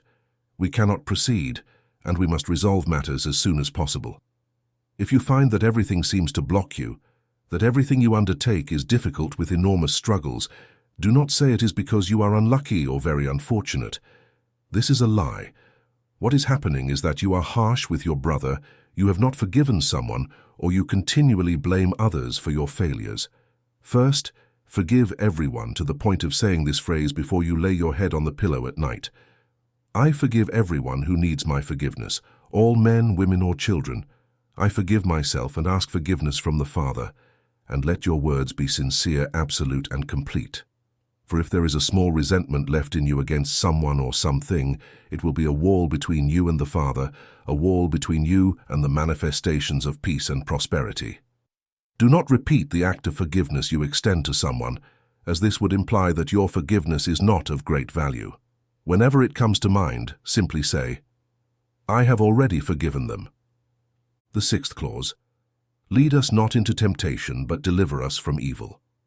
The Father does not send us temptations, but the higher you rise, the more susceptible and sensitive you become, and the more powerful and subtle the temptations you will face.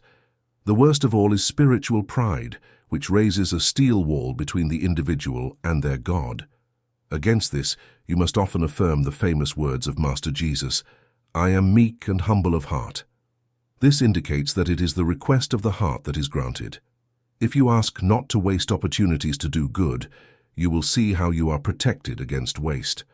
For if you ask not to succumb to these subtle temptations, you will be heard and protected. For the Bible clearly states, "If a son asks his father for bread, he will not give him a serpent." Say that the worst sins are those of which we are unaware. Ask the Father to show you your hidden faults. Ask the Father not to let you be a victim of things like working for your own glory or exercising personal preferences in your help and service to humanity. Ask and you shall receive. Knock and the door shall be opened to you. Seek and you shall find. Deliver us from all evil does not require explanation, but above all, ask to understand how evil is unreal, for the appearance of all evil is simply a state where the negative pole dominates, and it is only missing the positive pole to become an obvious good. There cannot be something that does not have both poles, what expresses only its negative pole balances and seems to disappear as soon as it is polarized with the positive. For thine is the kingdom, the power, and the glory. A wise and powerful affirmation that compels you to recognize the Father as the only person and power and obliges you to dissolve spiritual pride, the last of the faults to overcome. The example of the terrible punishment that this fault entails is given in the fall of the most glorious of angels, Lucifer, who became Lucifer for the sin of pride. This must be an allegory, as no master mentions such a character, but in any case, the final affirmation of the Lord's Prayer aims to free us from the last of dangers, provided it is pronounced with fervent intention and sincere devotion. The 7 aspects of God, how do they differ from science and religion? Science represents divine wisdom, religion represents divine love. Thus, what we call God, or the Creator, is a single, indivisible being. All creation is a single view under its countless prisms or infinite manifestations. Science and religion are not one thing seen under 2 different aspects, as we will see later. They form a circle in which one becomes the other and the other becomes the first. Let's start with the 7 main aspects of God. God is life, love, truth, intelligence, unity, spirit, principle. In the little book number 1, we call the soul the aspect of unity. God is life, God is everywhere, life is everywhere, life is God, it is his first aspect. Life is indestructible, thus death does not exist. There is only the transformation of one form into another. It is childish to think that God is a man with human characteristics. The human form that we represent, the inhabitants of this planet, is only that of this planet. Life manifests appropriately to its environment.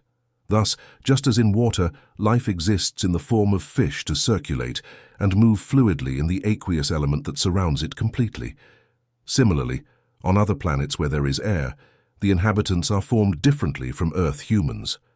It is absurd to think that because on Venus the heat is unbearable for an Earthling, it means that there is no life there. Life manifests everywhere. In a small pot of earth, life emerges in the form of grass. This is the form that life takes in that environment and those conditions. God never changes because he is principle, and a principle cannot change. Life cannot become death. That would be absurd. Life cannot be death, and death cannot be life. Therefore, what we call death is not true, since anything that claims to contradict a principle is a lie.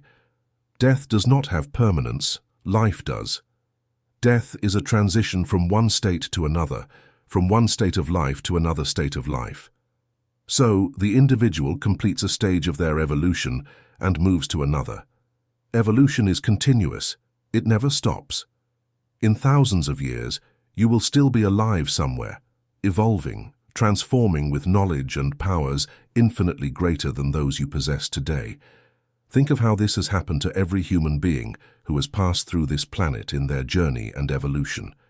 It is urgent that you understand what I have just said, because later you will see truths that will surprise you, and you must not face them in a state of disbelief.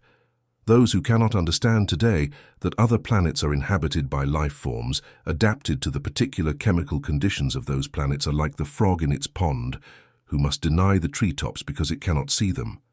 Life is invisible. What we see are its effects. God is invisible, but we see him everywhere through his manifestations.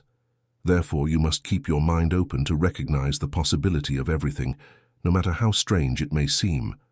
Life has 3 undeniable conditions: health, joy, and enthusiasm. These 3 equate to happiness. Daily, thank the Father because you have life, because he manifests through you in his aspect of life. Your heart beats, so you have God, life present within you. The heartbeat is proof of life. It is a meditation. Meditate on life. The more you think about it, analyze it, and manifest it, the more you will feel joyful, the more you will demonstrate health, and the happier you will be. Sadness is the loss of the sense of God within us. When we know that God is our life, that he cannot die, that he is constant joy, health, and happiness, we cannot make room for sadness. The Bible says, "The sons of God shout for joy." It also says, "The joy of the Lord is my strength." When you feel sad, start thanking God for the truth that is life, joy, health, and happiness, and in a few moments you will feel different. Life is movement. Children overflow with life and manifest it in their restlessness. When someone is ill, heal them by thinking that they are life. Life is health. It is God and cannot be sick. Their heart beats, so God manifests in them. Mentally challenge them. You cannot manifest a lie. They will heal against indifference, lack of ambition, apathy, discontent, conformism, stagnation, delay, paralysis, polio. Speak to them mentally and tell them that they are lies and have no power. For the only presence and the only power is God, and God is life, enthusiasm, health, energy, joy, truth. Let's take truth as the second aspect. No matter how all aspects are placed, they are just one. Truth is an imperative, eternal, and constant presence. No matter the lie presented to you or spoken, the truth is there, alive, present.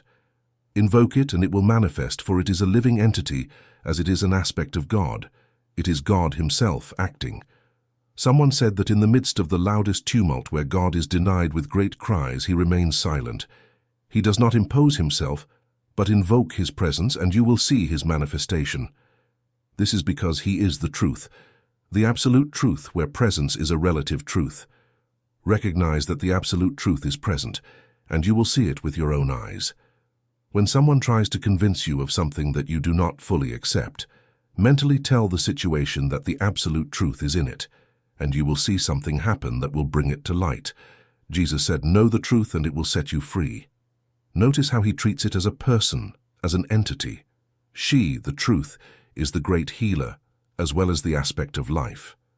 When you need information, when you suspect deception, when you are about to sign a document, during a trial, when expressing an opinion, or if you suspect deception, affirm that the truth is present in the circumstance, for the truth is God and is everywhere. You will see the truth manifest before it. Everything remains silent. A lie leads to another and another and another, in addition to forcing speech and protest. One truth overturns everything that was falsely asserted before, and everything remains silent. What happens when someone accuses you of something you have done, and you deny it out of fear? You put yourself in an impossible situation, many accusers appear, and you find yourself in an endless, complicated cacophony. On the other hand, accept the accusation and say, "It is true, yes, I did it." And you will see the accusation disappear with the anger of the one who attacked you. You will see them ashamed of their own violence, you will see them praise you, and you will see them become your friend forever. Never deny something out of pride, fear of looking bad, or fear of consequences. God is truth. When you confess it, knowing you invoke it, you will see the divine spirit act among men. Truth is always on your side. Get used to not fearing it. Truth cannot force you to lie. For example, when telling the truth will cause you trouble. I mean, when the truth involves exposing something shameful, invoke it and say, as you would invoke God himself, "Save me. I do not want to hurt anyone. You cannot force me to lie or cause me problems out of loyalty to you," and you will see the dangerous situation disappear. Recognizing God in truth will save you hours of work and fatigue. When you seek information or things such as a lost object, a place, a house, a person, etc., the necessary information will come to you in one form or another. Something will happen to compensate you. You have often heard, God is love. Love is also invisible. All aspects of God are invisible, but all are absolutely real. We see the effects and cannot deny them. So when someone says to you, "I am an atheist, I do not believe in God," you will say to them, "Lie," because that person loves something, whether it is their mother, child, or dog. There is always love for something, even if it is just for one's own comfort. There is a preference, a distinction between good and evil, a recognition of what is good. Therefore, one believes in good, one believes in God, even if one is not aware of it. For God is good. God is love. Jesus said, "Do not say good. There is only one good, God." God is everywhere and goodness is in everything. The key number of our universe is 7, composed of 3 negative units and 4 positive units. Goodness is always greater than evil, the positive is greater than the negative, and the higher self is greater than the lower self. By blessing the goodness contained in the 7 units, goodness increases, for what is blessed is appreciated. By blessing goodness, we release the evil that torments us. If you want to prevent someone from harming you, mentally say to them, "I surround you with my circle of love," and you will instantly see a change. Envelop your home in your circle of love. and no one will ever be able to steal from or harm your property. For those who are tormented because their partner is unfaithful, or because they have fallen in love with someone else, mentally say to the rival, "I surround you with my circle of love," and persist until you see the wonderful change occur. Divine love never fails, but you must understand that it is in our heart. Life is in the beating of our heart, and all of God's virtues should be there. When we affirm it, the 7 aspects of God begin to externalize, intertwine, and manifest, united and present within us. This is the higher self, or Christ. Truth is not truth because we are evil. That is merely a false belief. However, since we manifest everything we believe, we manifest hatred and malice when we believe ourselves to be evil. Begin to decree that you are perfect, a child of God, with all His virtues, and you will start to manifest them where you previously manifested lies. In the little book number 2 of the Metaphysical series, The Fulfillment of All, there is a prayer and exercise by Master Emetz to develop divine love. It is simply a series of truth affirmations that will transform you. St. Paul said, "You are transformed by the renewal of your mind." This renewal is what the declarations of truth, affirmations based on divine truth, accomplish. When you are transformed, hold no resentment or hatred toward anyone, only goodwill toward all and everything. Do not wish to see anyone punished. Never think served them right, they deserve it, about anyone or anything. You can heal simply by speaking the word, and in many cases, just by your presence. This does not mean you approve of a wrongful act, but the child who breaks a precious object is not hated. They are taught. The act is disapproved, but not the actor. It is extremely important not to allow yourself to be deceived or abused. Many think they are expressing divine love, think they are forgiving when they are hiding and even helping to commit errors. This amounts to becoming an accomplice to the author and participating in their karma or punishment. Protect your rights, but without violence. Forgive and forget, but do not endorse by approving the error. Fear, criticism, and condemnation hinder the realization of your treatments. If your prayers are not answered, it is surely because you have not let go of your resentment towards someone, something, an institution, a religion, a memory, or otherwise. If you have not yet overcome fear, whatever the reason, it is because you have not respected the law of love somewhere. Love is not merely a feeling, it is not sharing, it is being consistent, loyal, desiring good, having humor, goodwill, not wanting to harm, being attentive, returning good for evil, loving beauty, having patience, being courteous, acting with kindness, always smiling, understanding others, putting yourself in their place, defending them in their absence, helping, appreciating the work of others, finding everything good and not always bad, without being hypocritical, of course, seeking good and beauty in everything, as Master Jesus did. For example, when walking on a path with the apostles, they came across the decomposing corpse of a dog. The apostles covered their noses and eyes and rolled up their sleeves to avoid contamination. The Master looked at the remains of the animal and commented, "Not even pearls are as white as its teeth."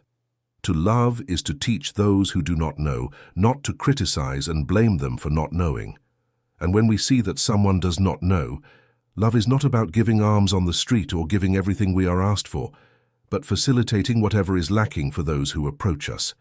Some people think it is their duty to completely solve all the problems of others, which prevents others from progressing through their own efforts. It is to take their karma and assign it to them. Then they complain about the problems and obstacles they face and thought they had overcome.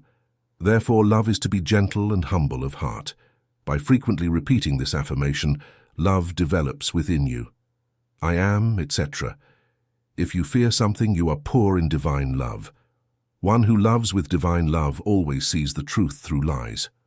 Whenever a case of illness, crime, injustice, or negativity arises, one who is in divine love does not boast about their exploits, the healings they perform, or the problems they solve for others, as this is proof that they love themselves more than God.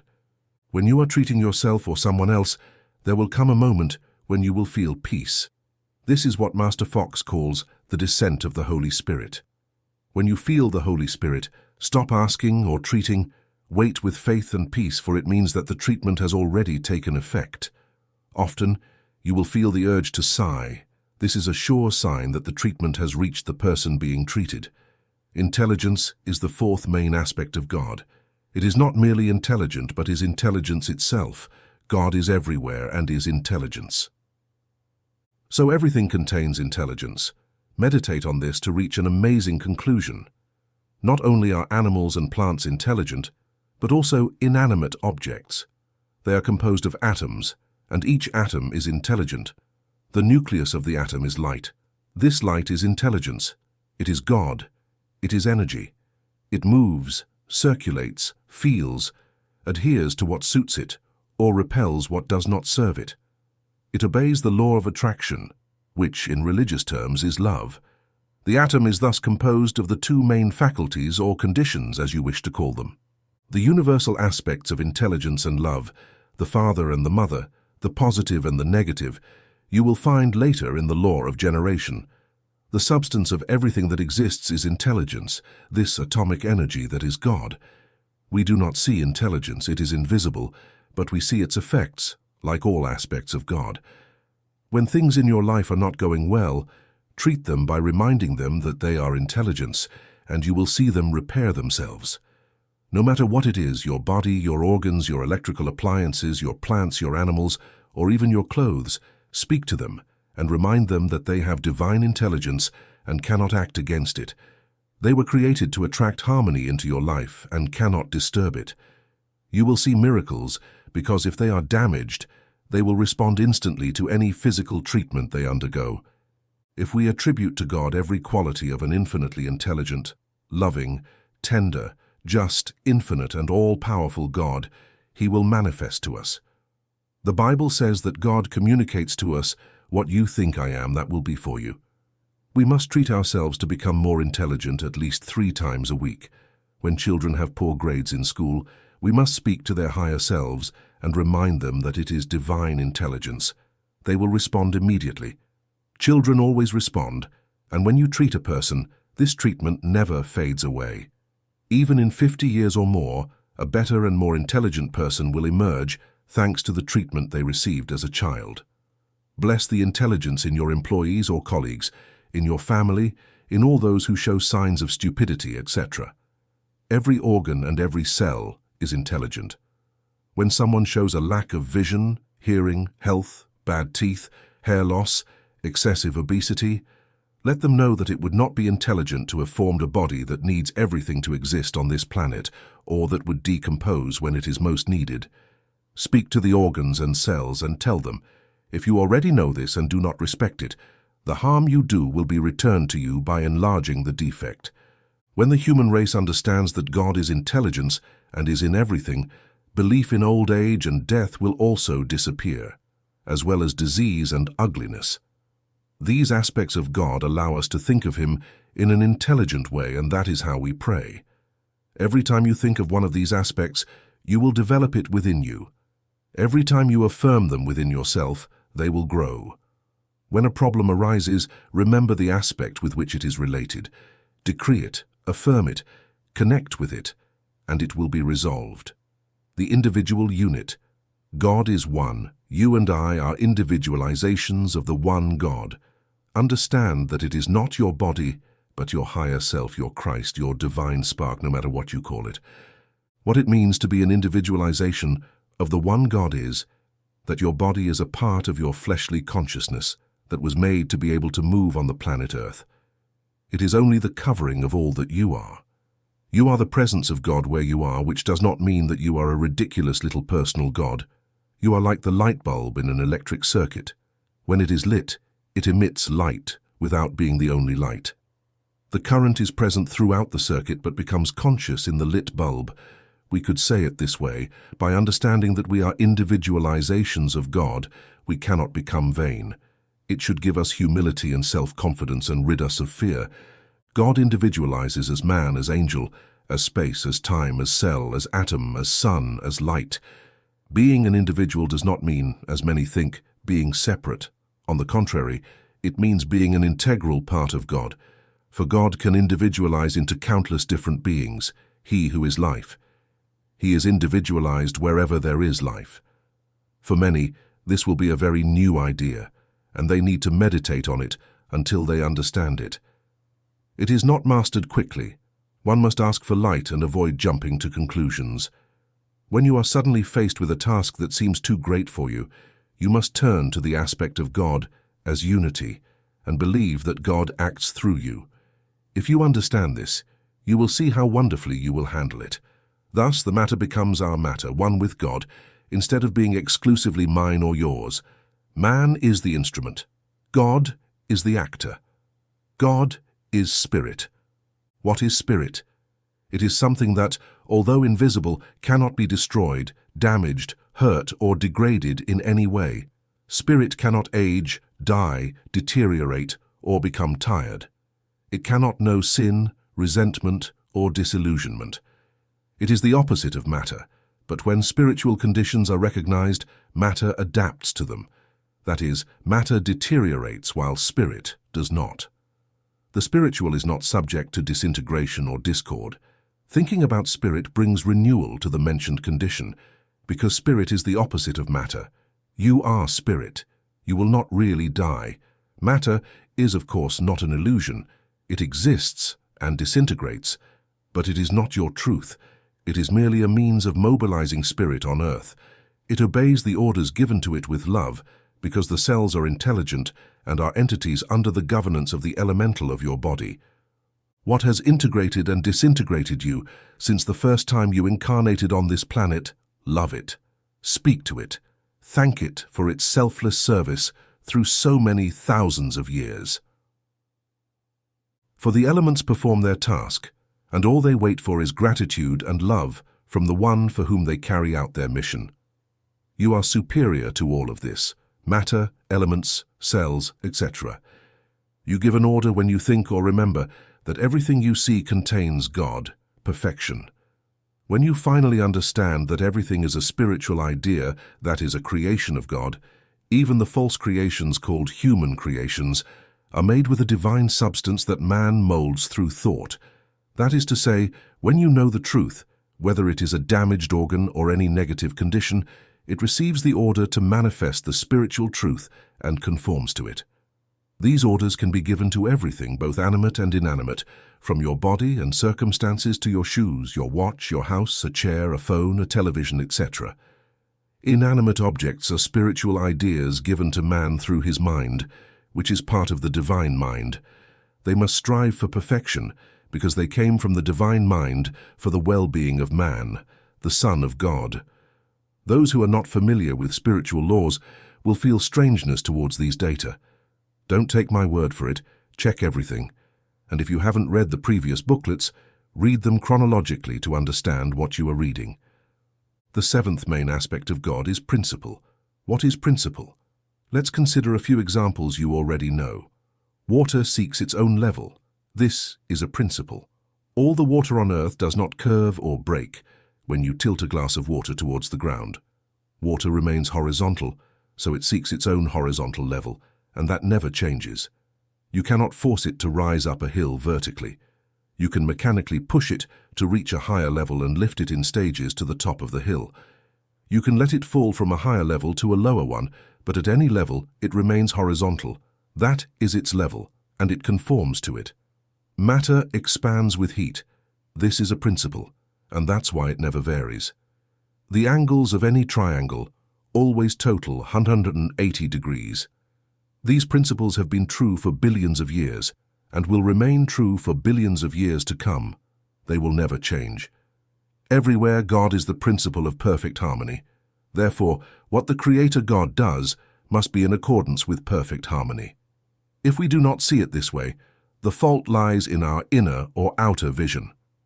The scientific prayer we study in these teachings does not seek to change the laws or ask God to alter a law to please us. It aligns us with the principle, and we see how the matter unfolds perfectly. Just like when you want to listen to a special program on the radio or television, you adjust your device to the station's frequency. Thus, when you want to act in a certain way, you think of God or the relevant law or the entity responsible for that department, a master, an archangel, an Elohim, etc. or simply your inner Christ, who is your higher self, and you ask for light, help, inspiration, and you will see what you ask for manifest. Insist on your right, for perfect harmony is the law of being, and you cannot be denied what you ask for, because it is a very powerful affirmation. It is the truth, and the truth is God. These 7 aspects of God are each an element. God contains all of them simultaneously, just as a flower simultaneously represents fragrance, color, shape, and texture. However, we can talk about each aspect separately. God is the name given by religion to the Creator, Spirit is the metaphysical name, and cause is the name given by science. The universe is the effect of the cause, O God. God is good, He is the good, therefore the universe must be good. Dr. Fox recommends performing the treatment for divine love and replacing the word love with the aspect you want to develop within you. Religion says love. Science says the law of generation. Religion says life. Science says the law of mentalism. Religion says good and evil. Science says positive and negative or polarity. Religion says God is the principle of all things. Science says cause and principles. And on the next page, we will begin studying the principles. You see how this series of aspects which present the emotional or religious part connects with the scientific or mental part that follows, thus forming a circle. The principle is one. However, we will now study it under a 7-fold aspect. The 7 universal principles are mentalism, correspondence, vibration, polarity, rhythm, cause and effect, and generation. Repeat this list in the given order until you know it by heart. But never forget that division and enumeration are used only to facilitate understanding, because the 7 principles act together in everything and always. In the first part of metaphysics, the extent of all, number 1, you study the principle of mentalism, which is the initiation into the truth behind everything visible and tangible. That is, the higher initiation that one does not access until the human being intuitively desires it, seeks it, and willingly accepts it upon finding it, for it recognizes in it the answer to its inner questions. If at any point during the process of these studies you feel the urge to debate and contradict, do not do it. Simply set aside the point that seems difficult to accept and continue reading the rest. If you find that you do not agree with anything, it is useless to continue reading. You have missing steps or stages that you will find in the course of your daily life. These studies produce peace and serenity, and if what they produce in you is the desire to argue, it is clear that the moment to desire peace has not yet come for you. You still want conflict. So far, through the previous 2 parts, you have glimpsed the 7 principles. In this 3rd part, we will delve a little deeper into each of the remaining 6 principles, starting with the principle of mentalism that you already know. I say a little deeper, and not in depth, as the depth is acquired through meditation. It is your own mind that instructs you. I merely direct your attention. The kingdom of heaven is within you, as Master Jesus said, and he also said that the kingdom of God is at hand. What we call God is infinite, without limits. If we say that God is this or is not that, we define and thus limit him. God cannot be defined by us. The finite mind cannot contain the infinite. It would be like trying to fit the sea into a boat. Now there is nothing to prevent us from filling and emptying the same boat as often as necessary. Thus we study God in parts, each part bringing us a bit more understanding, and at the same time we improve in quality, because the more we contemplate the good, the more our being improves. You have already seen 7 parts or aspects of God. God is love, life, truth, intelligence, unity, spirit, and principle. By analyzing the last of these 7 aspects, the aspect of principle, we find that it also subdivides into 7, as it consists of a unique principle with 7 aspects. Our universe operates on a 7-fold basis: 7 aspects of God, 7 universal principles, 7 years in each stage of human life, 7 planets around the sun, 7 musical notes, 7 months of gestation before a human being can survive in the air, and so on. As man becomes aware, he discovers broader dimensions in everything. In the realm of universal principles, some, such as generation, polarity initially, and then rhythm and vibration later, have been recognized and scientifically applied in specific fields such as biology, botany, electricity, music, etc. But it was unknown that they could function throughout both subjective and objective creation. There have always been masters and avatars, beings more advanced than the rest of humanity, who have known all there is to know about principles. Today, the great mass of humanity has acquired the ability to understand seven, and knowledge is accessible to all. Organizations once called occultists, unique holders of practical matter and immutable laws, are no longer necessary. The principle of mentalism, the first principle of Hermes, that is the most important of all the principles of creation, you have already learned in the text booklet, Metaphysics Within Everyone Number 1. Everything is mind. You already know that everything is mind and you have verified it. I repeat here to accept nothing that you cannot verify. Anything that seems insipid to you, leave it for later. You will feel what I call the spark, without even needing to consult more advanced individuals. You know that thoughts are things, matter. They manifest externally, translating into events, diseases, obstacles or rewards, misfortunes or happiness, depending on whether they are negative or positive. No one is responsible for what may happen to you in life. You are the soul, producer of everything that happens to you or occurs. Everything depends on the state of mind in which you live. If you are constantly in a bad mood, it is not surprising that you are treated poorly. If you are happy, smiling, optimistic, don't be surprised to be popular, loved, well-received everywhere, and that everything that happens to you is good. We have the free will to choose between good and evil, negative and positive. Your will be done according to your word. What you expect to happen, what you decree, will come to pass. What you deny will not happen. When you change your way of thinking, it transforms into external manifestation. As St. Paul the Apostle said, we are transformed by the renewal of our minds. Nourish certain ideas, and you neither have the power nor the means to change the consequences. These things will happen externally. Each condition and situation in your life is the embodiment of a belief you hold in your subconscious. It is lodged there and produces its equivalent externally. Your true beliefs are what you see manifested.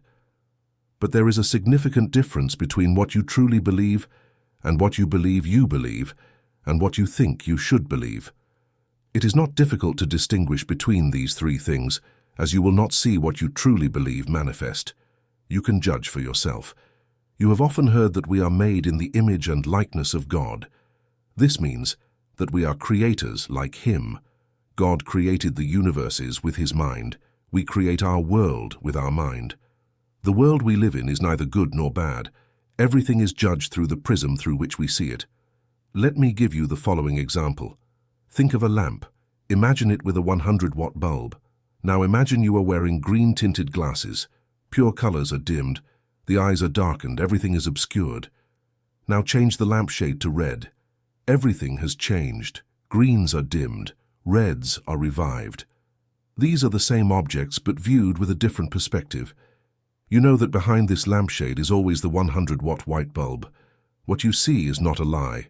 It is there, the color is there, but it is just an appearance. The true color is different. You can remove this color whenever you want. This is exactly what happens in your life. Change your belief, change the mental position you maintain, and everything will transform. And why didn't we know this before? Why don't religions, sects, or other occult organizations teach this? This is what the disciples of this new doctrine ask, because all other organizations in search of truth are the stages we have passed in our evolution. These stages emerged on Earth as humans were able to endure, understand, and absorb them. All those who adhere to these sects and religions still need them. Those who study the new doctrine for this era have already surpassed the others. This instruction is that of the enlightened and the initiated.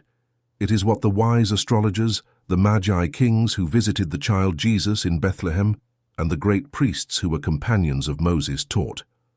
Finally, it is what Hermes Trismegistus taught. It has never been hidden except from minds that could not yet assimilate it.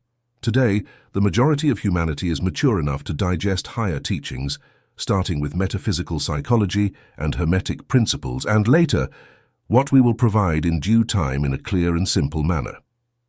The principles of correspondence. The first phrase of the Bible says, "In the beginning, God created the heavens and the earth. The earth was without form and void." In the second part of booklet number 1, you learned the metaphysical meaning of the 10 Commandments, you learned the triple symbolism employed by the Bible, and you also got an idea of how the principle of correspondence works, with its leitmotif, "As above so below, as below so above," which means that in our own earthly environment and in everything around us, we can read, decipher, and translate, as is done in those same things on other planes. Every action and every condition has its analogy or correspondence in all other planes of existence, always considering that as life ascends, experiences and powers expand. Let's see this with an example from the earthly realm and, according to the principle of correspondence, deduce what this God we are invited to love really looks like. Despite the inconceivable image of cruelty attributed to him in teachings, how many times have you felt dissatisfaction or discontentment with the great mystery that humans are born into original sin because of Adam and Eve? Hasn't your common sense whispered to you, "But what do I have to do with this couple who existed if they did thousands of centuries ago? Until when will we pay this debt?" Did not your common sense tell you that? And did you not silence it simply because your elders taught you not to question divine mysteries under the threat of terrible punishment? And in the face of another great mystery that has always puzzled you, God knows everything. Have you never wondered, does this mean he knows before even the birth of a creature whether it will be condemned to eternal fire? And before you even dared to ask the question that follows from this, did not someone tell you, "Be quiet, we are not allowed to probe the designs of God"? And did not your common sense tell you that such an image of bestial cruelty is inconceivable? Loving common sense, which someone has called the most common of the senses, is the expression of divine wisdom in our human plane. You have already learned this in the second part. If you notice that some of those around you lack common sense, you can be sure that if they are not mentally retarded, their minds have been so constrained and suppressed by their surroundings that they dare not trust their own discernment, and always consult the opinions of others, which manifests in their daily lives as confusion and absurdities. The Bible says that man is made in the image and likeness of God. What is an ordinary man driving his car when a child crosses in front of him? Does he not make a superhuman effort by braking with his whole body, senses and reflexes? Does he not set aside his own life to save that of the child by swerving the car? According to the great mystery mentioned above, man should emulate the insensible deity he knows and continue on his path coldly, driving over the child and leaving it mangled in the middle of the street. For if man, who is just a simple atom in creation, uses all his meager means to assist a stranger, the infinitely all-powerful God, our Father, whose essence formed this man, has infinite resources to redeem, protect, and save our creation. This is how to practically apply the principle of correspondence that says, "As above, so below, as below, so above." In studying the monad, we reach the angel, says Hermes. We cannot judge and appreciate exactly what a higher state of life is like compared to the one we live. A poor person may think of a rich person and wonder how pleasant it must be to have everything. But he does not experience it and cannot fully appreciate it until he becomes rich, although he can anticipate the degree by judging from what he feels himself when his needs are met according to his economic level. The same happens between planes or dimensions. The ant lives in the first dimension, and the spirit within it does not go beyond instinct. It cannot calculate or even conceive the life of a human being. I mention this to explain the term consciousness that we use in metaphysics, and when we talk about spiritual consciousness and material consciousness, the right of consciousness, etc., it is the state of advancement or delay. It is being aware of something by having a deep knowledge of it, simply by experiencing it in one's own flesh or mind. If the ant could meditate on humans, and if it could be taught to apply the principle of correspondence, it would be told approximately, "A human is a being like you, who builds his house like you, who seeks food like you, who has his government like you and rules for good living like you. Nothing else can be understood, because nothing else has entered its plane of consciousness. On each plane, there are advanced beings who are almost ready to move to the next level of consciousness and who already perceive or sense the higher conditions. Among animals there are dogs, horses, etc., said to be only a little short of speaking. Among humans, someone like Jesus arises, for example, who descends or returns to a lower plane with the purpose of teaching progress.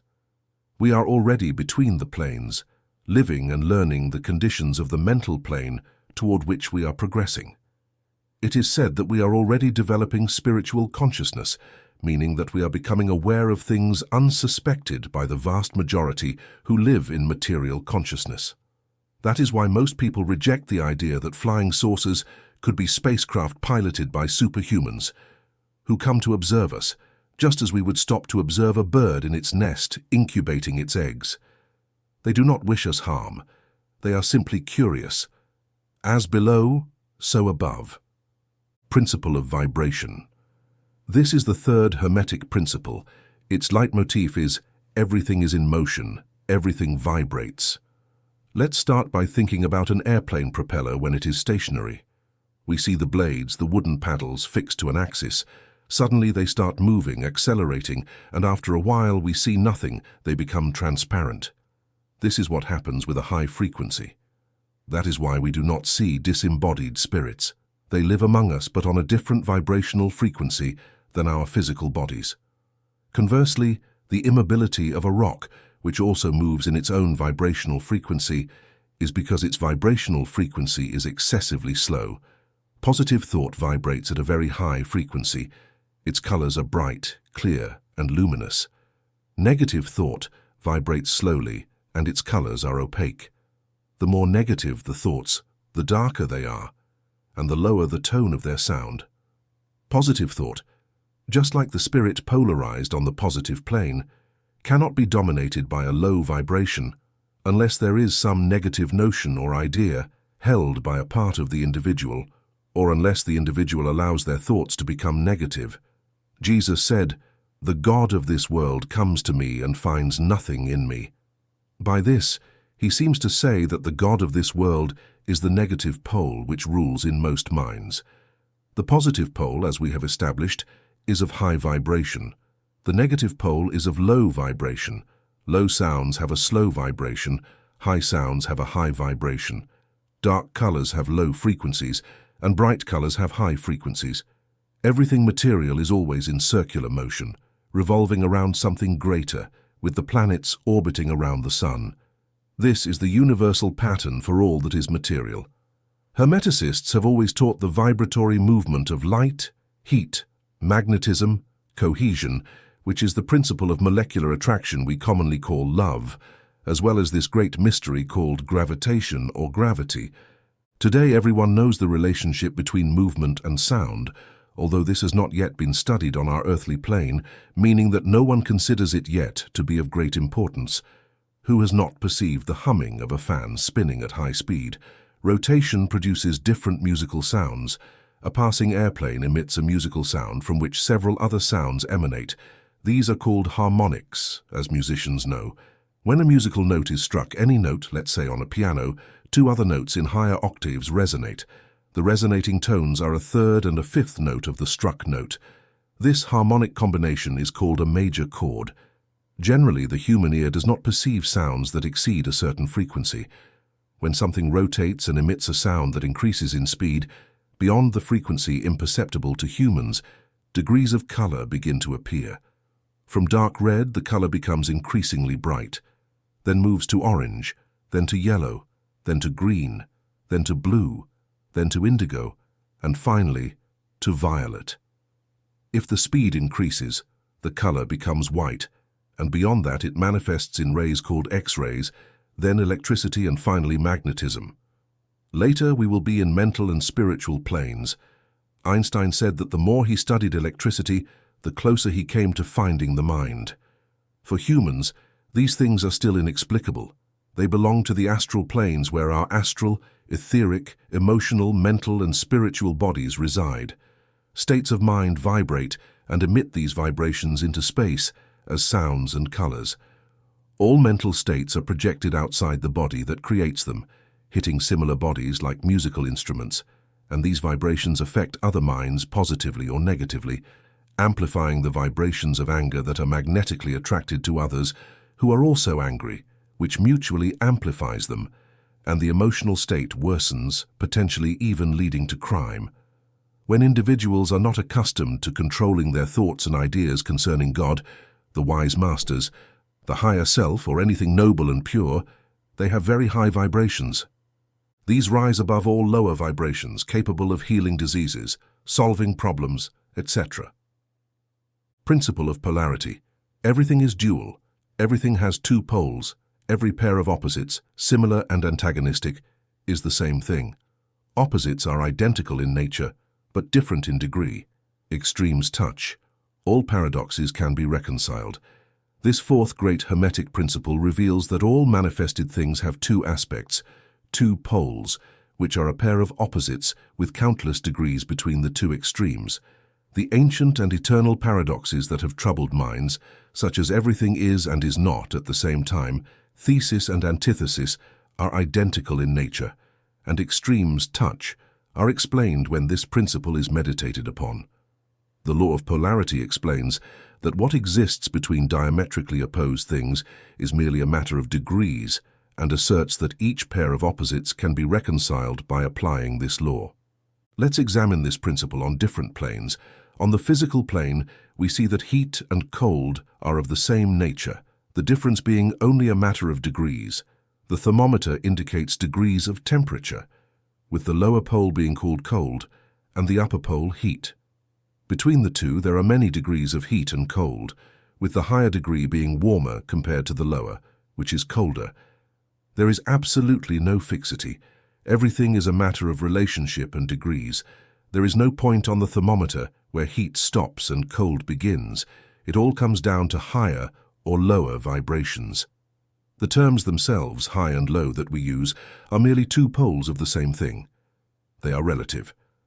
The same applies to east and west. If we travel around the world heading east, we come to a point called west.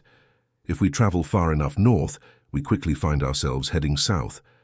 The same principle applies to light and darkness, which ultimately are the same thing.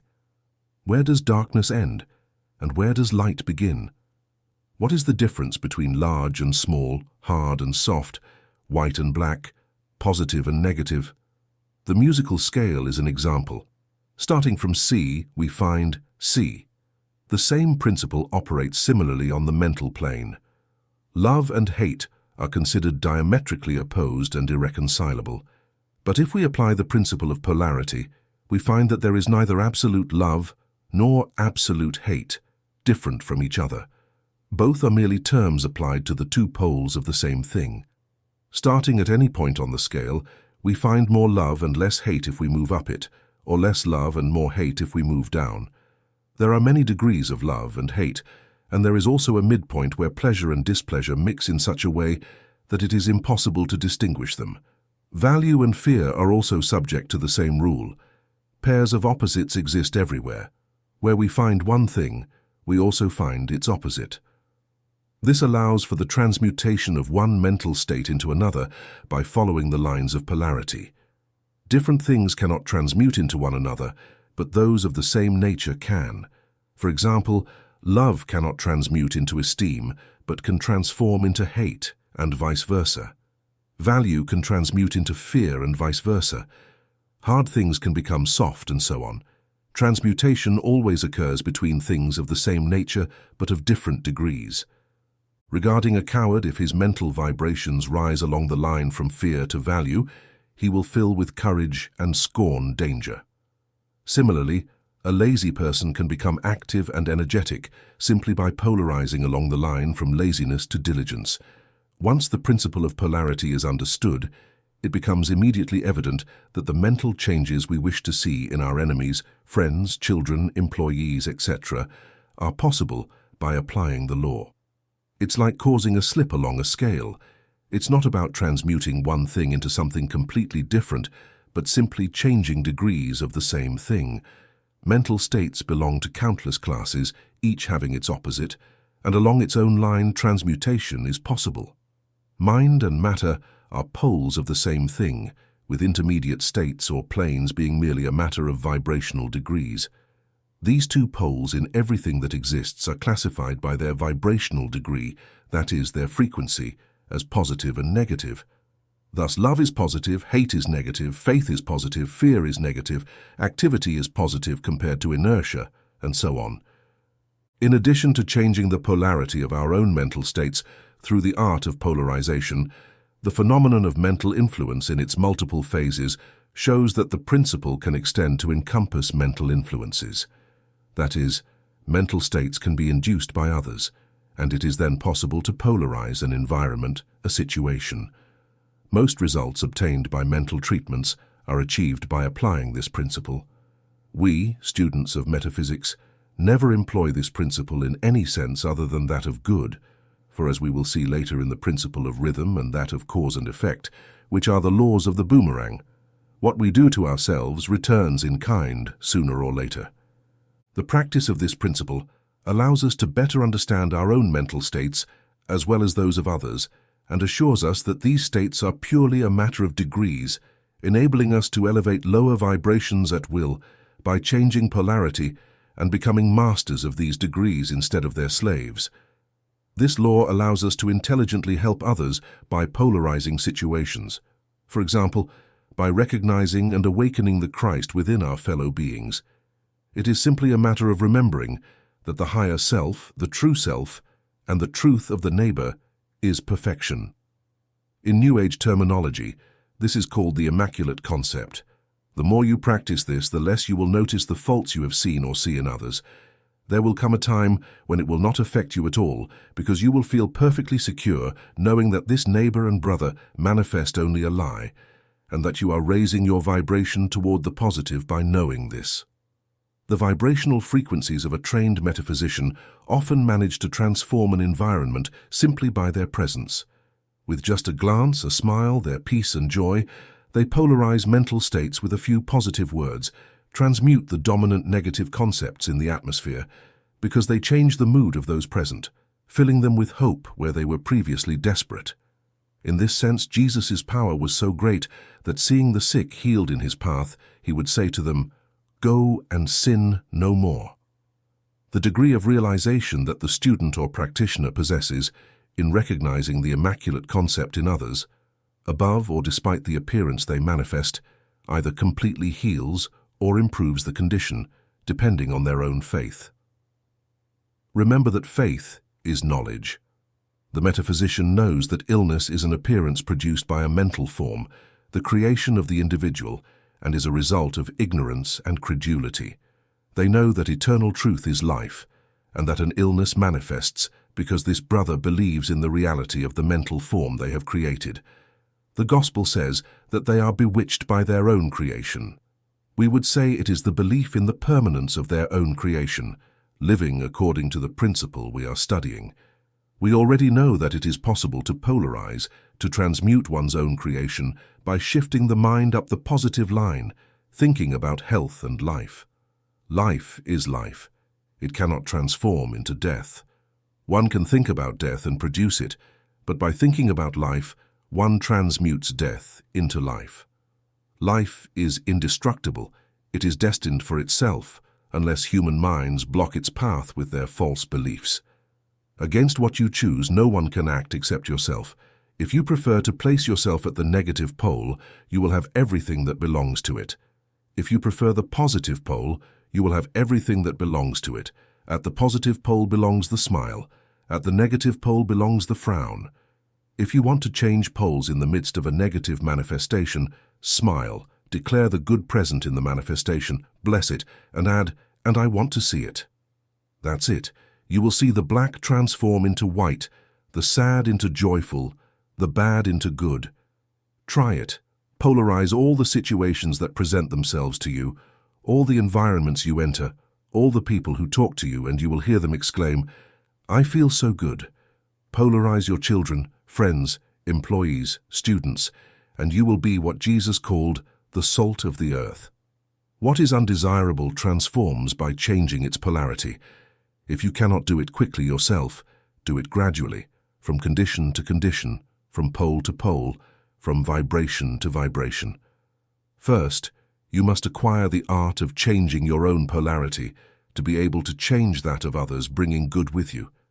This is what is called baiting. They are always polarized to the negative pole and bring it everywhere.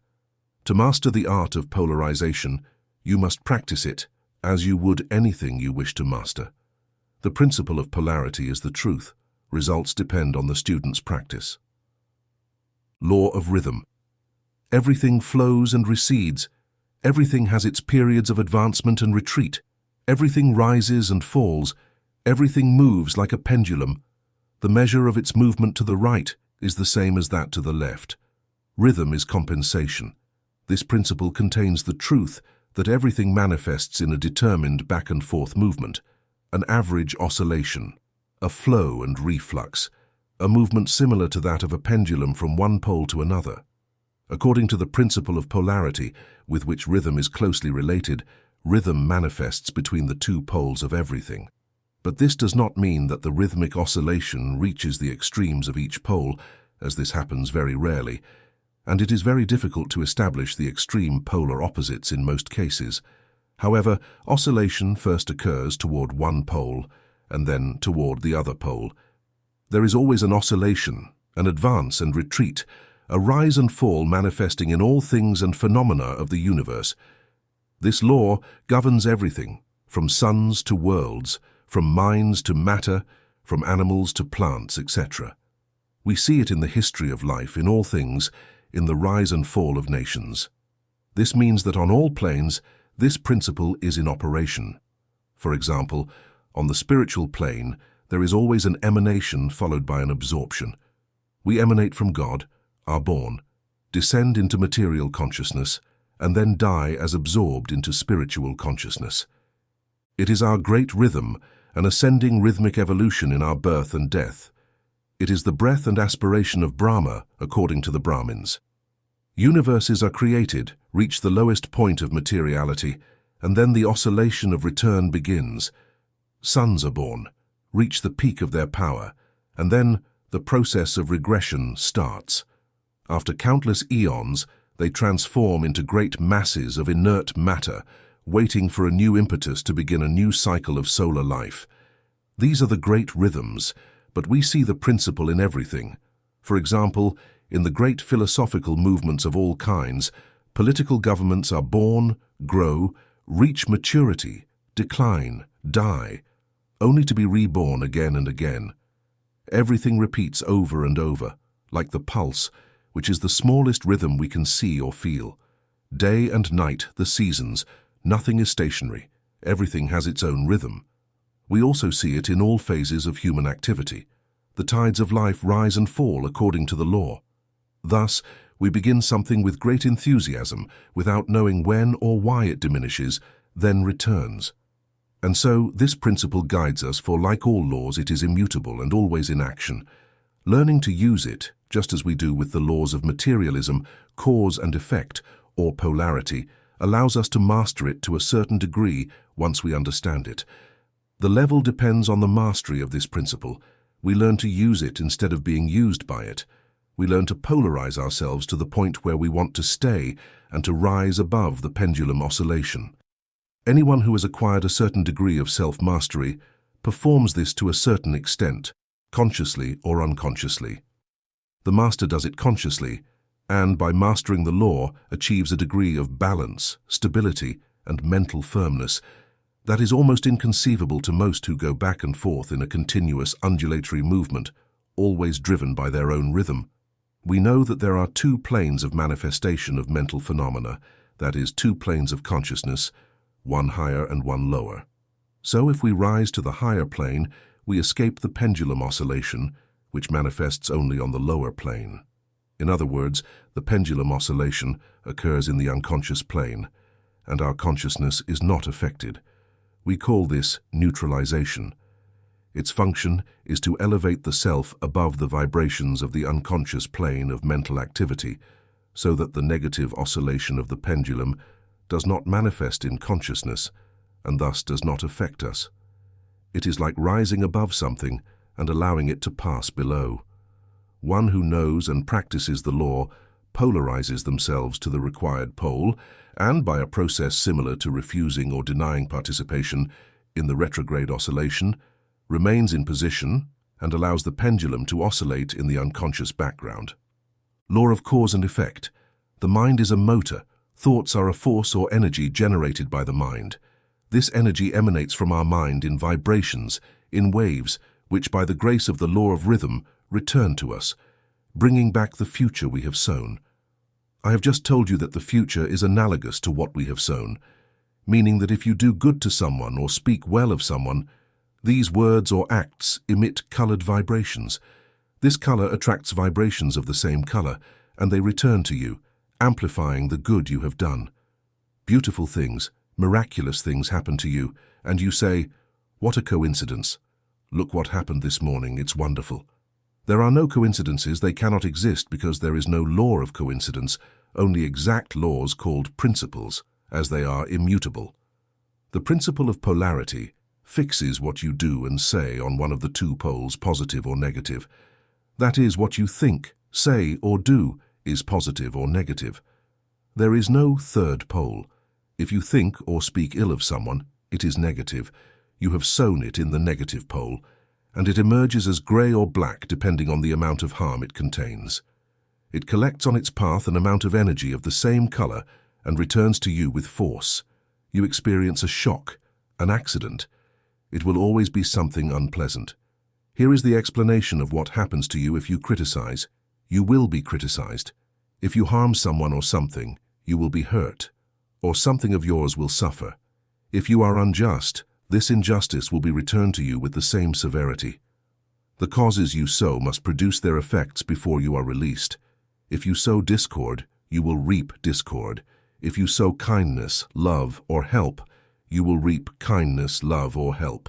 Everything that is constructive or destructive will come back to you. How can people continue to believe that they can be cruel, slanderous, ill-tempered, violent, or petty with impunity and still hope for health, love, fortune, happiness, i.e. all the good things in life, if they only sow bad things? The whole world spends its time sending out hatred, selfishness, disputes, and quarrels, and reaps discord, chaos, wars, and troubles of all kinds. One cannot always reap immediately what one has sown. The earth has accumulated an enormous debt from all its inhabitants, and it releases it as best it can through storms, cyclones, earthquakes, marine disasters, collapses, floods, volcanic eruptions, etc. Often people we have harmed die before we have had the chance to settle accounts with them, and there must be an opportunity to settle this in the future, because God is infinitely merciful and does not leave his children in eternal punishment without giving them a chance to settle their debts. That is why God instituted reincarnation, to provide the opportunity to pay our debts and also to give the opportunity to receive the material rewards we have earned that cannot be received in the invisible and immaterial plane. It would not be fair for us to be deprived of the reward for our efforts and kindness. It is important to keep an open mind, listen, meditate, and decide to believe what seems right, logical, reasonable, and sensible. Some things may be difficult to accept immediately, which is why I recommend reflecting with an open mind, without closing the door immediately. I warn you now that brain cells gradually awaken when a new idea is received. There are dormant cells that have not yet vibrated, and this new idea awakens them. When you first wake up, you don't yet fully understand what is being said, but after a while, after you've showered or had breakfast, you can grasp the truth of what is being said. Remember the law of correspondence. What is above is like what is below. This also applies to cells that have just awakened. The law is the same for everyone. You begin to see that reincarnation, that strange and mysterious thing, has a reason based on harmony and divine mercy. It is not something strange or crazy. Keep an open mind because everything has an explanation. Reincarnation is a truth, and it is the only logical explanation for the apparent injustice you see when splendid and constructive people go through difficult situations. while others, deemed bad, seem to enjoy all the good things in life. You can be sure there is no mistake or injustice. Do you believe in God? Do you believe He is good or just? Then how can you believe He is unjust? Each person encounters the effects of previous causes they created somewhere in the past, of which they have no memory. If these people with karmic debts desire within themselves to serve others to balance and erase the bad feelings, listen carefully, they are free of that debt. But if they cannot generate these feelings and good desires, life will bring them together again, as many times as necessary until it is accomplished, and each time more closely associated. Sometimes a mother and child are born together because the law of love is such. Try to dissolve animosity with love. When there is an attraction of love and harmony between two people, it is certain that they were in contact and harmonious association in a past life, and they can extend this quality if needed in the world. When you feel resistance towards someone, it is probably because sensations remember a discordant or unpleasant association. It is comforting to know that God's forgiveness for the misuse of His energy is always available for those who truly desire it. The eternal fire and eternal punishment, invented by past religions to control the world through fear, superstition, and blind obedience, are not true. No matter the causes, sin, imperfection, impurity, or error committed, there is a conscious way to transmute these mistakes, meaning to dissolve them completely and without any cost. When humans realize that they are responsible for all their ills, calamities, and limitations in their world, they suddenly want to sincerely make things right. This desire is what matters, and it is essential to know that all forms of assistance are provided until this moment arrives. Men or women rebel against circumstances, even against God, or submit to conditions believing they are the will of God. And of course, this is false now, and it is very important to remember this at all times. When the student realizes that the fabrications of their mind are so significant that they direct their destiny and even that of others, they become panicked. They always look for someone to blame, to attribute punishment to, thus freeing the material body from all responsibility and proceeding to punish it in the most ruthless manner. Because they won't believe it. But they still have all the ancient flagellations and tortures inflicted on saints and martyrs archived in their subconscious since the early times of Christianity. Of course, no one takes a whip in hand anymore, it's no longer done, but they mentally torture themselves, watch themselves like police and say, "You see, you have failed again. You have made the same mistake again. You will suffer the same consequences again." As it is a decree, the same consequences occur again and again. Not only that, but a blank check power is offered to a mental form of guilt specially designed to continue torturing us with every misstep and prevent us from progressing. Whenever you find yourself accusing, punishing, or reprimanding yourself, you endure the resulting tortures. Remember that knowing we have sinned is enough to use the Catholic phrase you are used to. Knowing this means you are already aware of good and evil. It's just a matter of time, and not much time, before your subconscious stops you before you commit the same sin again. This is the principle of confession. A confessed sin is half forgiven, because Catholic confession had only one purpose, to make us aware when we had committed an offense. The priest's forgiveness is nominal. The one who truly forgives is the inner Christ, who guides and teaches us. All he has to do is tell you and repeat mentally, "My higher self, who is the perfect Christ within me, is responsible for leading me without torture to my ascension." Once you have realized, meditated on, and understood this, do not sin willingly, and the first doors of heaven will open for you. All this proves that you have put all your goodwill into it, and the greatest teacher of all time, Jesus, said, "Peace on earth to men of good will." The principle of generation has the motto, "Everything has its masculine and feminine principle." Like all the previous principles, this one is always in action. Nothing can exist without the principle of generation, that is, without its father and mother. Everything, absolutely everything, has a father and a mother, or its feminine base and its masculine base. Contrary to common belief, the base is not sex. The word sex applies only to the physical differences between male and female, which is a tiny part of the physical plan. Reflect on this and remember, sex is the outward difference between male and female in the grand physical plan. This means that sex is not the principle of generation. It is simply the presence of the masculine and feminine in all creation. Understand that in this sector of the physical plane, the principle is recognized, manifested, or revealed by the difference of sexes. In higher planes, the principle takes on higher forms, but every being contains within itself both elements of the principle.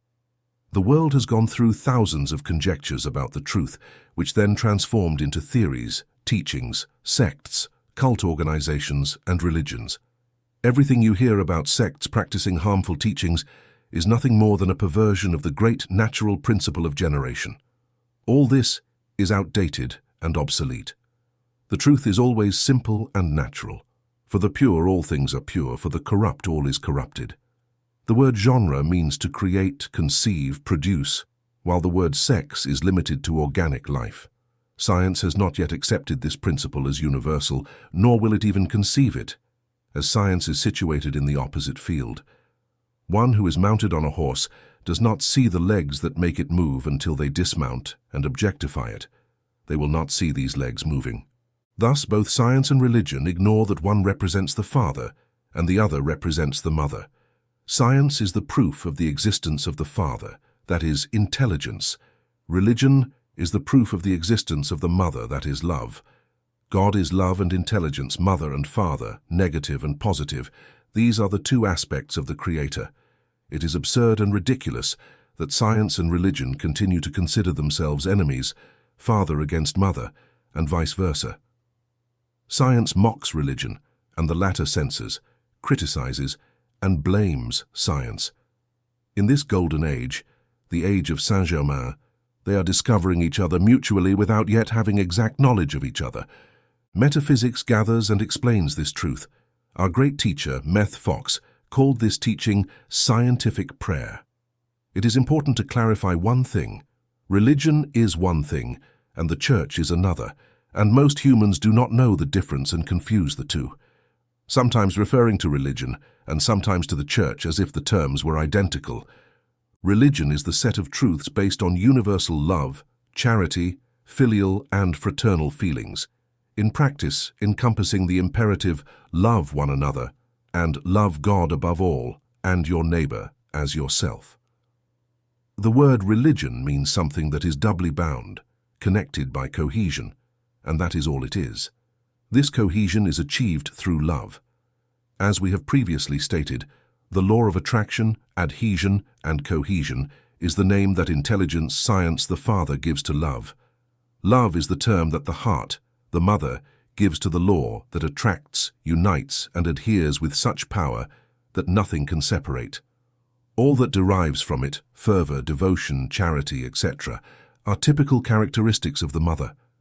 The role that the mother plays in a family is to bind and interweave all her children with her love, care, teachings, devotion. This is religion. The church is a human organism or organization created by men. The term comes from the Latin word ecclesia, which means assembly, that is, a gathering of dispersed things meant to come together to pray, perform pious acts, teach, etc. But after the foundation of the first church, it quickly degenerated into an instrument of threats, punishments, dogmas, rules, indulgences, and special permissions. All this was to force loyalty to itself, not to religion, you see, but to the laws imposed by the church, physical and bodily laws and obligations, limitations, rights, and mandatory observances, all listed by the scribes ordered by these churches, specially paraphrased to confuse the terms ecclesia and religion in the naive minds of early Christians. Do you now understand the difference between church and religion? Very few people like a set of harsh and inflexible rules based on fear and threat. Even those who seem to be addicted to the church are only simulating, talking in vain, feeling threatened, but in their private lives, especially in their thoughts and feelings, they act in a completely opposite manner. In contrast, science acts with all the freedom it deserves. It is masculine even though it is called she, based on earthly intellect, and since it does not feel, because feeling and intelligence are two different things, no one represses it, obliges it, imposes restraints, laws, rules, or punishments on it, except for not killing human beings. It tries to save them at all costs, even though it is allowed to kill animals, which is highly blameworthy, as they belong to the evolution called elementals, who are our brothers with the same rights to live as we do. Science, devoid of feeling, has dissected bodies in search of this thing called the soul, and, not finding it in the flesh and bone matter, denies its existence and categorically rejects the existence of God. The soul, in general terms, is the set of bodies or lower subtle vehicles in which reside the senses, feelings, emotions, and so on. If one works on a dead body from which the soul has separated, it is impossible to find traces of this feeling or these senses called the soul, which provides a portion of joy or suffering to the body. It is the soul. When the body is alive, the surgeon puts it to sleep so that it does not suffer, but he ignores that it is the soul that suffers. However, consciousness discovers things that make it reflect and think about another aspect of the issue. First, it has found that the atom is not the end of matter. The atom, this established model of the human family, is not the smallest existing design. It can still be subdivided into a multitude of corpuscles, small brothers, etc., reproducing the established pattern infinitely. Of course, as above, so below, and vice versa. Doesn't the principle of correspondence say that? We always find the mother with her little ones revolving around her, and since as below, so above, we expand the design until we find ourselves almost at the level of our eyes, where the eternal model is always in view, in the sun with its planets revolving around it, just like the design of the atom.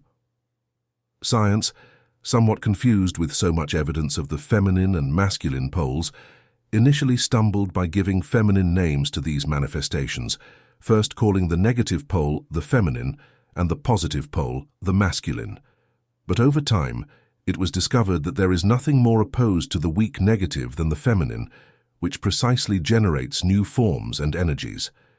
Then the term cathode was used instead of negative, but it now appears that the cathode is the generator of a swirl of corpuscles, electrons, and phenomena that have thwarted all accepted theories. This cathode is thus the mother principle of electrical phenomena and forms of matter so subtle that science spends its time discovering more and more. The cathode is now called the feminine pole, which is much more sympathetic than the other alternative, where the creative corpuscles are charged with negative energy. Beware. There is nothing new under the sun. Nothing you read here is new. It has all been said before by Enoch, Hermes, and primarily in the Bible and in the theosophical literature dictated by the ascended masters of wisdom to Madame Helena P. Blavatsky, a woman so persecuted and so misunderstood in less enlightened times. What is new is the style and presentation of these teachings, modernized and simplified. As you know, the 7 rays of light are not really white, as all colors are contained in white, says Master Saint Germain. The vibrational action of different colors is a separate study. It is enough to say that the color spheres surrounding your I Am presence, which is the spiritual aura or causal body, represent the color vibrations of what is called the 7 spheres. Each life stream on this planet comes from a particular ray, and its own archetype or I Am presence lives in the sphere or ray to which it belongs.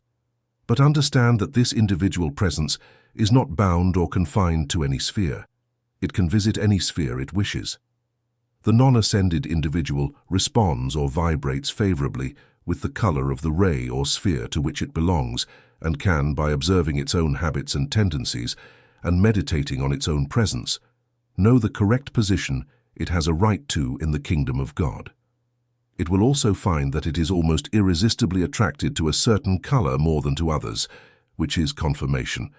In reality, there are only 3 colors, blue, yellow, and pink, called primary colors. When mixed together, they form green, orange, and violet, called secondary colors. As you see, the sun, an incandescent source of light, projects in all directions, constantly giving life, light, and color to all without distinction in the system. Similarly, there are many other systems increasingly larger, as our solar system is just an intermediate stage, built in the same way. It is the universal design repeating infinitely, which gives you the leitmotif rule, as above, so below, as below, so above, from the principle of correspondence. We humans know well only two examples of this design. The atom is the solar system preceding ours, and when we develop clairvoyance, we will know more about other systems. Each system features a central sun surrounded by planets. In the atom, we call this a nucleus surrounded by electrons. This nucleus of the atom is light, just like our sun. Einstein said that light is energy in motion. You will know that one definition of what we call God in metaphysics is precisely God is energy in motion. The Bible says, God is light, and in him there is no darkness. According to science, light is of wave nature, and this waviness is what is called vibration. Everything exists because it vibrates with this wave-like movement, whether it is part of the sun, the great central sun, comes from a light bulb, or from the center of the universe. Call it life, truth, intelligence, feeling, love, color, smell, taste, thought, sound. Everything exists because it vibrates with this wave-like movement. The only difference between them is the rate of movement on Earth, that is, in time. We measure it in seconds, but beyond time, there are necessarily different measurements that we barely glimpse. For example, the densest matter is stone. It is said that this denser plane vibrates at the first octave, meaning the first octave has 2 vibrations per second, the second octave has 4, and the third has 8. In each octave, the vibrations double. Don't forget this. Even though a stone may seem static to you, it vibrates or moves at 2 oscillations per second. As you observe created things, plants, flowers, earth, water, insects, animals, birds, etc., you will know that they exist because they vibrate, and these vibrations increase in speed through higher and higher octaves. The lowest sound perceptible to the human ear is the 4th octave, with 16 vibrations per second. Your music school can inform you about the vibrations of sounds on a piano. In the astral plane, the octaves range from the 4th to the 20th, that is, from 16 vibrations per second up to 1,048,576. The mental plane starts at the 21st octave with already known electric waves. At the 28th octave, the vibrations correspond to thought and are unknown to science. The spiritual plane starts at the 45th octave. The 47th octave operates within heat. The 48th and 49th octaves correspond to light waves. The 50th octave belongs to infrared, ultraviolet, and other chemical rays. The 57th octave, totaling 12, is called the octave of truth, as its vibrations are 104,115,098 075 872 million, but we simply call them 144, as the Bible does in chapter 7 of the Apocalypse of Saint John. Saying more would plunge us into too deep waters for this brief outline of the rays that I present to you. We will leave the explanation for the next small book titled A Little Method for Understanding the Bible. Even here, in the physical plane, colors have virtues and influences.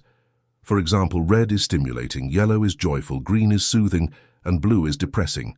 But as they enter the spiritual planes, colors are emitted by rays, and even closer to divinity, they are flames, the sacred fire, the aura of the Most High, the higher self. On the I Am sheet, which you already know and can obtain from the fraternity headquarters surrounding the head, there is a large circle of 7 bands, one inside the other. This figure represents your higher self, which is the God of your small solar system. It is a spark of divinity. It is the agent, representative, or plenipotentiary ambassador of God before you. The circle is a rainbow of 7 colors. You have rarely seen a complete rainbow in the celestial arc. You only see one segment, a piece of the large circle. What I show you is your truth. It is the aura of your higher self. It is also called the causal body. Thus, you yourself are the same universal pattern. This complete rainbow is your glory. It is what Master Jesus called treasures in heaven. For within each color band are deposited all the constructive acts you accomplish and have accomplished in your past incarnations. Everything that is noble, good, in accordance with the Father's will and your innate truth. This you will never lose. This is what we call in metaphysics your right of consciousness. It cannot be stolen or lost by mere possession. This causal body is what you have the right to affirm, I am perfect. You will notice that you are not referring to your physical body, nor considering yourself a presumptuous little god.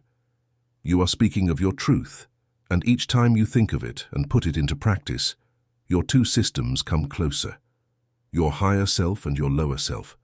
Your higher self and your lower self are connected by a cord of light and fluids colored gold that, starting from the higher self, enters through your head and anchors in your heart in a triple flame of blue, golden, and pink colors.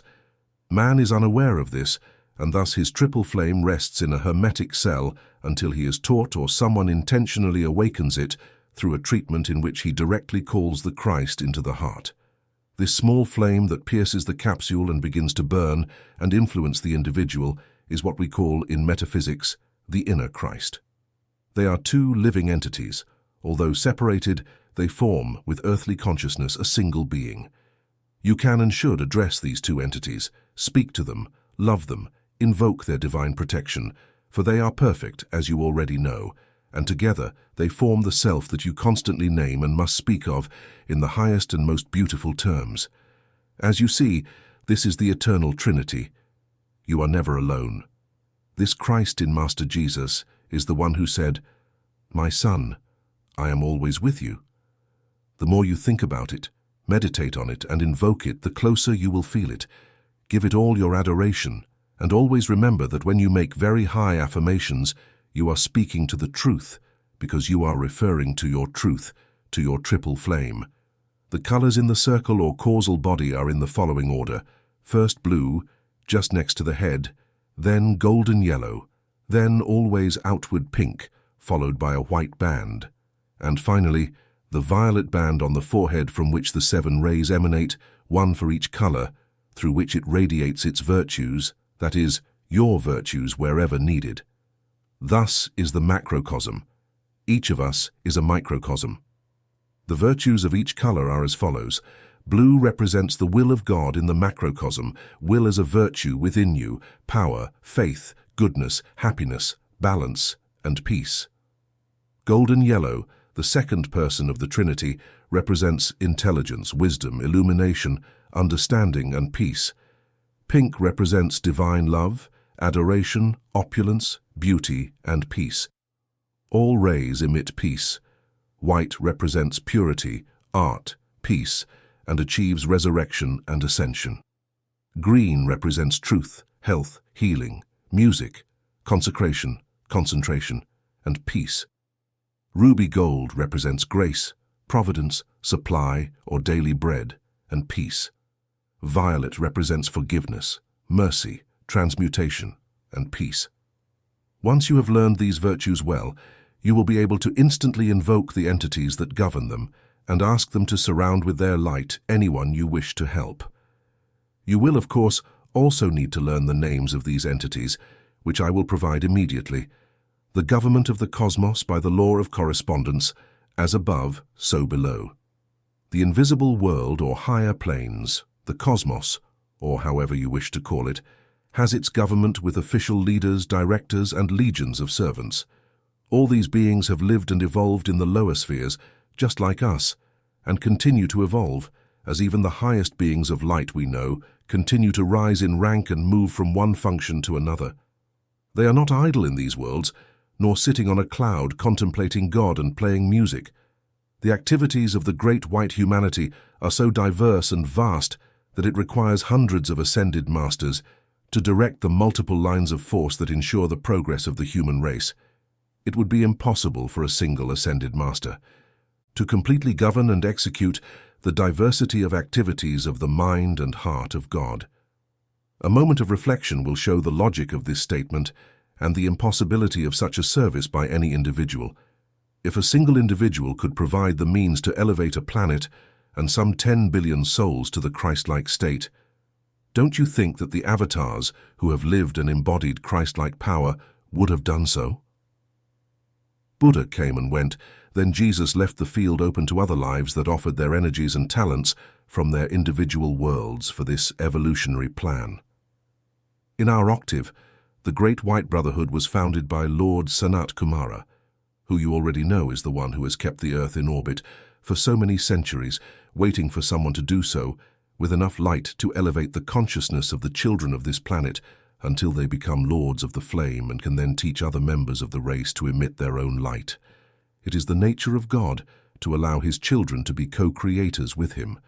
Indeed, this is the purpose of the various worlds where men and women have been sent to experiment with energy, so that they experience the joy of creating through their own efforts.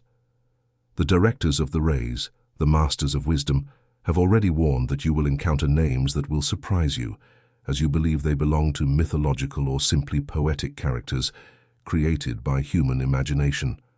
None of this happened in the era of knowing the truth announced by Jesus Christ, and the truth is that every being who has inhabited our planet, as well as those who inhabit it now and those who will inhabit it in the future, continues to evolve and rise, studying and working, holding positions in the government of worlds, systems, and galaxies.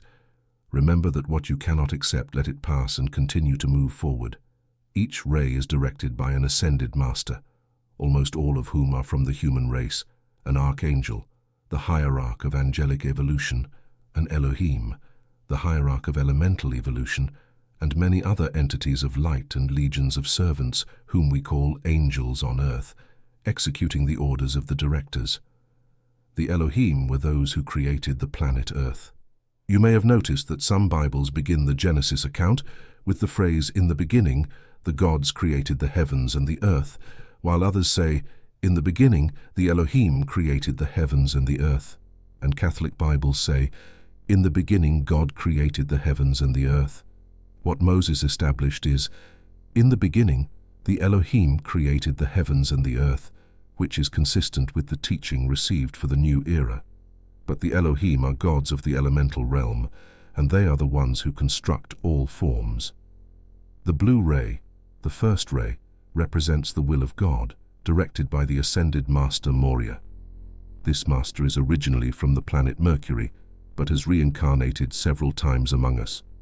Among his earthly reincarnations were King Arthur of the Round Table, Sir Thomas More, a great statesman and humanist of the 15th and 16th centuries, canonized by the Church as St. Thomas More. The Irish Thomas More, poet and writer of the 18th century, was the Hindu king who had the Taj Mahal built in memory of his wife. He retained the appearance and Hindu clothing and lived in India, where he received disciples who wished to be taken there while their physical bodies slept. The temple is on the etheric plane. Archangel. The Archangel of the Blue Ray is Michael, called St. Michael the Archangel by Catholics. Beloved Michael is responsible for those who die with his symbolic sword and his legions of blue angels. He is the only one authorized to enter the darkness to free souls trapped by their mistakes and who have no one to pray for them. An invocation to Archangel Michael makes you immediately rush to anyone, surrounding them with his blue light, tearing with his own hands the bonds that bind others to their errors, for it may be new and strange to you to know that misused energy forms cords and bindings as strong as steel that bind the guilty being, preventing them from freeing themselves, and that Archangel Michael's symbolic sword is the weapon with which he cuts and frees the bound. The beloved Archangel has voluntarily dedicated himself to this mission, as long as there are disincarnated earthlings who need it. Elohim. The Elohim of the Blue Ray is Hercules, and his complement is Amazon. You will know that we all have our complement, which is the other half of the original cell that began to divide, to evolve each on its own side. Some cells remain united, but those that divide can find themselves in successive lives, marry, and form perfect unions on Earth. Then, in successive incarnations, they retain this memory and seek in other loves, in other marriages, until at the end of all incarnations they reunite forever in this union of which the Bible says, "What God has joined, let no one separate," and which religion has confused by believing it refers to ordinary marriage on earth, which is nothing more than a transient matter of convenience or a carnal affair. The Elohim, as we have said, is a hierarch of elemental evolution. One becomes an Elohim as one becomes a master after having evolved and ascended, equivalent to the stature of a god in relation to us, just as man is a god in the consideration of an ant. The Elohim have power over others. These beings can build a mountain or an immense lake in 10 minutes or destroy them if necessary. Every great mountain, community, sea lake, 1,000-year-old tree, etc. has a diva to guard it. They are magnificent in the celestial protocol, and there is a slogan, "Invocation compels response," and it is enough to call upon any entity of light, masters, angels, archangels, Elohim, for them to respond immediately. Therefore, it is not true that one must scream and shout to God and offer 1,000 novenas and sacrifices. The very powerful Elohim Hercules responds instantly, surrounds you with his strength, gives you his strength if you belong to Elohim Hercules, accompanying them when they have been invoked. Invoking a being of the blue flame brings peace, power, happiness, balance, goodness, strength, and will. The yellow ray, the second ray, represents intelligence, and each person of the Holy Trinity is the ray of wisdom, illumination, and understanding. As you can see in the attached diagram, it has an influence on students, teachers, and all those who desire light, information, intellectual aid, wisdom, and peace.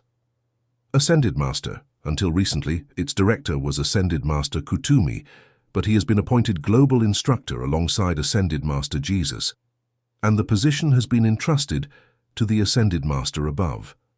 If you do not have the ability to project your astral body and are not clairvoyant, ask the Master to guide you after your physical body has fallen asleep to the temple of your choice. For example, on Sunday to the temple of Master Moira in Darjeeling, on Monday to the temple of Master Lanzo in the Rocky Mountains in the United States, on Tuesday to the temple located on the Château de la Liberté in Marseille. On Wednesday, ask Ascended Mistress Robuena. On Thursday, ask Master Hilarion to be guided to his temple in Crete. On Friday, ask Ascended Mistress Neda to be guided to the Perlatio temple located in Syria. On Saturday, ask Ascended Master Saint Germain to be guided to the Violet Temple on the island of Cuba. In all these temples, you will receive instructions on the application of their particular flame. Until recently, the director of the Golden Yellow Ray was Master Kutumi, who now holds the position of global instructor alongside Master Jesus. Among his past incarnations, Master Kutumi was Pythagoras and the Magi King Melchior, Saint Francis of Assisi, and Saint Martin de Porres. He co-founded the Theosophical School with Master Moria, with Madame Helena Petrovna Blavatsky as the receiving medium. Master Kutumi resides in Shigatse, in the Himalayas, a short distance from Master Moria. Archangel. The Archangel of the Golden Ray is Jophiel. Elohim. The Elohim is Cassiopeia. When you desire illumination for yourself or for others, envelop yourself or others in the golden cloak of wisdom and visualize yourself surrounded by bright and soft yellow light. The pink ray is the channel of the Holy Spirit, directed by Ascended Mistress Robuena and her complement, Victor. Previously, the beloved and Ascended Master Paul the Venetian held this position. He was the painter Paul the Baron in his last incarnation. Today, the Divine Paul represents the Holy Spirit for the earth. Later, I hope to explain much more about this great spirit. At the Château de la Liberté in Marseille, France, one can see paintings by the painter Paul the Baron. However, in the counterpart of the chateau located in the etheric plane, one can attend meetings in the etheric body, speak and learn from the entities of the pink flame, and absorb the emanations of divine love that these wonderful entities of the pink ray from Ascended Mistress Robuena radiate. Little can be said about her, but a little can be learned through the pages of the historical novel by Sir Walter Scott called Ivanhoe. It is fitting that even in this book she is known as the most beautiful woman in the world of ancient knights, and today she is the director of the Pink Ray, as one might say, the goddess of beauty. In this ray of love, Lady Rowena's complement, the beloved Victor, is invoked to be victorious in any undertaking. The Archangel of the Pink Ray is named Chamuel, and his complement is Charity. Invoke Samuel when you need money. Bless what you have, surround it with pink light. Bless what you pay and what you receive. Bless your wallet, your purse. Bless the phone, the television, the radio, everything that is broken and mechanical, and surround them with pink flame angels and mechanical angels. You will see miracles. The Elohim of the pink flame is Orion. and the constellation of Orion is always visible in the sky of Caracas. Orion's complement is Angelica. The pink flame is magnetic. When you need to attract something or someone, mentally fill the barrier that separates the object or person with pink light. Surround the object or person with pink light, and they will attract each other in goodness and pure love. The white ray, which divides the series of primary colors from secondary colors, is directed by the ascended master Serapis Bey, whose temple of the white flame is in Luxor, Egypt. The white flame, known as the ascension flame, acts to purify any being at the moment of their ascension out of the earth's ray and forever. The flame assists anything that wants to be elevated, anything that has been depressed, whether it be an economic situation or a depressed morale, a downcast people, etc. Master Serapis Bey acted as the leader of the seraphim when they first came to earth to protect the first human beings. He brought light to Egypt. He is the one who saved the white flame by transporting it from the Atlantic continent to Egypt, saving and reviving it with his own body and breath in a small boat with others. The archangel of the white flame is Gabriel. The Elohim of the white ray is the beloved clarity, the supreme purifier of what needs to be cleaned. He is invoked to extend life and light into every electron and to clarify what is dark. The angels of the white flame are called the Brotherhood of Luxor. In the attached diagram, you will see other specialties of the white ray. The green ray is the ray of truth, concentration, and dedicated healing. The director is the ascended master Hilarion, who was St. Paul in his Christian incarnation. The archangel is Raphael, the physician of heaven. The Elohim is Cyclopeia, representing God's vigilant eye that sees all. Today he is called View, the Elohim of music. Invoke the angels of the green ray in any illness. Cover with the mantle of truth everything that is falsely presented to any person of falsehood. For anything hidden that you wish to reveal, Celestial Mary, the mother of Jesus, acts in the green ray by offering protection to pregnant women and all unborn children. Entrust any future mother into her hands, as well as the child, handing them over to the entities of the violet flame so they may be born without karma. The ruby ray, the seventh ray, is the ray of karma transmutation, forgiveness, and mercy. The director is ascended master Saint Germain, who was, among other incarnations, Saint Joseph, Saint Alban, the British martyr, the physician-monk Roger Bacon in the 18th century, Christian Rosencreutz, founder of the Rosicrucian order in the 14th century, Yadi Llanos, liberator of Hungary in the 15th century, Proclus of Grand Neoplatonist in the 16th century, Sir Francis Bacon, Lord Verulam in the 17th century, and finally Prince Rákóczi, the last descendant of the Transylvanian royal house, and Count Saint Germain, who acted during the French Revolution as a great mysterious figure who saved those condemned to the guillotine, helped place Catherine the Great on the throne, and who, after his death at the end of the 18th century, appeared in Paris 3 years later. Master Saint Germain is the avatar of the New Age. It seems that he will not incarnate on earth as Master Jesus did, but will act mentally through advanced individuals who have been prepared for this great mission. The application of the violet ray was part of the knowledge needed to ascend to the planes of light and was known only by the great initiates. Today, it is the gift that Master Saint Germain brings to earth to raise it from its low level, as it will soon need to begin to ascend.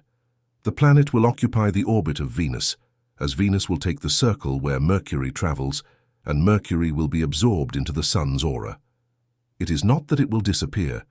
This is called inclination, which every planet experiences during inhalation. It is similar to breathing, outward and inward. As above, so below. As below, so above. The time has come for the inspiration towards the Sun, that is, the inhalation made by the Sun in drawing each planet towards it. This transition brings many drastic changes in the life of each planet, because to change position or trajectory, it is necessary to accelerate the vibrational frequency of all life on the planet. Planets that have followed their evolution in an orderly manner do not feel disruptions, but Earth, having become so heavy due to the loading of stagnant negative energies which remain attached to the atmosphere, has tilted on its axis. This cannot continue, as it would not rise to a new location to obey the magnetic attraction that will be applied to it during its transfer to its new field of action. The organisms directed by the great masters of the cosmos are straightening it. We are already feeling the effect of this change in position. The climate changes, the intense heat, the sense of urgency felt by humans, such as when an elevator descends and the door opens, and those waiting cannot wait patiently for the occupants to exit. Similarly, for those waiting at traffic lights who cannot tolerate that the car in front of them takes an extra second to start. All of this is the influence of the change in vibrational frequency on the planet, which affects all life. Beings who do not want to or cannot, due to their state of delay, seek the truth, purify themselves through these teachings, and use the violet flame intensely to dissolve all the karma of the ages, will have to incarnate on delayed planets after Earth's inclination toward the orbit previously occupied by Venus. No child of God is eternally condemned. It is not possible for even the smallest particle of God to remain forever in darkness, being light in its essence. It is not extremely unpleasant to be displeased by lower positions when one has held comfortable positions. The elemental world. I must add a paragraph to the revelation I am sharing with you regarding the invisible worlds, which are currently invisible. As the era progresses, dormant cells in the brain will awaken, and everyone will be able to see and hear what happens in these invisible worlds. Jesus saying about the last enemy to be conquered, which he referred to as death, implies that we will all be able to see our loved ones who are in the disembodied planes, see them, hear them converse with us, participate in their current lives, and they in ours. Consequently, we will know that death does not exist. We will be able to help them as well as ourselves, and this will be the complete opportunity of all worlds. Another thing we will learn is the truth about the elemental world. We will know it without a doubt because we will see and hear it. If what I am about to tell you seems impossible to believe now, let it pass, but do not insist that it cannot be true. Do not find yourself in a situation where, when you assert something, a dormant cell awakens and you see what you deny, compromising your situation. How would you then swallow your own words? The elemental kingdom consists, my brother, of the stories of your childhood. Everything you believed and then dismissed as childish fantasies, which turns out to be what Master Jesus said, "Let the children come to me, for the kingdom of heaven belongs to them." The elemental kingdom, my brother or sister, includes fairies, gnomes, sylphs, undines, and salamanders, and beware of denying them, for as long as you push them away you will not be able to see them. Blessed is the one whose dormant cells awaken and who is not attached to mortal material beliefs, for they will see the kingdom of heaven. That person is one who enjoys the beatitudes, the number 1 and 6 equal to 7, that is, blessed are the poor in spirit, for the kingdom of heaven belongs to them. Blessed are the pure in heart, for they will see God. The poor in spirit are not the same as the poor in mind. The translators of the Bible, not being poor in spirit or pure in heart, did not understand what this meant, and the translation was erroneous. The poor in spirit are those who are not burdened with intellectual riches that prevent them from believing in the innocence of the kingdom. Anyone who curls their lips with a sarcastic smile at the fairy tales we will discuss is rich, and it will be difficult for them to enter the kingdom of heaven just as a camel would enter through the eye of a needle. The poor will not enjoy seeing the little gnomes in their daily work, nor the undines distilling the water with which we quench our thirst, bathe our bodies, and water our gardens. They will eat their fruits without love, cut roses without love, not see the gnomes weaving their air hammocks and swaying in the breeze, and will not know the gnomes making leaves, blades of grass, flower petals, grains of earth. All this will remain as Walt Disney movies. Have you ever seen tiny luminous points wriggling in the air? These are the smallest children of the Father, elementals who have not yet been assigned tasks. When they have finished playing in the light, they seek something to do themselves, and the gods and archangels teach them. They learn to imitate water, fire, air, earth, flowers, leaves, stems, fruits, particles, but they only have rudimentary intelligence, a gift of imitation that transforms them into what they see. But when they finally learn to become their goal and perfectly reproduce the smell, color, shape, texture, and duration, they perform their task for centuries. They embody infinite patience, do not know boredom, although they understand what it is to feel uncomfortable, to endure an environment for which they were not born, such as having to reproduce in the impurity left by humans in the water, on the earth, amidst crime, hatred, shame, and selfishness. Their usual reward is the approval and love of humans. They revolt against the lack of love and ingratitude of those they serve, and these rebellions provoke disasters, earthquakes, hurricanes, floods, and all natural calamities, which are merely the rebellion of desperate elementals.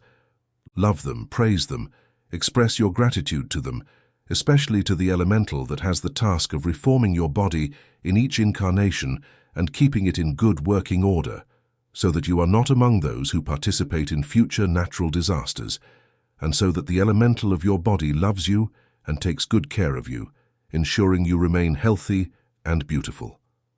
The seventh race, and now to conclude, here is the complete instruction with this third little book. I am giving you the full teaching. If you practice with will and full sincerity everything revealed in the series of 3 little metaphysical books, the extent of all fields will be revealed to you. You will become an elect, which means being freed from material laws, being under grace, no longer having to struggle for anything, because you will have the voice and in the word a wand of virtue. With just the mental and verbal decree, the will of the Father will be fulfilled in our world, and you will no longer need to study, read, or seek communications or messages, because you will be directly guided by the small inner voice of your higher self, which will lead you on your own path without mistakes or hesitations. To assist in the development of the flames, we have adapted a brochure titled Daily Meditations, which is part of the literature issued by the organization called The Bridge to Freedom, led by the Ascended Master Moria, director of the Blue Ray under the pseudonym Thomas Prince. We have adapted the brochure into Spanish for the pleasure and benefit of Latin American students. With the development of the flames within you, you will be a candidate for ascension, the most sought-after state on our planet Earth, because it means having reached the end of the last round of mandatory reincarnations, having cleansed the karma of past centuries, to manifest your own divine plan for which we have been created and supported through so many eons. We are now at the final time of this new world announced by Master Jesus, the hour of salvation and the accepted time. Venezuela is the capital of the New Age, Caracas, the New Jerusalem. The dizzying road we are on is the consequence of the urgency, torturing the planet, to prepare to receive the 7th root race that is to be born in Venezuela. 1,000 children of the 7th race were born in 1969. They are a race of clairvoyant and clairaudient scientific geniuses, already born mature, educated, patient, and exquisitely polite. They do not need schools, colleges, or universities. As they grow up, their superiority will manifest and naturally be verified, and they will gradually take the reins of everything: government, academic chairs, business, and organizational leadership, because their supreme knowledge will shed light on anyone's mistakes. So be prepared, be attentive, and observe the children you will see born around you. At the slightest anomaly, it is your duty to inform the parents and educate them, as the general ignorance prevailing in the world has prevented people from learning about psychological issues. You will see each day increasingly lamentable understandings with which parents face their children. The time young people go through, called pavos, is marked by delinquency, sexual libertinism, their desire to make as much noise as possible, student struggles, university wars, etc. This is the result of the clash between a new order and the old one. If parents rush to study child psychology, they will be prepared to welcome the new age with all the necessary understanding. Otherwise, they will find themselves obliged to study metaphysics without feeling prepared, which will be arduous work and a struggle. For the first step for any spiritually aware being is psychology. Appropriate invocations to activate the violet flame and others. I am the victorious presence of the mighty who now clothes me in my bright light cloak, rendering me invisible and invincible to all human creation forever. This protective invocation should be done daily to create a lasting momentum. I am the victorious presence of God, who envelops me in my pillar of violet fire, ignited throughout my being and my world, transmuting all my human creations, all energy misused by me against all elements, animals, creatures, all my life, all men, women, and children, all causes and cause of negative, destructive, impure thoughts, all intentions, patterns, or habits of hatred, jealousy, ill will, disparagement, lying, vengeance, anger, which are transmuted, as well as all effects, records, and memories before they can act, manifest, or sustain themselves until they are in a state of perfect purity. Whenever we find ourselves repeating a negative, destructive, or undesirable act, I am the law of forgiveness and the transmuting flame of all the errors I have committed. I am the transmuting flame of all errors of all humanity. I am in violet fire, freed from all human creation, and now and forever supported, beloved presence of God within me. Your name is clarity. I am the resurrection and the life of glory, mastery, and power that my etheric body had in the heart of the Son before the world existed. I dissolve all lower traces by the power of the sacred fire against any phenomenal manifestation that would hinder us at any time. I close the astral door, my aura, and that of my home. I call upon the angels of the pink flame to imbue and surround this manifestation, and I request the same for the entire planet, an exorcism to drive away any entity that disturbs us or pretends to embody itself in us or others, in the name of the beloved presence of God within me. If you know a person, tell them, I invoke you, I call you, and I say I love you, I love you, I love you. And now, in love, return to the Father and attend to your own affairs as I attend to mine here on earth.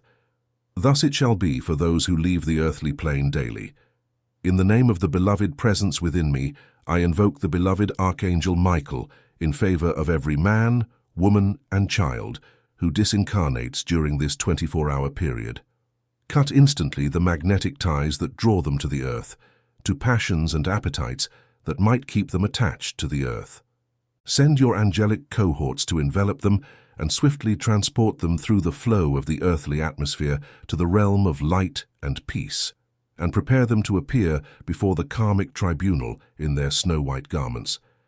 Accept the good of my own accidental body as an offering before this great council of judgment, so that these souls may be taken to planets where they can better learn the law and reincarnate if necessary in harmony, to achieve their individual victories in the light. Thank you, beloved Prince of the angelic cohorts, for your presence among us, for your constant care and protection of us at the time of our passing and in all our days.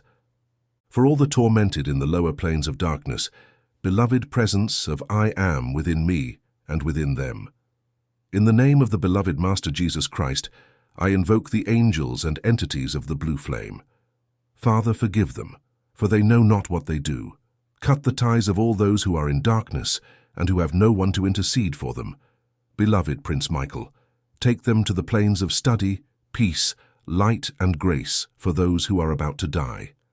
Beloved presence of the God I Am within me, I bow before what may be necessary for this brother, and I ask the Holy Comforter to envelop this soul and all their loved ones in peace for those who are about to be born. Beloved presence of God I Am within me and within them, beloved Angel Gabriel, ignite the flame of resurrection around those waiting to incarnate, so that they may bring to life the glory of their Christed beings. So be it, to be said daily, invoking the entity called Crystal of the Blue Ray. Beloved Crystal, I call upon you with love to entrust you with the purification of all my past incarnations, from the beginning of time until today. Purify all my vehicles and my entire world, including all the energy used by me that makes me responsible in the life and actions of others. Thank you. To be said every evening, invoking protection for our home against thieves, nocturnal entities, and graffiti. Angels of the pink flame, come, come, come.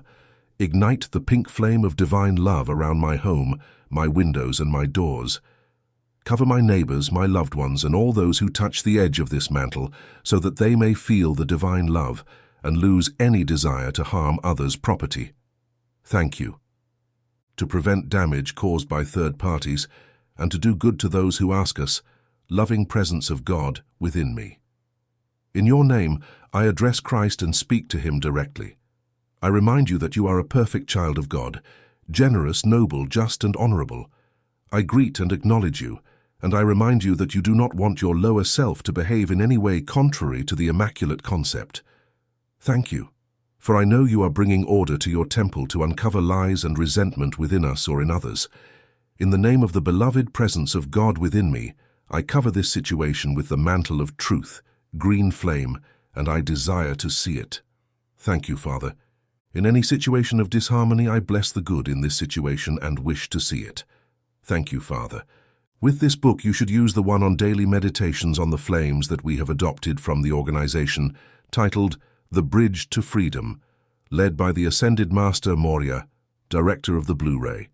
We assume you have already listened to and studied the first 3 metaphysical texts, along with what you desire, as well as the wonderful number 7 in this series titled Metaphysics 4-in-1 by Conny Mendez.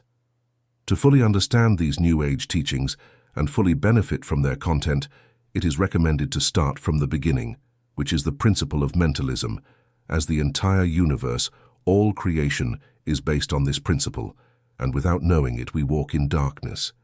Seek it out, acquire it, you will not regret it. Who is and who was the Count of Saint Germain? Introduction.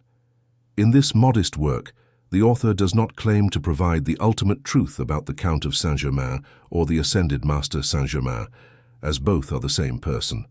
The aim is to clarify, to the extent possible, certain mysteries that have persisted in minds after the Count's disappearance in the 18th century, and to communicate certain revelations that have been entrusted to us, and which you will see at the end of the book. These clarifications and revelations are also of great value in completing the New Age metaphysical teaching that has been conveyed to us by Master Saint Germain himself. At the end, you will also find an extensive bibliography on this enigmatic figure, but this author recommends exercising caution in the indiscriminate acceptance of everything written about him during that time of great ignorance concerning spiritual truth as we know it today, as these memoirs, biographies, and sensationalistic reports were based on assumptions, conjectures, and personal opinions, all products of the carnal mind. The Adept came to spiritualize medieval Europe and prevent the great development of the effluence with which we have nearly paralyzed planet Earth, but this has been completely ignored by the great human mass until now. Until the full knowledge of the law of mentalism and the action of the violet flame elevate human consciousness to ascend the great initiatory ladder where we are. We are now launching into the orbit of uranium and entering the I Am presence.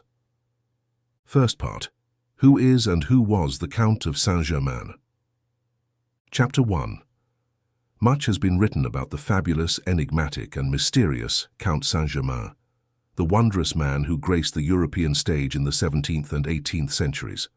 Official records, state documents, and foreign affairs across Europe are replete with mentions of the Count, and after his disappearance, numerous novels and memoirs emerged, the first inspired by this prodigious figure, among which the most famous are Sanoni, de Boule, and the Count of Monte Cristo, by Dumas Père, as well as The Scarlet Pimpernel, by Baroness Orczy. The Count was surrounded by 2 currents, one of jealousy and envy, because he enjoyed the trust and admiration of kings, sages, and eminent statesmen of Europe, and the other of profound respect and affection in which he participated in esoteric orders, secret societies, and occultist sects from everywhere. The first current sought to bring him down, to imprison and exile him wherever he went, labeling him a traitor when not calling him a charlatan. Yet, he was never caught in the act of betrayal of the trust placed in him, and his vast wealth was never extracted from those with whom he was in contact. All efforts to investigate the source of his resources were in vain. He used neither banks nor bankers, yet he operated in a sphere of unlimited credit that was never questioned by others nor exploited by himself. Attempts to apprehend him always failed. The Count would slip away and mysteriously disappear, only to reappear immediately in a different country. Later, writings that emerged and still exist fail to explain a single word of the enigmas and mysteries surrounding the Count, as everything is based on conjectures, assumptions, and opinions of the human mind, without an ounce of esoteric or spiritual knowledge.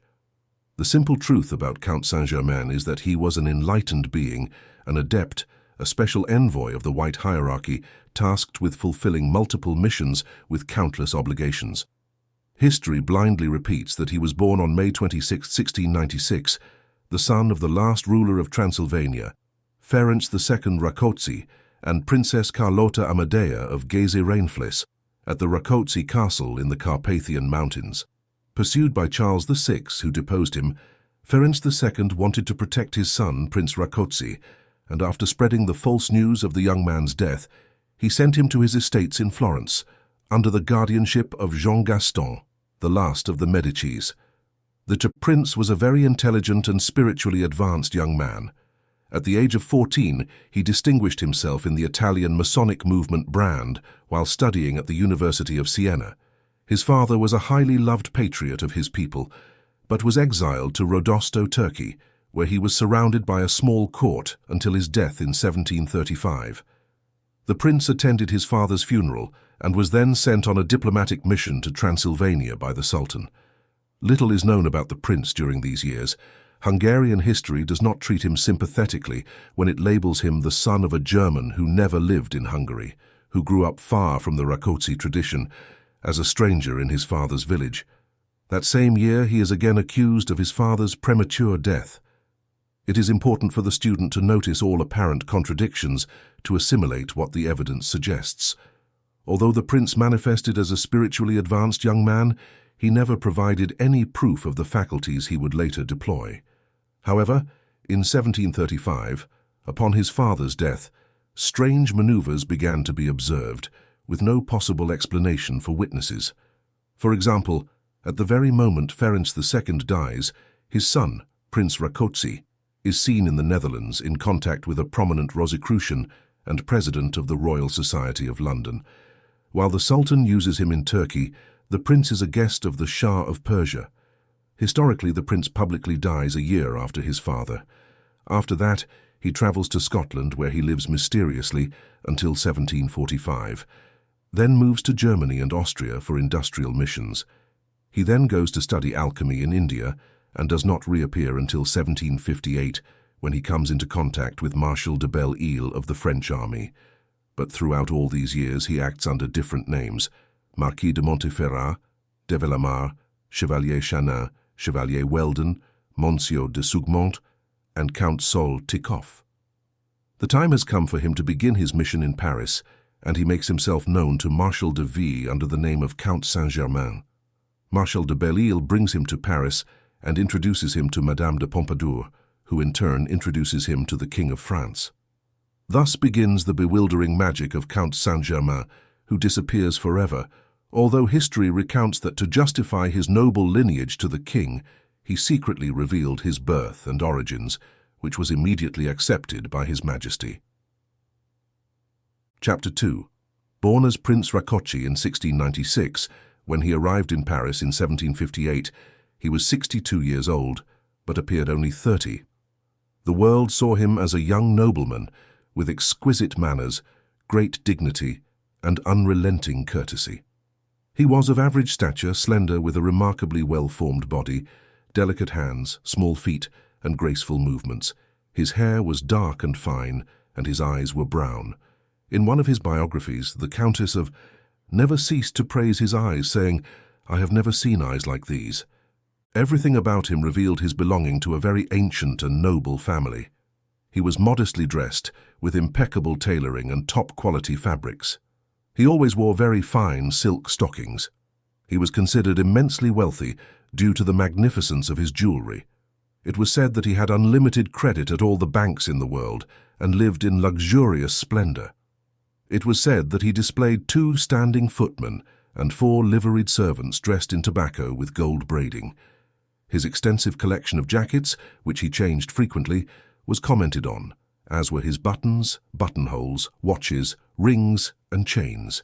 His monstrous opal and an extraordinary white sapphire the size of an egg were cited, along with the variety of his diamonds, their size, color, and perfection. Yet strangely, no one could boast of having been received by the Count.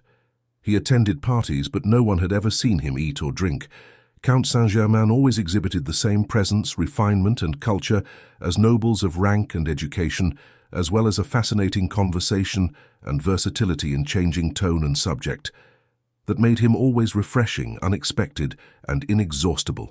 He gave the impression of having traveled the entire world and, above all, of having personally witnessed everything that has existed on our planet.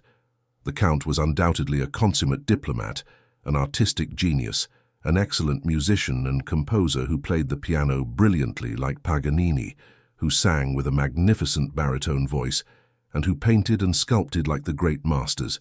He claimed to have discovered a special liquid that had kept him alive for 2,000 years in London, at the Walsh House on Catherine Street in 1740. The Count published several compositions, but we know of only one, a piece from his unfinished opera, The Inconstancy of a, composed in the 18th century Rococo style, very beautiful and elaborate. Finally, let us give the address where one can order the record of this piece, which also has the charm and confirmation of starting with the tonal notes of the great ascended master Saint Germain, do, fa, from the 5th octave of the keyboard. Let us clarify once and for all the reason for choosing this adept's name for this mission. Of course, there is no doubt that he was a very intelligent man, capable of entering the most brilliant courts of Europe. It is essential to read a nice French name and title of nobility, preferably authentic. This latter should be proof of correct research. It is said that the Rakoczy estates in Italy were called the Saint Germain. We cannot confirm or verify this, but there is undoubtedly something to it, as the masters, having the privilege of looking from the farthest past to the present, do so already equipped with all necessary preparation. His business card must have opened the sovereign doors of courts to the most hermetic of spiritual organizations that have eyes to see and ears to hear. Count Saint Germain, as we have seen, entered and exited as Sanctus Germanitas, speaking the esoteric language of all sects. In other words, as a high-ranking Freemason, he spoke to Christian religions and Germanitas or fraternities. This is the motto of all occultists entering French Freemasonry, where he initiated Diderot, claiming that he was the oldest of all Masons, if not to say that he had even founded the order. Master Saint Germain did not need to choose another name to continue his missions for humans, as gradually this name had transformed according to the evolution of spiritual consciousness, from a member of the White Brotherhood to Grand Brother. We do not presume to invent when we affirm that Prince Rakoczy and Count Saint Germain were one and the same person. Confirmation was given by the Masters when, through the Theosophical Society founded by Masters Moria and Kutumi, the following communication came from the Tibetan, an adept of the White Brotherhood, nearly a century after Count Saint Germain's death. The master who particularly concerns the future development of Europe and the mental deployment of America is Master Rakoczy. He is Hungarian and resides in the Carpathian Mountains. Having been a well-known figure at the Hungarian court at one time, he was much attended to. When Count Saint Germain was at the White Brotherhood Lodge, he was generally referred to as the Count, and in America, he acted as the general administrator in the plans of the Grand Brothers. It can be said that he acted as the person responsible for implementing, on the physical plane, the plans of Christ for those who can read between the lines of this communication. Although it is clearly stated, as we are here to clarify enigmas, note that the mental deployment of America refers to the principle of mentalism, which, although founded by Hermes Trismegistus, did not receive the capital importance it contains until Mary Baker Eddy, founder of Christian Science, began to spread it. She was the announcer of the coming era, the era of woman at the end of the 19th century, representing the mental principle that governs this era. The communication speaks of Master Rakoczy in the present time and present on the planet, although historically he has passed away. It states verbatim, "The master who is concerned is also Hungarian and resides in the Carpathians, having been at one time a very well-known figure at the Hungarian court." It indeed admits that at the same time he was Count Saint Germain and adds that he was much attended to.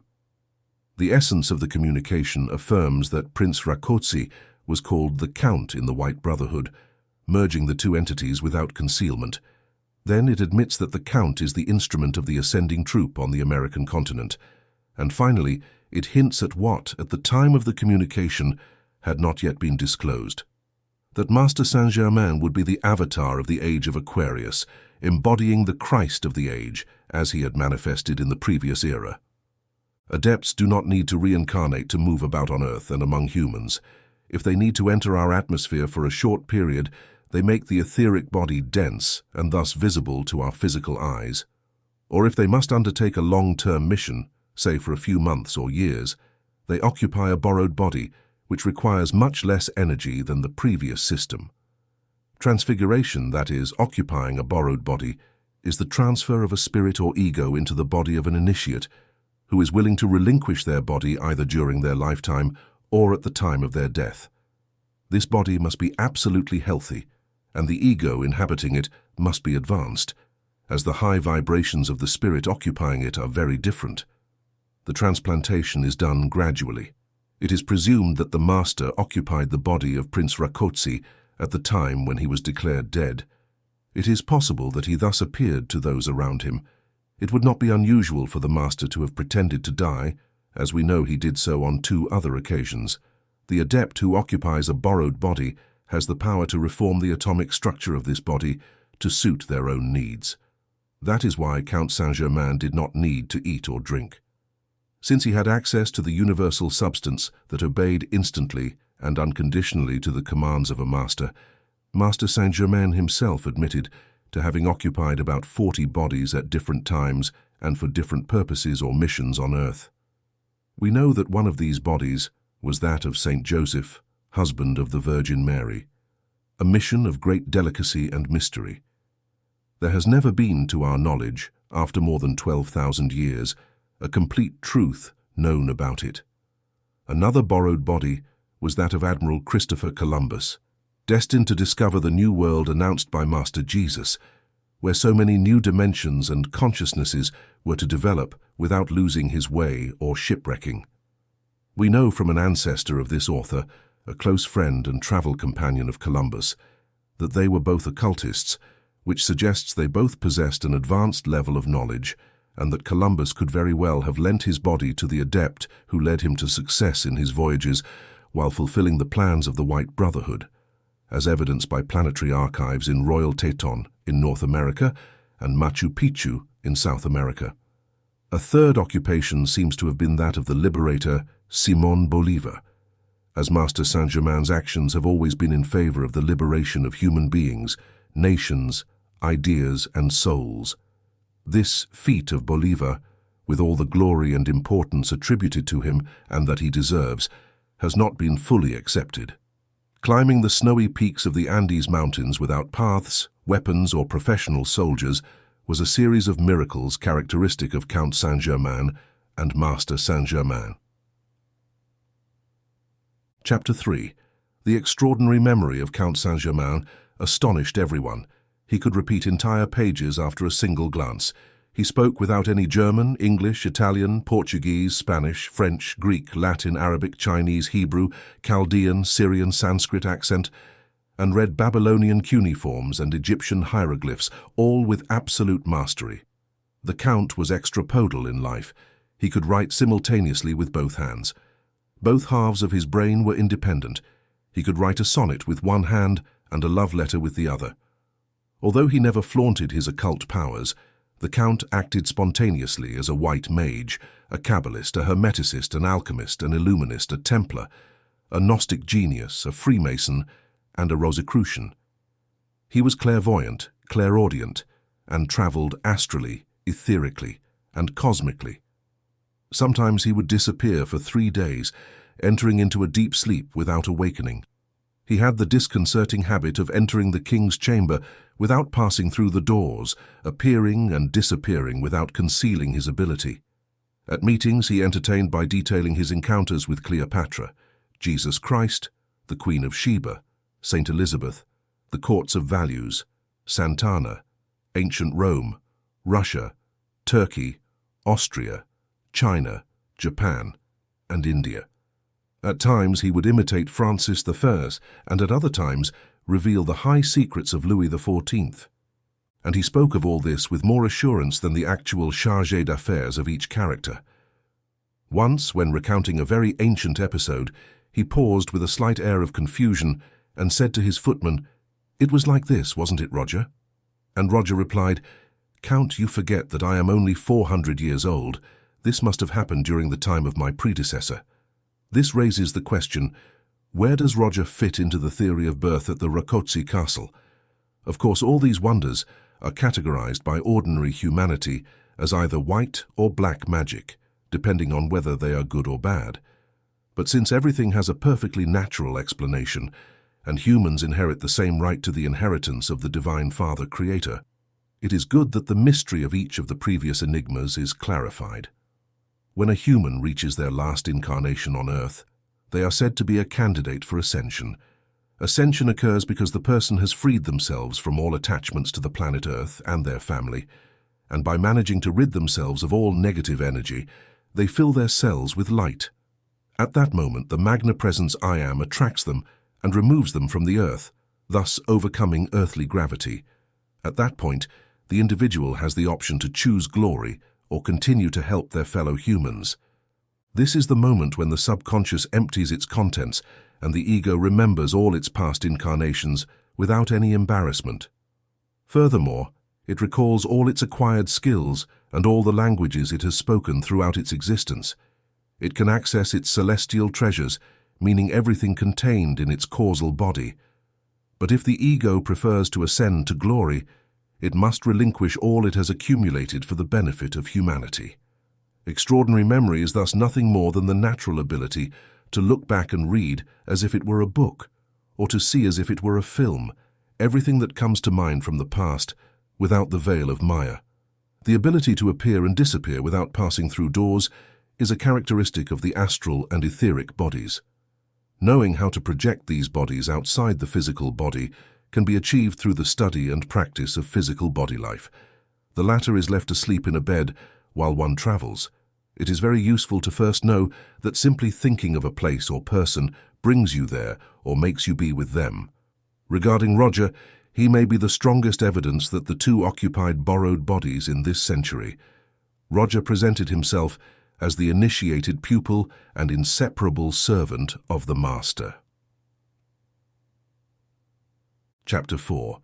The problem of money is one of the most concerning for humanity. In all chronicles concerning the Count, there is great curiosity about where the sums he apparently spent on his splendid jewels to finance his court life and dress so nobly came from. Without the spiritual knowledge taught by the I Am activity, there is no other answer than alchemy. The world labeled him as an alchemist and did not investigate further. The law of correspondence states that what is above is like what is below and vice versa. Alchemy exists on all planes, but as we discover in everything, things become simpler, lighter, and faster as one ascends to the spiritual plane, and conversely they become heavier, more delayed, and increasingly laborious as one descends to the material plane. The transformation of metals into gold is identical to the transmutation of energy on the mental and spiritual planes. It is simply about converting negative and destructive mental forms and images into the pure gold of virtues that belong to us on the I Am plane. Cicero said that philosophy is the knowledge of divine and human things, their causes and principles. Apply this duality to the idea of the philosopher's stone that transmutes metals into gold, and it becomes very clear that it is only a totally abstract and non-physical state of affairs. In metaphysics, we know that the stone is faith. Philosophy is pure and exact wisdom, the edge of the blade. Alchemy is thus primarily spiritual and ultimately very material, but it cannot be learned from the bottom up. The one who knows how to transmute energy through the violet flame first, and then through other flames, has found the philosopher's stone. They will transmute the accumulation of energy that prevents them from manifesting the gold of abundance in their life. Generally, alchemists were very wise beings, well versed in the most occult sciences. The Kabbalistic signs they used were very profound formulas and equations. Their jargon was a pretext to prevent neophytes from experimenting with dangerous substances. As the curious often read and interpret what they read completely incorrectly, especially concerning the spiritual, as they only follow the dead letter. It is true that in the eyes of Jacques Casanova de Seingalt, the Count took a 12-centime coin, exposed it to a certain flame until it turned red, and when it cooled, he returned it to Casanova. His astonishment at finding it to be pure gold led him to doubt that Saint Germain had perhaps changed the coin for another one. The Count simply replied, "He who doubts my knowledge does not deserve to speak with me," and showed him the door. For a being of the stature of Count Saint Germain, there are all possibilities for an initiate, an adept, a master of such caliber to encounter no difficulty in transforming a centime into a gold coin, when it is simply a matter of reaching out and extracting the gold needed from the air. This truth can only be believed or understood by someone who has become fully aware of the principle of mentalism, as it was completely ignored until the last century. That is why the world has been filled with alchemists seeking gold through easy means, unaware of the truth. We are already at the stage where many will realize that if they visualize themselves in the full golden call, descending from the presence and feeling gratitude for it, they will soon precipitate all the substance they need. This is a step in spiritual alchemy, and it cannot fail. A crucial point must be clarified, without which spiritual alchemy does not work. The I Am presence cannot draw down its golden substance to the lower ego unless the channel is clean. Clean means unobstructed by bitterness, which forms in criticism, gossip, ill will, resentment, constant recollection of past wrongs and violent emotions. The most practical way to maintain a balanced state of mind at all times is to strive not to be affected by any painful or impatient circumstance. Guard your joy and good humor, for any loss of patience or tolerance towards error will be charged to you 100-fold. Not only because it affects your receptivity to the good that your I Am presence wishes to give you, but also because when you reach these heights of spiritual alchemy, your mood swings and emotional fluctuations destructively impact your entire environment, your loved ones, and your relationships. And if you are a group leader, your entire group.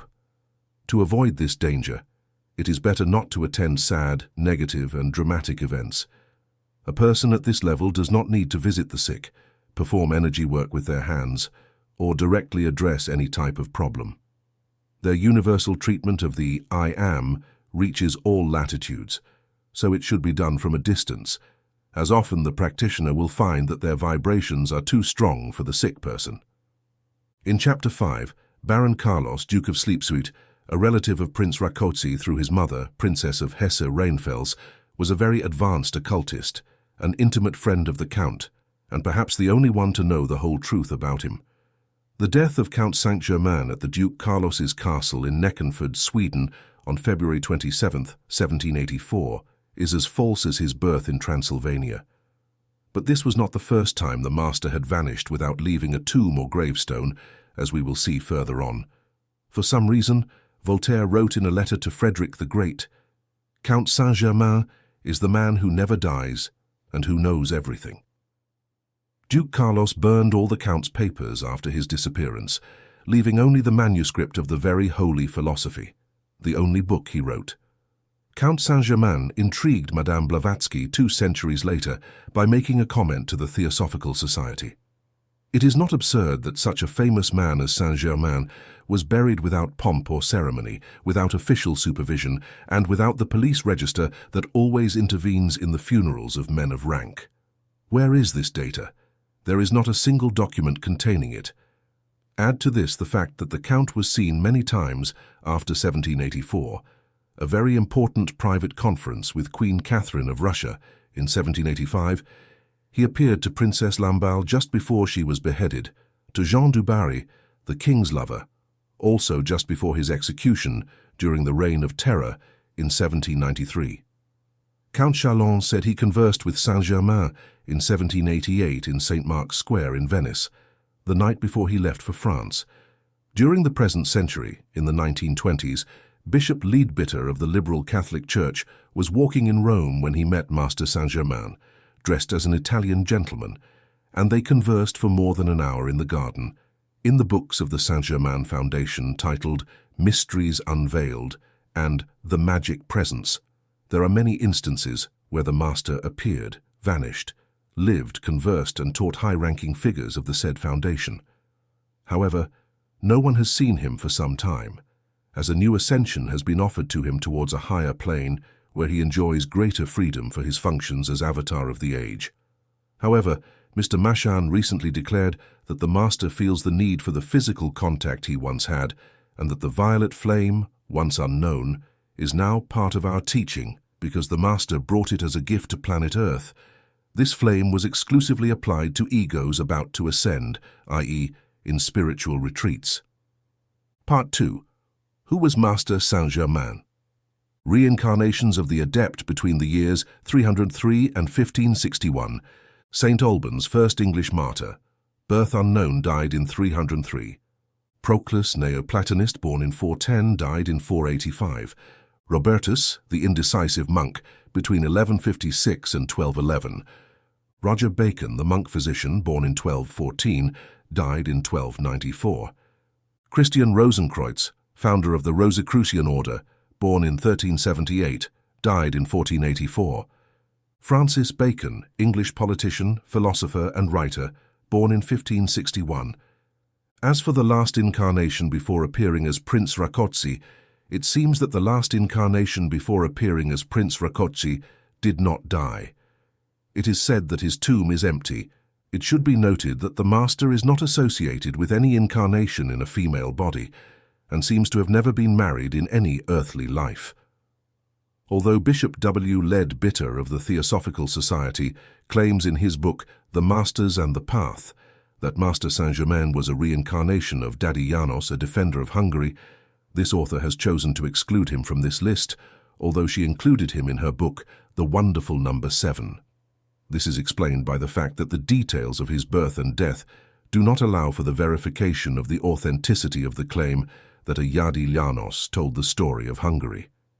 He would have been born in 1386, 8 years after the birth of Christian Rosencreutz, and would have died in 1459, 25 years before Christian Rosencreutz. In the face of this evident inconsistency, the author refuses to adhere to it until other sources correct this information. Preface. Orpheus of Thrace, poet and singer, seems to have been the organizer of the great philosophical system of the West. The name Orpheus comes from a Greek word meaning dark.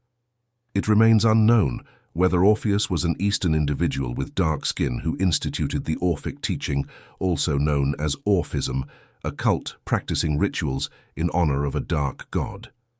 It is also unclear whether this darkness referred to the fact that the rites were performed in secret or because the deity in question might have been black. What is certain is that Orphic ideology served as the foundation for the noblest theological systems, among which those of Pythagoras and Plato in Greece stand out. Orphism was an open religion, consisting of a cult of divine history involving a multitude of gods, which over time became known as Greek mythology. While most people merely paid homage to the gods, true Orphics claimed that each of their deities symbolized either a divine principle, an immutable law, or a faculty of the universal mind. In other words, it was a pure and advanced understanding of rays, flames, angelic hierarchy, white hierarchy, and cosmic beings as we know them today. Symbolism is an irritant to the mind, which desperately seeks an explanation. As Greek intellectuals realized that their mythology was a kind of grand mystery concealing important spiritual truths, they strived to decipher this enigma with all their soul, life, and heart. The result was an encouragement and awakening of abstract thinking faculties previously unknown, establishing a great era of intense intellectual and spiritual activity that within 300 years produced around 600 philosophers, thus changing the intellectual life of the entire planet. Concurrently, in Egypt, esoteric teaching, with its astrology and astral magic, known as geometry, developed exclusively for its hierophants and disciples. Gradually, it spread to other countries through scholars who, like Pythagoras, succeeded in integrating this school through their tenacity. Pythagoras settled in the stands of the building until, after 7 years, he was allowed to enter Palestine, where monotheistic religion reigned. Plato was one of the Orphics who adapted esoteric doctrines to his philosophy. It was then that Master Jesus came into the world, and spread his pure Christian metaphysical teaching, thus breaking the hermetic shell of Hebraism. Although the apostles and evangelists spread Christian teaching on their founders' orders after Christ's ascension, it took much time and blood before it could take root. As is well known, the one who gave it the greatest momentum was Paul of Tarsus, a clairvoyant and clairaudient medium. Today, the ascended Master Hilarion, though unknown even to Master Jesus, heard his voice and had a great manifestation of him on the road to Damascus. The thread of Ariadne will guide us and follow the trajectory of Master Saint Germain through his reincarnations on this planet, always with the effort to keep our humanity on the same path and without deviation. It indicates that the Master, after coming in the vehicle of Saint Joseph to guide and protect the life of Jesus, founder of Christianity, i.e., the next step on the spiritual path, reincarnated as an Anglo-Roman child during the time of Christian martyrs and tortures, to carry his powerful vibrations to the far reaches of the Roman Empire in the city of Berulamium, located in what is now Hertfordshire, England, 20 minutes from London. The island that, over the centuries, would become the last and greatest of the planet's empires, had to be the cradle of this child who would be named Albano Albans, who would become a Benedictine monk and the first martyr of England. It was the year 303 CE. It is unknown whether it was his devoted disciples or the Christian church that did this. Later, he had the place of martyrdom marked by erecting an abbey that he named over the centuries. In 757, England was divided into small kingdoms. In one of them, called Mercia, its king Offa found the relics of the martyr and erected a Benedictine monastery in his honor. This monastery became one of the most important houses of the order. Finally, in 1077, a Gothic cathedral was built with the genuine bricks of the ancient city of Berulamium. On June 17th, St. Albans is celebrated in England.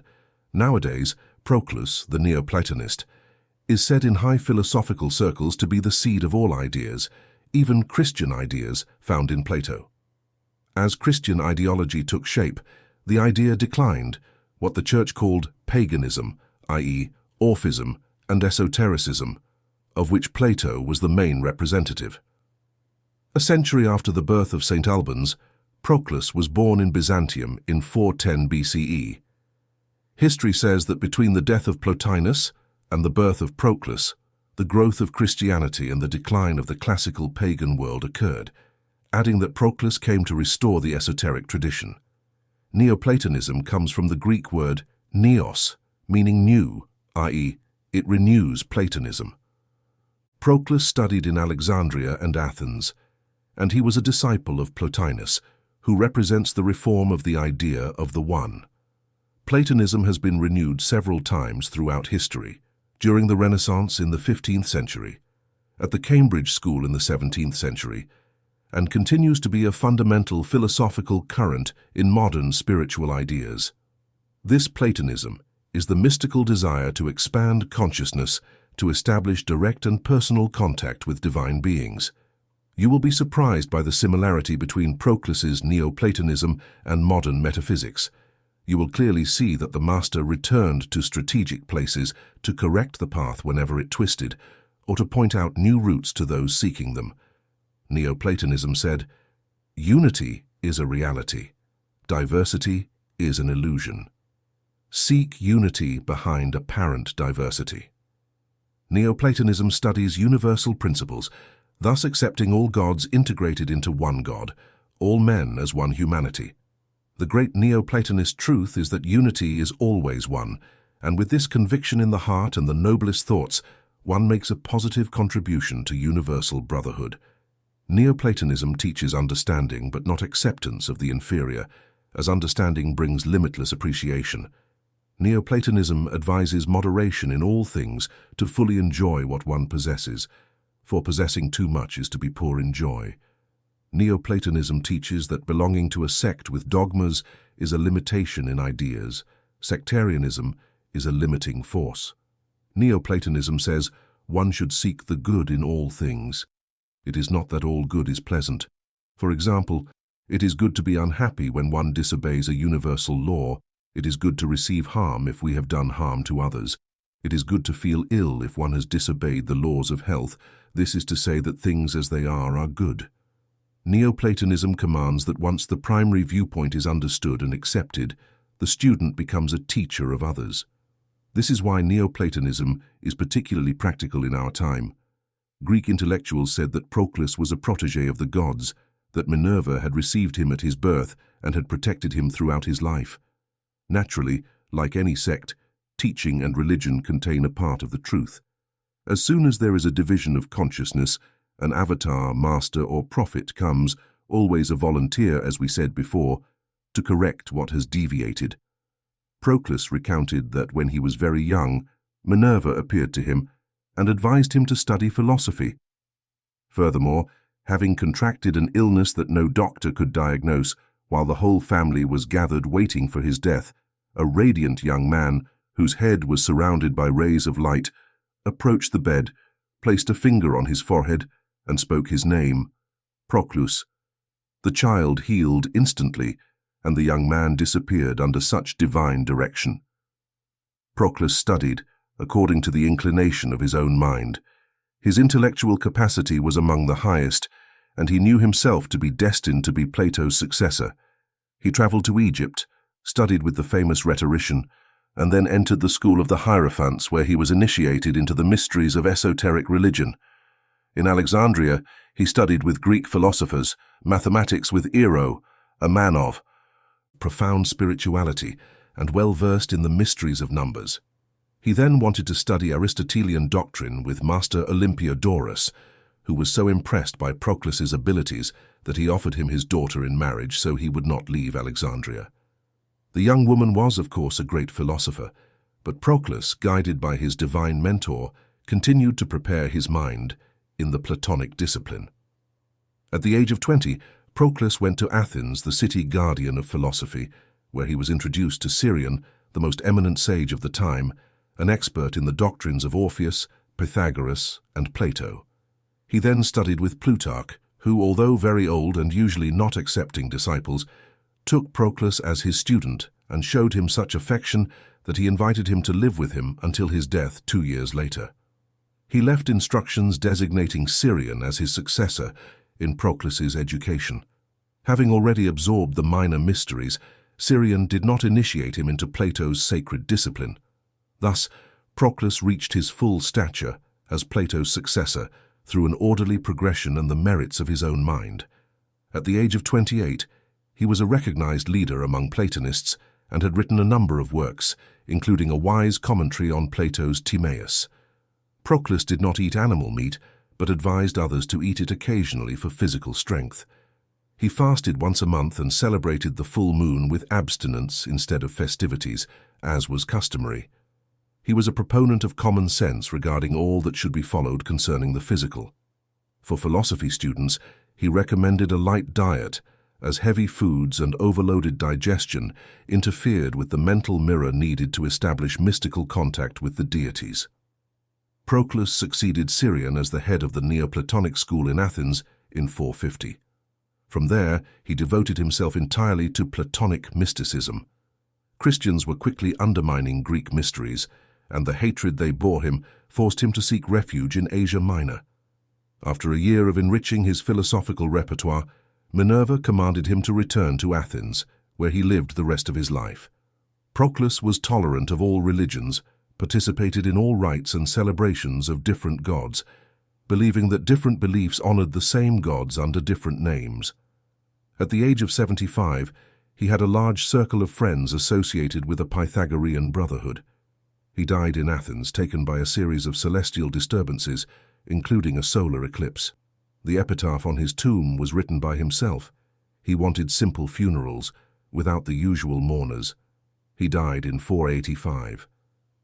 The Platonic school of mysticism ceased to be a distinct movement, and the current of its thought merged with that of Christian metaphysics. I, Proclus, having paid my debt to nature in the dust of Alice, must remain there. The great Syrian shaped my youth and left me as his successor in the truth. A common grave has many bodies, and on the etheric planes, a common place. Our two souls, Roberto and I, monk, live something extraordinary. What is astonishing is that we do not know which of the two Robertos to choose to decide who was Master Saint Germain. We will recount what we know of both, and you will decide which seems most appropriate to you. The first of the two Robertos de Torigny, a monk, was born in 1110. He was initially prior of Bec and then abbot of Mont Saint-Michel. He wrote the historical chronicles covering a period from the year 385 AD to the year of his death in 1189. History records that his writings were of great value for Anglo-Norman history, while also addressing continental subjects. It is relevant that this ego can recall the events of his two previous lives, one occurring in 303, corresponding to the history he dated to 385, and the second in the following century, very close to the first. The second, Robertos de Auxerre, a monk, was born in 1156 and died in 1211. The abbot of the monastery of St. Miriam, where he entered, asked him to write a universal history covering the period from the creation of the world to the year 1211, the year in which it occurred. Robertos de Auxerre became an authority in history between 1181 and 1211, the year of his death. After his death, other writers continued his work, but Robertos de Auxerre's history was constantly used by all other historians. The original manuscript is still preserved in Auxerre. The thread of Ariadne tells us that it is typical of Master Saint Germain to start something and become an authority in that field. If he was our beloved master, there must have been something very grand in this fragment that caused a being to incarnate and live only 55 years, just enough time to achieve it. Roger Bacon, the monk physician known as Dr. Mirabilis, was born in Somerset, England in 1294. The great spirit of the master returned to life to act in religious orders according to the thread of Ariadne. When he was about 70 years old and the Inquisition was active, a counterweight was needed. Born in England, where the Inquisition did not intervene, with the firm intention of vigorously defending the esoteric development he had restored in religious tradition, the Inquisition sought to annihilate and erase him at all costs, discrediting and burning alive anyone who displayed, more or less, the gifts of the Holy Spirit. Accusing of witchcraft everything that was not dogma and fanaticism, he was naturally a remarkable youth for his great precocity. He chose his cradle with a wealthy farmer who would allow him to devote himself to whatever he wanted to study, and he was born with a great eagerness for learning. The farmer, who hoped for a son to follow in his agricultural footsteps, realized that it was impossible to force his son to do anything other than read books. He took him to the village priest, who accepted him successfully, but soon a conflict arose between the father and the son, as well as the priest, causing Roger to run away from home and find refuge in a Franciscan monastery where he could devote himself to his studies. Over time, the Franciscan brothers sent him to Oxford to complete his education and then to Paris. Among many other things, it was in the law that Roger took an interest in occult sciences, and he quickly acquired great knowledge in what is now called white magic. For this, he had embodied the spirit of Saint Germain, and Roger Bacon became forever the brother of occultism, alongside Albert the Great, Bishop of Regensburg, alchemist, scientist, and magician, as well as the tutor of Thomas Aquinas, a wise logician, metaphysician, and magician. They practiced not only alchemy, but what was then called experimental sciences, which were nothing other than what we now call witchcraft, involving the collaboration of elementals from the physical plane, in which Moses and the Egyptian hierophants were experts. Furthermore, Roger Bacon excelled in chemistry, mathematics, astronomy, metaphysics, biology, with a specialization in the multiplication of species, engineering, construction, and mechanical sciences, for which he predicted the future possibility of ships without oars, cars without horses, and flying machines that later became a reality. In medicine, he deserved the title of Dr. Mirabilis for his work of Mihabilis. The Potter State artist Edna Tuga discovered convex lenses for telescopes and for correcting presbyopia. His name will always be associated with the powder he helped to discover. His experiments in chemistry naturally led him to investigate the philosopher's stone, then the purification of gold and the elixir of life. There was only a step left thanks to the effects of body purification with the help of certain suitable herbs and knowledge of the stars to compose the liquid he later mentioned as the reason for his longevity when he was active at the court of Louis. Roger Bacon was a fighter for freedom of thought, and in an era of such ignorance, all these things were viewed with deep suspicion, to the point of ending in persecution by the brothers of his own order. Ultimately, he was expelled for rebellion and revolution, but that is precisely why he had embodied this ego and had gone to seek refuge in Paris, where he had studied. However, there he found a regime of repression and appealed to Pope Clement IV, who expressed the desire to have a copy of his work.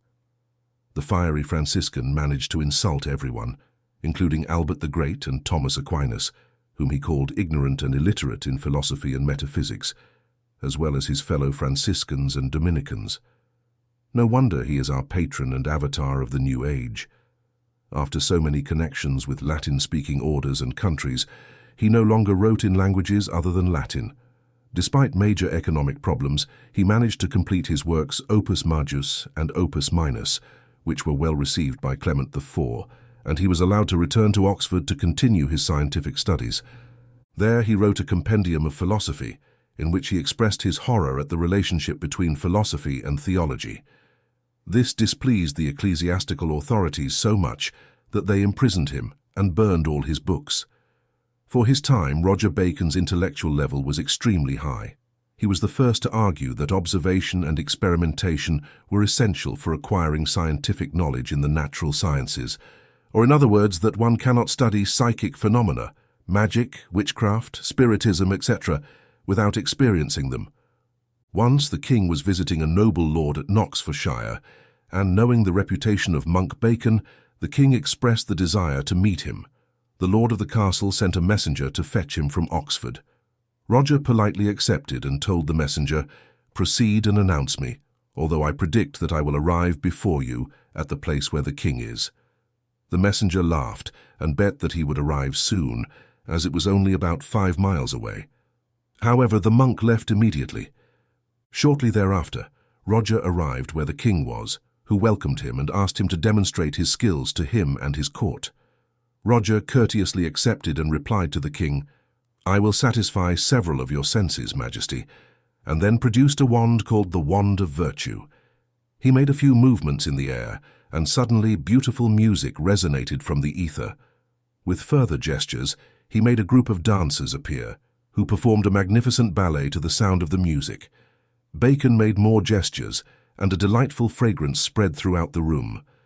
The ballet corps vanished, and a table filled with the most delicious dishes appeared. All the guests ate, and Bacon asked the king if he desired anything else from his magic. The king was satisfied and encouraged him to ask for a favor in return. Roger replied that he desired nothing more than to find favor with his king. The king assured him of the love of his court and his own, and gave him a precious jewel. In thanking him, Bacon remarked, "What I do not see here is the messenger through whom your Majesty sent for me." All the courtiers turned to look for him everywhere. Suddenly one of them exclaimed that he saw him coming over there. Indeed, the messenger appeared, but so dishevelled and so displeased that upon seeing him he uttered a curse of anger to calm him. Roger said to him, "I have a special manifestation for you, my friend, look." And he lifted one of the curtains of the salon, revealing one of the kitchen helpers, spoon in hand, and very frightened to have been discovered. But Bacon added, "As I do not know your financial situation, I will offer you the favor of paying for the journey back home for this charming young lady." The girl then vanished. This is an example of the kinds of spectacles that were popular at the time and were practiced by troubadours and actors of the Middle Ages. They were performed with the collaboration of elementals from the astral or psychic plane, but they carried great danger. Once the door was open to elementals, it was very difficult to dislodge them and return them to their plane. This is why enchantments of castles, appearances in very ancient places, haunted houses or tales of ghosts or people selling their souls or other favors persisted, as there had been spectacles and events at these locations. These elementals, to whom the astral door was open, did not want to return to the physical plane.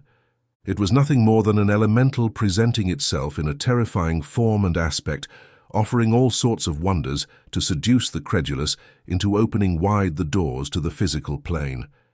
This is the story of a typical case in which Brother Roger Bacon acted. A man was burdened with debts, and an elemental dressed in black offered him large sums of money to save him, provided he promised to give his soul after paying all his debts. As expected, the man paid and paid, but did not hurry to settle all his debts. Finally, the time came when he could no longer wait for his creditors, and his despair was such that he was on the verge of taking his own life. It was then that Brother Bacon stopped him and asked him the reason for this act. The man explained the situation, and the monk said, "Go to the meeting place with him, but deny everything he asks of you. If he continues to demand, insist on naming a judge, and especially insist that it be the first person who passes by." The man did as he was told, and when the other insisted, saying, "Your soul belongs to me now, and I persist in wanting you to give it to me," the man proposed, "I request that a judge intervene. Let's stop the first person who passes by here."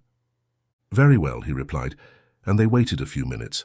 Brother Bacon passed by as planned, and the man stopped him, explaining the situation. He also addressed Brother Bacon, saying that the condition was that once he had finished paying his creditors, he would have to pay him by giving his soul. The deadline passed, and the monk responded, "It is as clear as day. As long as it is true that he has already paid all his debts, you can ask him yourself," he said. The man agreed that it was true. Then Brother Bacon continued, "Tell me, fellow, did you give anything to a certain nothing, sir?" The monk replied, "Do not give him a penny, and you will be free." "The deal is struck," he said to the one who would respect him, "this man as long as he owes you money. So how will you disturb him if he owes you everything he has given you? I command you to disappear by the Holy Cross." He vanished like a flash, and the monk, turning to the man, advised him never to give a penny. Gradually people repented of involving elementals in the affairs of the physical plane, and rumors began to circulate that it was bad luck to invoke spirits in what is now called Spiritism. The bravest and most studious, like our dear master, took on the task of teaching the truth through the ages. Monk Roger Bacon was imprisoned for 14 years. He was eventually released but died 2 years later in 1294. Christian Rosencreutz was born in 1378 and died in 1484. A noble German orphan, he was educated in a monastery where he learned Latin and Greek. The religion of Christ was poorly understood and taught deplorably, and evidently the Adept came to rectify this burden. At the age of 17, he left the monastery with a brother and traveled to Damascus, Jerusalem, Arabia, Egypt, Morocco, and Spain.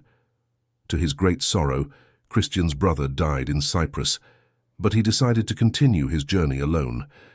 Arriving in Damascus, he learned of a secret circle of theosophists residing in the city of Dankar. He made his way to this city, guided by some Arabs. On his 16th birthday, he was graciously received, and it was revealed to him that he had been awaited for some time to undergo testing. The brothers recounted several scenes from his life. They were experts in magical arts, and the young man, determined to stay with them, was immediately initiated into the occult sciences. After 3 years of mystical teaching and following the brothers' instructions, he left the mysterious city and first traveled to Egypt, then to Fez. There, he connected with other masters who taught him the best way to invoke elemental spirits. After completing his initiatory period in Fez, he went to Spain, where he tried to convince scholars of their error, but they mocked him and told him they had learned the dark arts from a master far superior to him, namely Satan. At the University of Salamanca, filled with noble indignation, he shook off the dust of Spain and traveled to other countries where, unfortunately, he encountered the same treatment. Finally, he took refuge in his homeland and remained secluded in solitude, writing. After 5 years of an eremitical life, he decided that someone who had succeeded in transmuting base metals and creating the elixir of life was certainly destined for a purpose even nobler than brooding in solitude. At least such were the opinions of those around him. We do not know the dispositions of the cosmic hierarchy that guided him. Gradually, he gathered around him members who would form the Order of the Rosencreutz. When their number reached 4 brothers, they invented a magical language and a dictionary filled with hidden wisdom, titled all that man may desire, ask, and hope for. They translated into Latin the wisdom of Solomon, Moses, and Noah, and founded the first of the Rosicrucian societies, called the House of the Holy Spirits. When they were 8 brothers, he decided to send them out to travel the world and establish chapters of the order in 8 different countries. They agreed that the order should remain secret for 100 years. In time, CRC died and was buried in one of the order's secret houses. The original members disappeared, and it was only in the 3rd generation of successors, during renovations, that the tomb was discovered in a hidden crypt. It was inscribed with magical characters, and according to the order's history, illuminated by the sun of the sages. The body was in a state of perfect preservation, as is the case for all illuminated beings, whose own cells are filled with light and thus cannot decay. In the sarcophagus were documents of great value to the order, clarifying the confusions troubling the various chapters. Some of these documents asserted that Christian Rosencreutz was surely an impostor or a symbol, as each chapter considered itself the original house. One document provided for the dissemination of the order's objectives through a circular inviting any prepared and sincere person to initiation. In 1614, philosophers and alchemists from the village of Castel in Germany were surprised by the publication of a circular pamphlet titled Fama Fraternitatis, or Fraternal Opinion of the Meritorious Order of the Rose Cross, addressed to scholars in general and to government leaders across Europe. It was a message from a few anonymous adepts deeply disturbed by the state of humanity and aspiring to its regeneration and perfection. It proposed that all sincere men gather to establish a scientific synthesis to find the perfect system for the development of occult arts. It advocated for the end of all discord and conflict among the intellectuals of the time, as well as the dissolution of authorities with their outdated theories. It emphasized that just as religion had been reformed and purified, so should science now follow the same destiny. It proposed that all this be directed by a fraternity of enlightened beings, children of the light, who had been initiated into the mysteries of the East by a high member of the Adept hierarchy, and were qualified to bring the era to its perfection. This circular had 7 editions in 3 years. Christian Rosencreutz worked with alchemists with the same spirit that repudiated orthodox religion, fleeing dogmas and slavery, and coming to establish the freedom of the children of God in a new way. The Rosicrucian brothers admired that the founding spirit was constantly in physical demand, taking on a new body whenever its vehicles had lost their usefulness or to change the scope of its activities, which aligned with Master Saint Germain's communication regarding his occupation of over 40 borrowed bodies. Francis Bacon, born in 1561, was recorded by history as the son of Sir Nicholas Bacon and Lady Anne Cook, but court whispers suggested he was born of Elizabeth I of England and her favourite, Sir Robert Dudley, Earl of Leicester. Francis Bacon was born in 1561, and it should first be recalled that the previous year in 1560, Queen Elizabeth had made several attempts to marry secretly. All these attempts failed because the Queen did not attend the clandestine meetings. During the last of these attempts, after solemnly promising that she would come, Dudley grew tired of waiting, and as night fell and he was about to leave, the Queen arrived in haste only to tell Dudley to forgive her, as insurmountable obstacles at court had prevented her from keeping her promise and had ruined everything. The Queen entered the carriage with curtains, and they disappeared into the night. The next day, as if nothing had happened, the Queen went about her royal duties in her office. However, a few months later, the fashion of the pointed and rigid bodice, descending from the chest between voluminous hips on each side and over the hips, boldly designed to conceal an embarrassing pregnancy, appeared. After all, the Queen had finally abandoned any idea of marriage. Elizabeth attached too much importance to her right to reign as she pleased and without interference, and continued to be called the Virgin Queen to perpetuate this masquerade. In the event that the child Francis was indeed hers, he would have to be entrusted for adoption to some courtier. Later we will see how everything began to verify the truth, a truth that remains visible to anyone who has eyes to see. Francis Bacon was thus born in 1561, so to speak, during those very days. He turned out to be an exceptionally intelligent boy. He entered Trinity College at the age of 12 and Cambridge 3 years later. By the time he was not yet 16, he already had a philosophical aversion to Aristotle, whom he found sterile and devoid of anything that could benefit human life. At the end of his university studies, the Bacon family sent him to Paris, under the tutelage of the English ambassador, to study politics and diplomacy. There he became interested in experimental science, presenting a radically new concept about the goal of human knowledge, expressing that in antiquity, the sole purpose was to discover new verbal arguments, while modern science sought to conquer and dominate nature by extracting its secrets, not through endless words, but through experimentation, the union of theory and practice, knowledge and technique. As you will see, this was the same goal that drove him through all his lives. He began to write his major work, Instauratio Magna, or The Great Work of Dignity and Hundreds, intended to restore man's authority over matter. Francis Bacon spent 25 years of his life in the shadow of Lord Burleigh, his maternal uncle, who systematically restrained and humiliated him, suggesting that he had been entrusted to be not only monitored, but dominated and suppressed. All of Francis's attempts to obtain a suitable position at court were in vain. It could be said that Queen Elizabeth had no other intention than a failed endeavour. In the end, perhaps driven by court gossip and unfavourable suppositions about the Queen and her agent Burleigh, he obtained a seat in Parliament. But any idea that they could make him a docile instrument was dispelled. The first thing the young man did was to position himself in opposition to the royal petition that emerged. This obviously displeased the Queen and Uncle Burleigh, but nothing could repress him. His multiple talents, his scientific and literary works, even in times of greatest opposition, enhanced his reputation.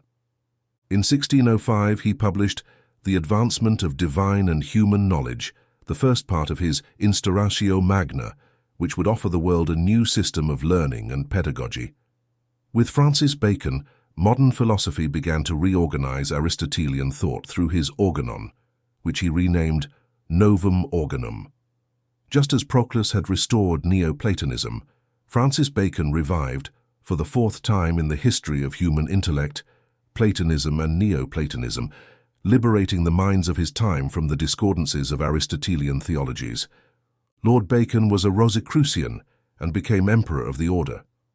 The Vox Populi continued to whisper about Francis Bacon, claiming that the brilliant comedies published by a certain William Shakespeare were none other than the work of Francis Bacon.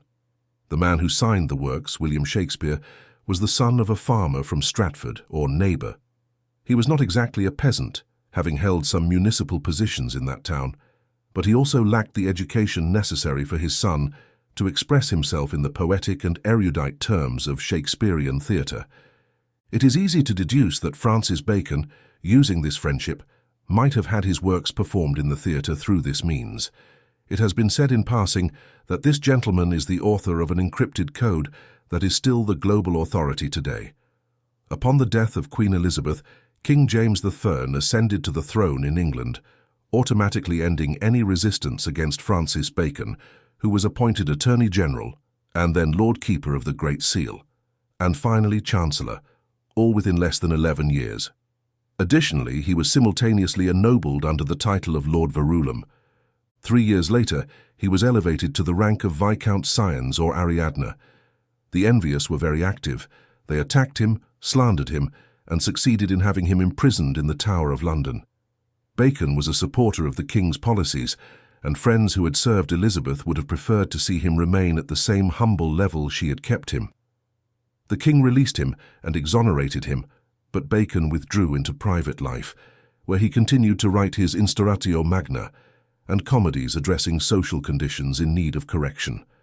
The thread of Ariadne leads us to the churches of San Miguel de Berulan in the Cathedral of Zanes, where no body has ever existed in this tomb. On a much deeper knowledge plane, let us discuss the incarnation of the Adept in the body of Francis Bacon. Every child brings with them their electrons marked with a number or vibrational frequency. That is their equation.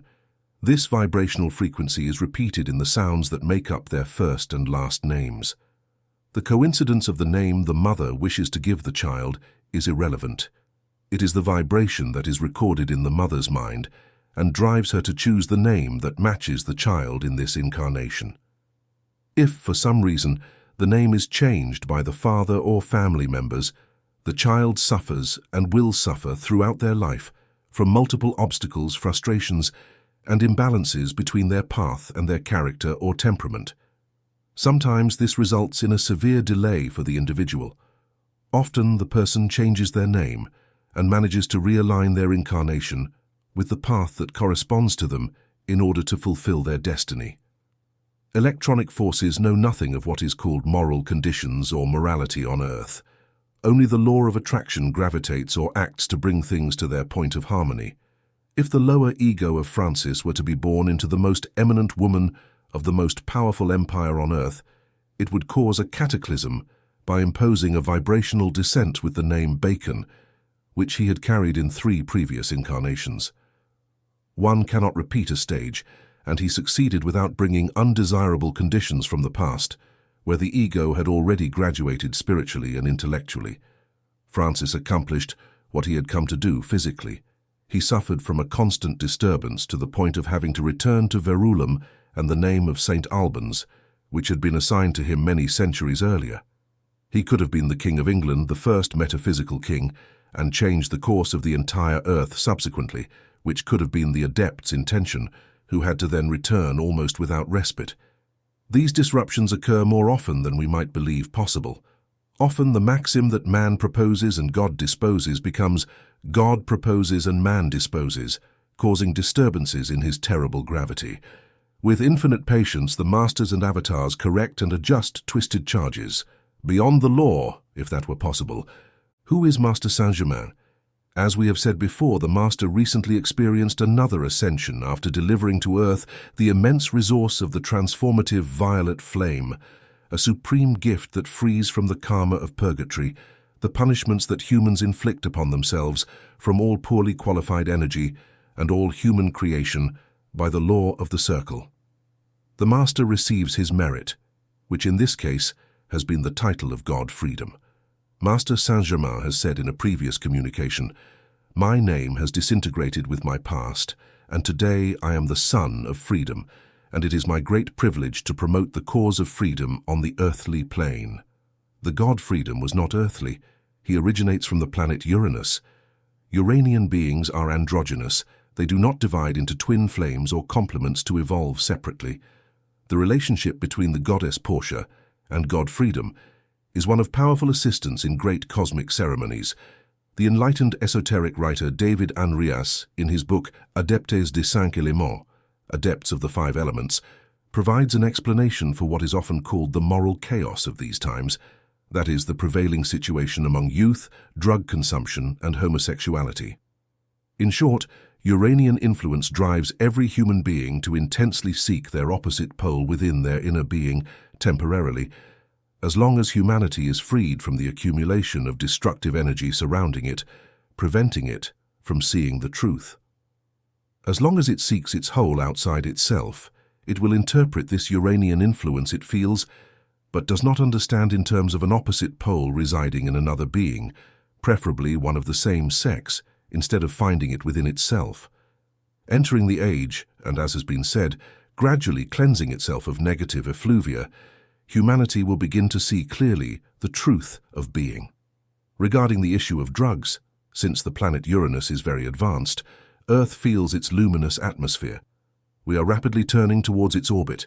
Its vibrations stimulate imagination, and especially the desire to transcend dreams and wonders. Drugs produce the illusion of this journey. The ever-hasty and thoughtful youth believe it is the short path to truth, and embark recklessly without realizing that drugs create an imperative need in the system, increasingly urgent, leading to ruin and darkness, cancelling the will to proceed with Earth's initiation into its new plan. In the orbit of Uranus and the proximity of Venus, it was necessary to consume and dissolve the effluvia of poorly used energy that covers the Earth like a canopy. The planetary leaders have given the order to allow the use of the liberating violet flame through the person of the director of the seventh ray, the ascended master Saint Germain. The salvation of the youth and a large majority of humanity depends on the consumption and dissolution of the effluvia we have mentioned. Indeed, the forgetfulness of what we truly are, first, and then the continuous ignorance of our spiritual truth, is due to this veil that prevents us from perceiving the glories that rightfully belong to us. We should be living in eternal youth and beauty, eternal happiness, without problems or ailments of any kind, always progressing in the Father's kingdom, yet we are stalled because we see nothing beyond what surrounds us. On the physical plane, it is futile for planetary leaders, ascended masters, and angelic and comic cohorts to be ready to pour out all the fluids and light that are not necessary to elevate our planet. If we open the door to let them in, permission must come from our octave. If it does not come, even God himself cannot intervene, as he cannot break his own law of free will. This small book was designed to reveal all that Master Saint Germain has done to lead us to the pinnacle of ascension, the initiation of the planet. For those who are not pure enough to coexist with their brothers in the orbit of Uranus, and the proximity of Venus will be downgraded to a subhuman planet. Let us do everything in our power to help cleanse the effluvia, brothers. Let us do the following 3 times a day for 5 minutes. In the name of the beloved presence, I Am, I invoke the liberating violet flame to envelop and illuminate every electron comprising planet Earth and all its incarnated inhabitants, until everything and everyone is pure and radiant. Thank you, Father, for hearing me. Visualize the violet flame first enveloping our own body, then our home, our neighborhood, our city, our country, our continent, and our entire planet. Let us help save our youth and our brothers. May the light envelop you.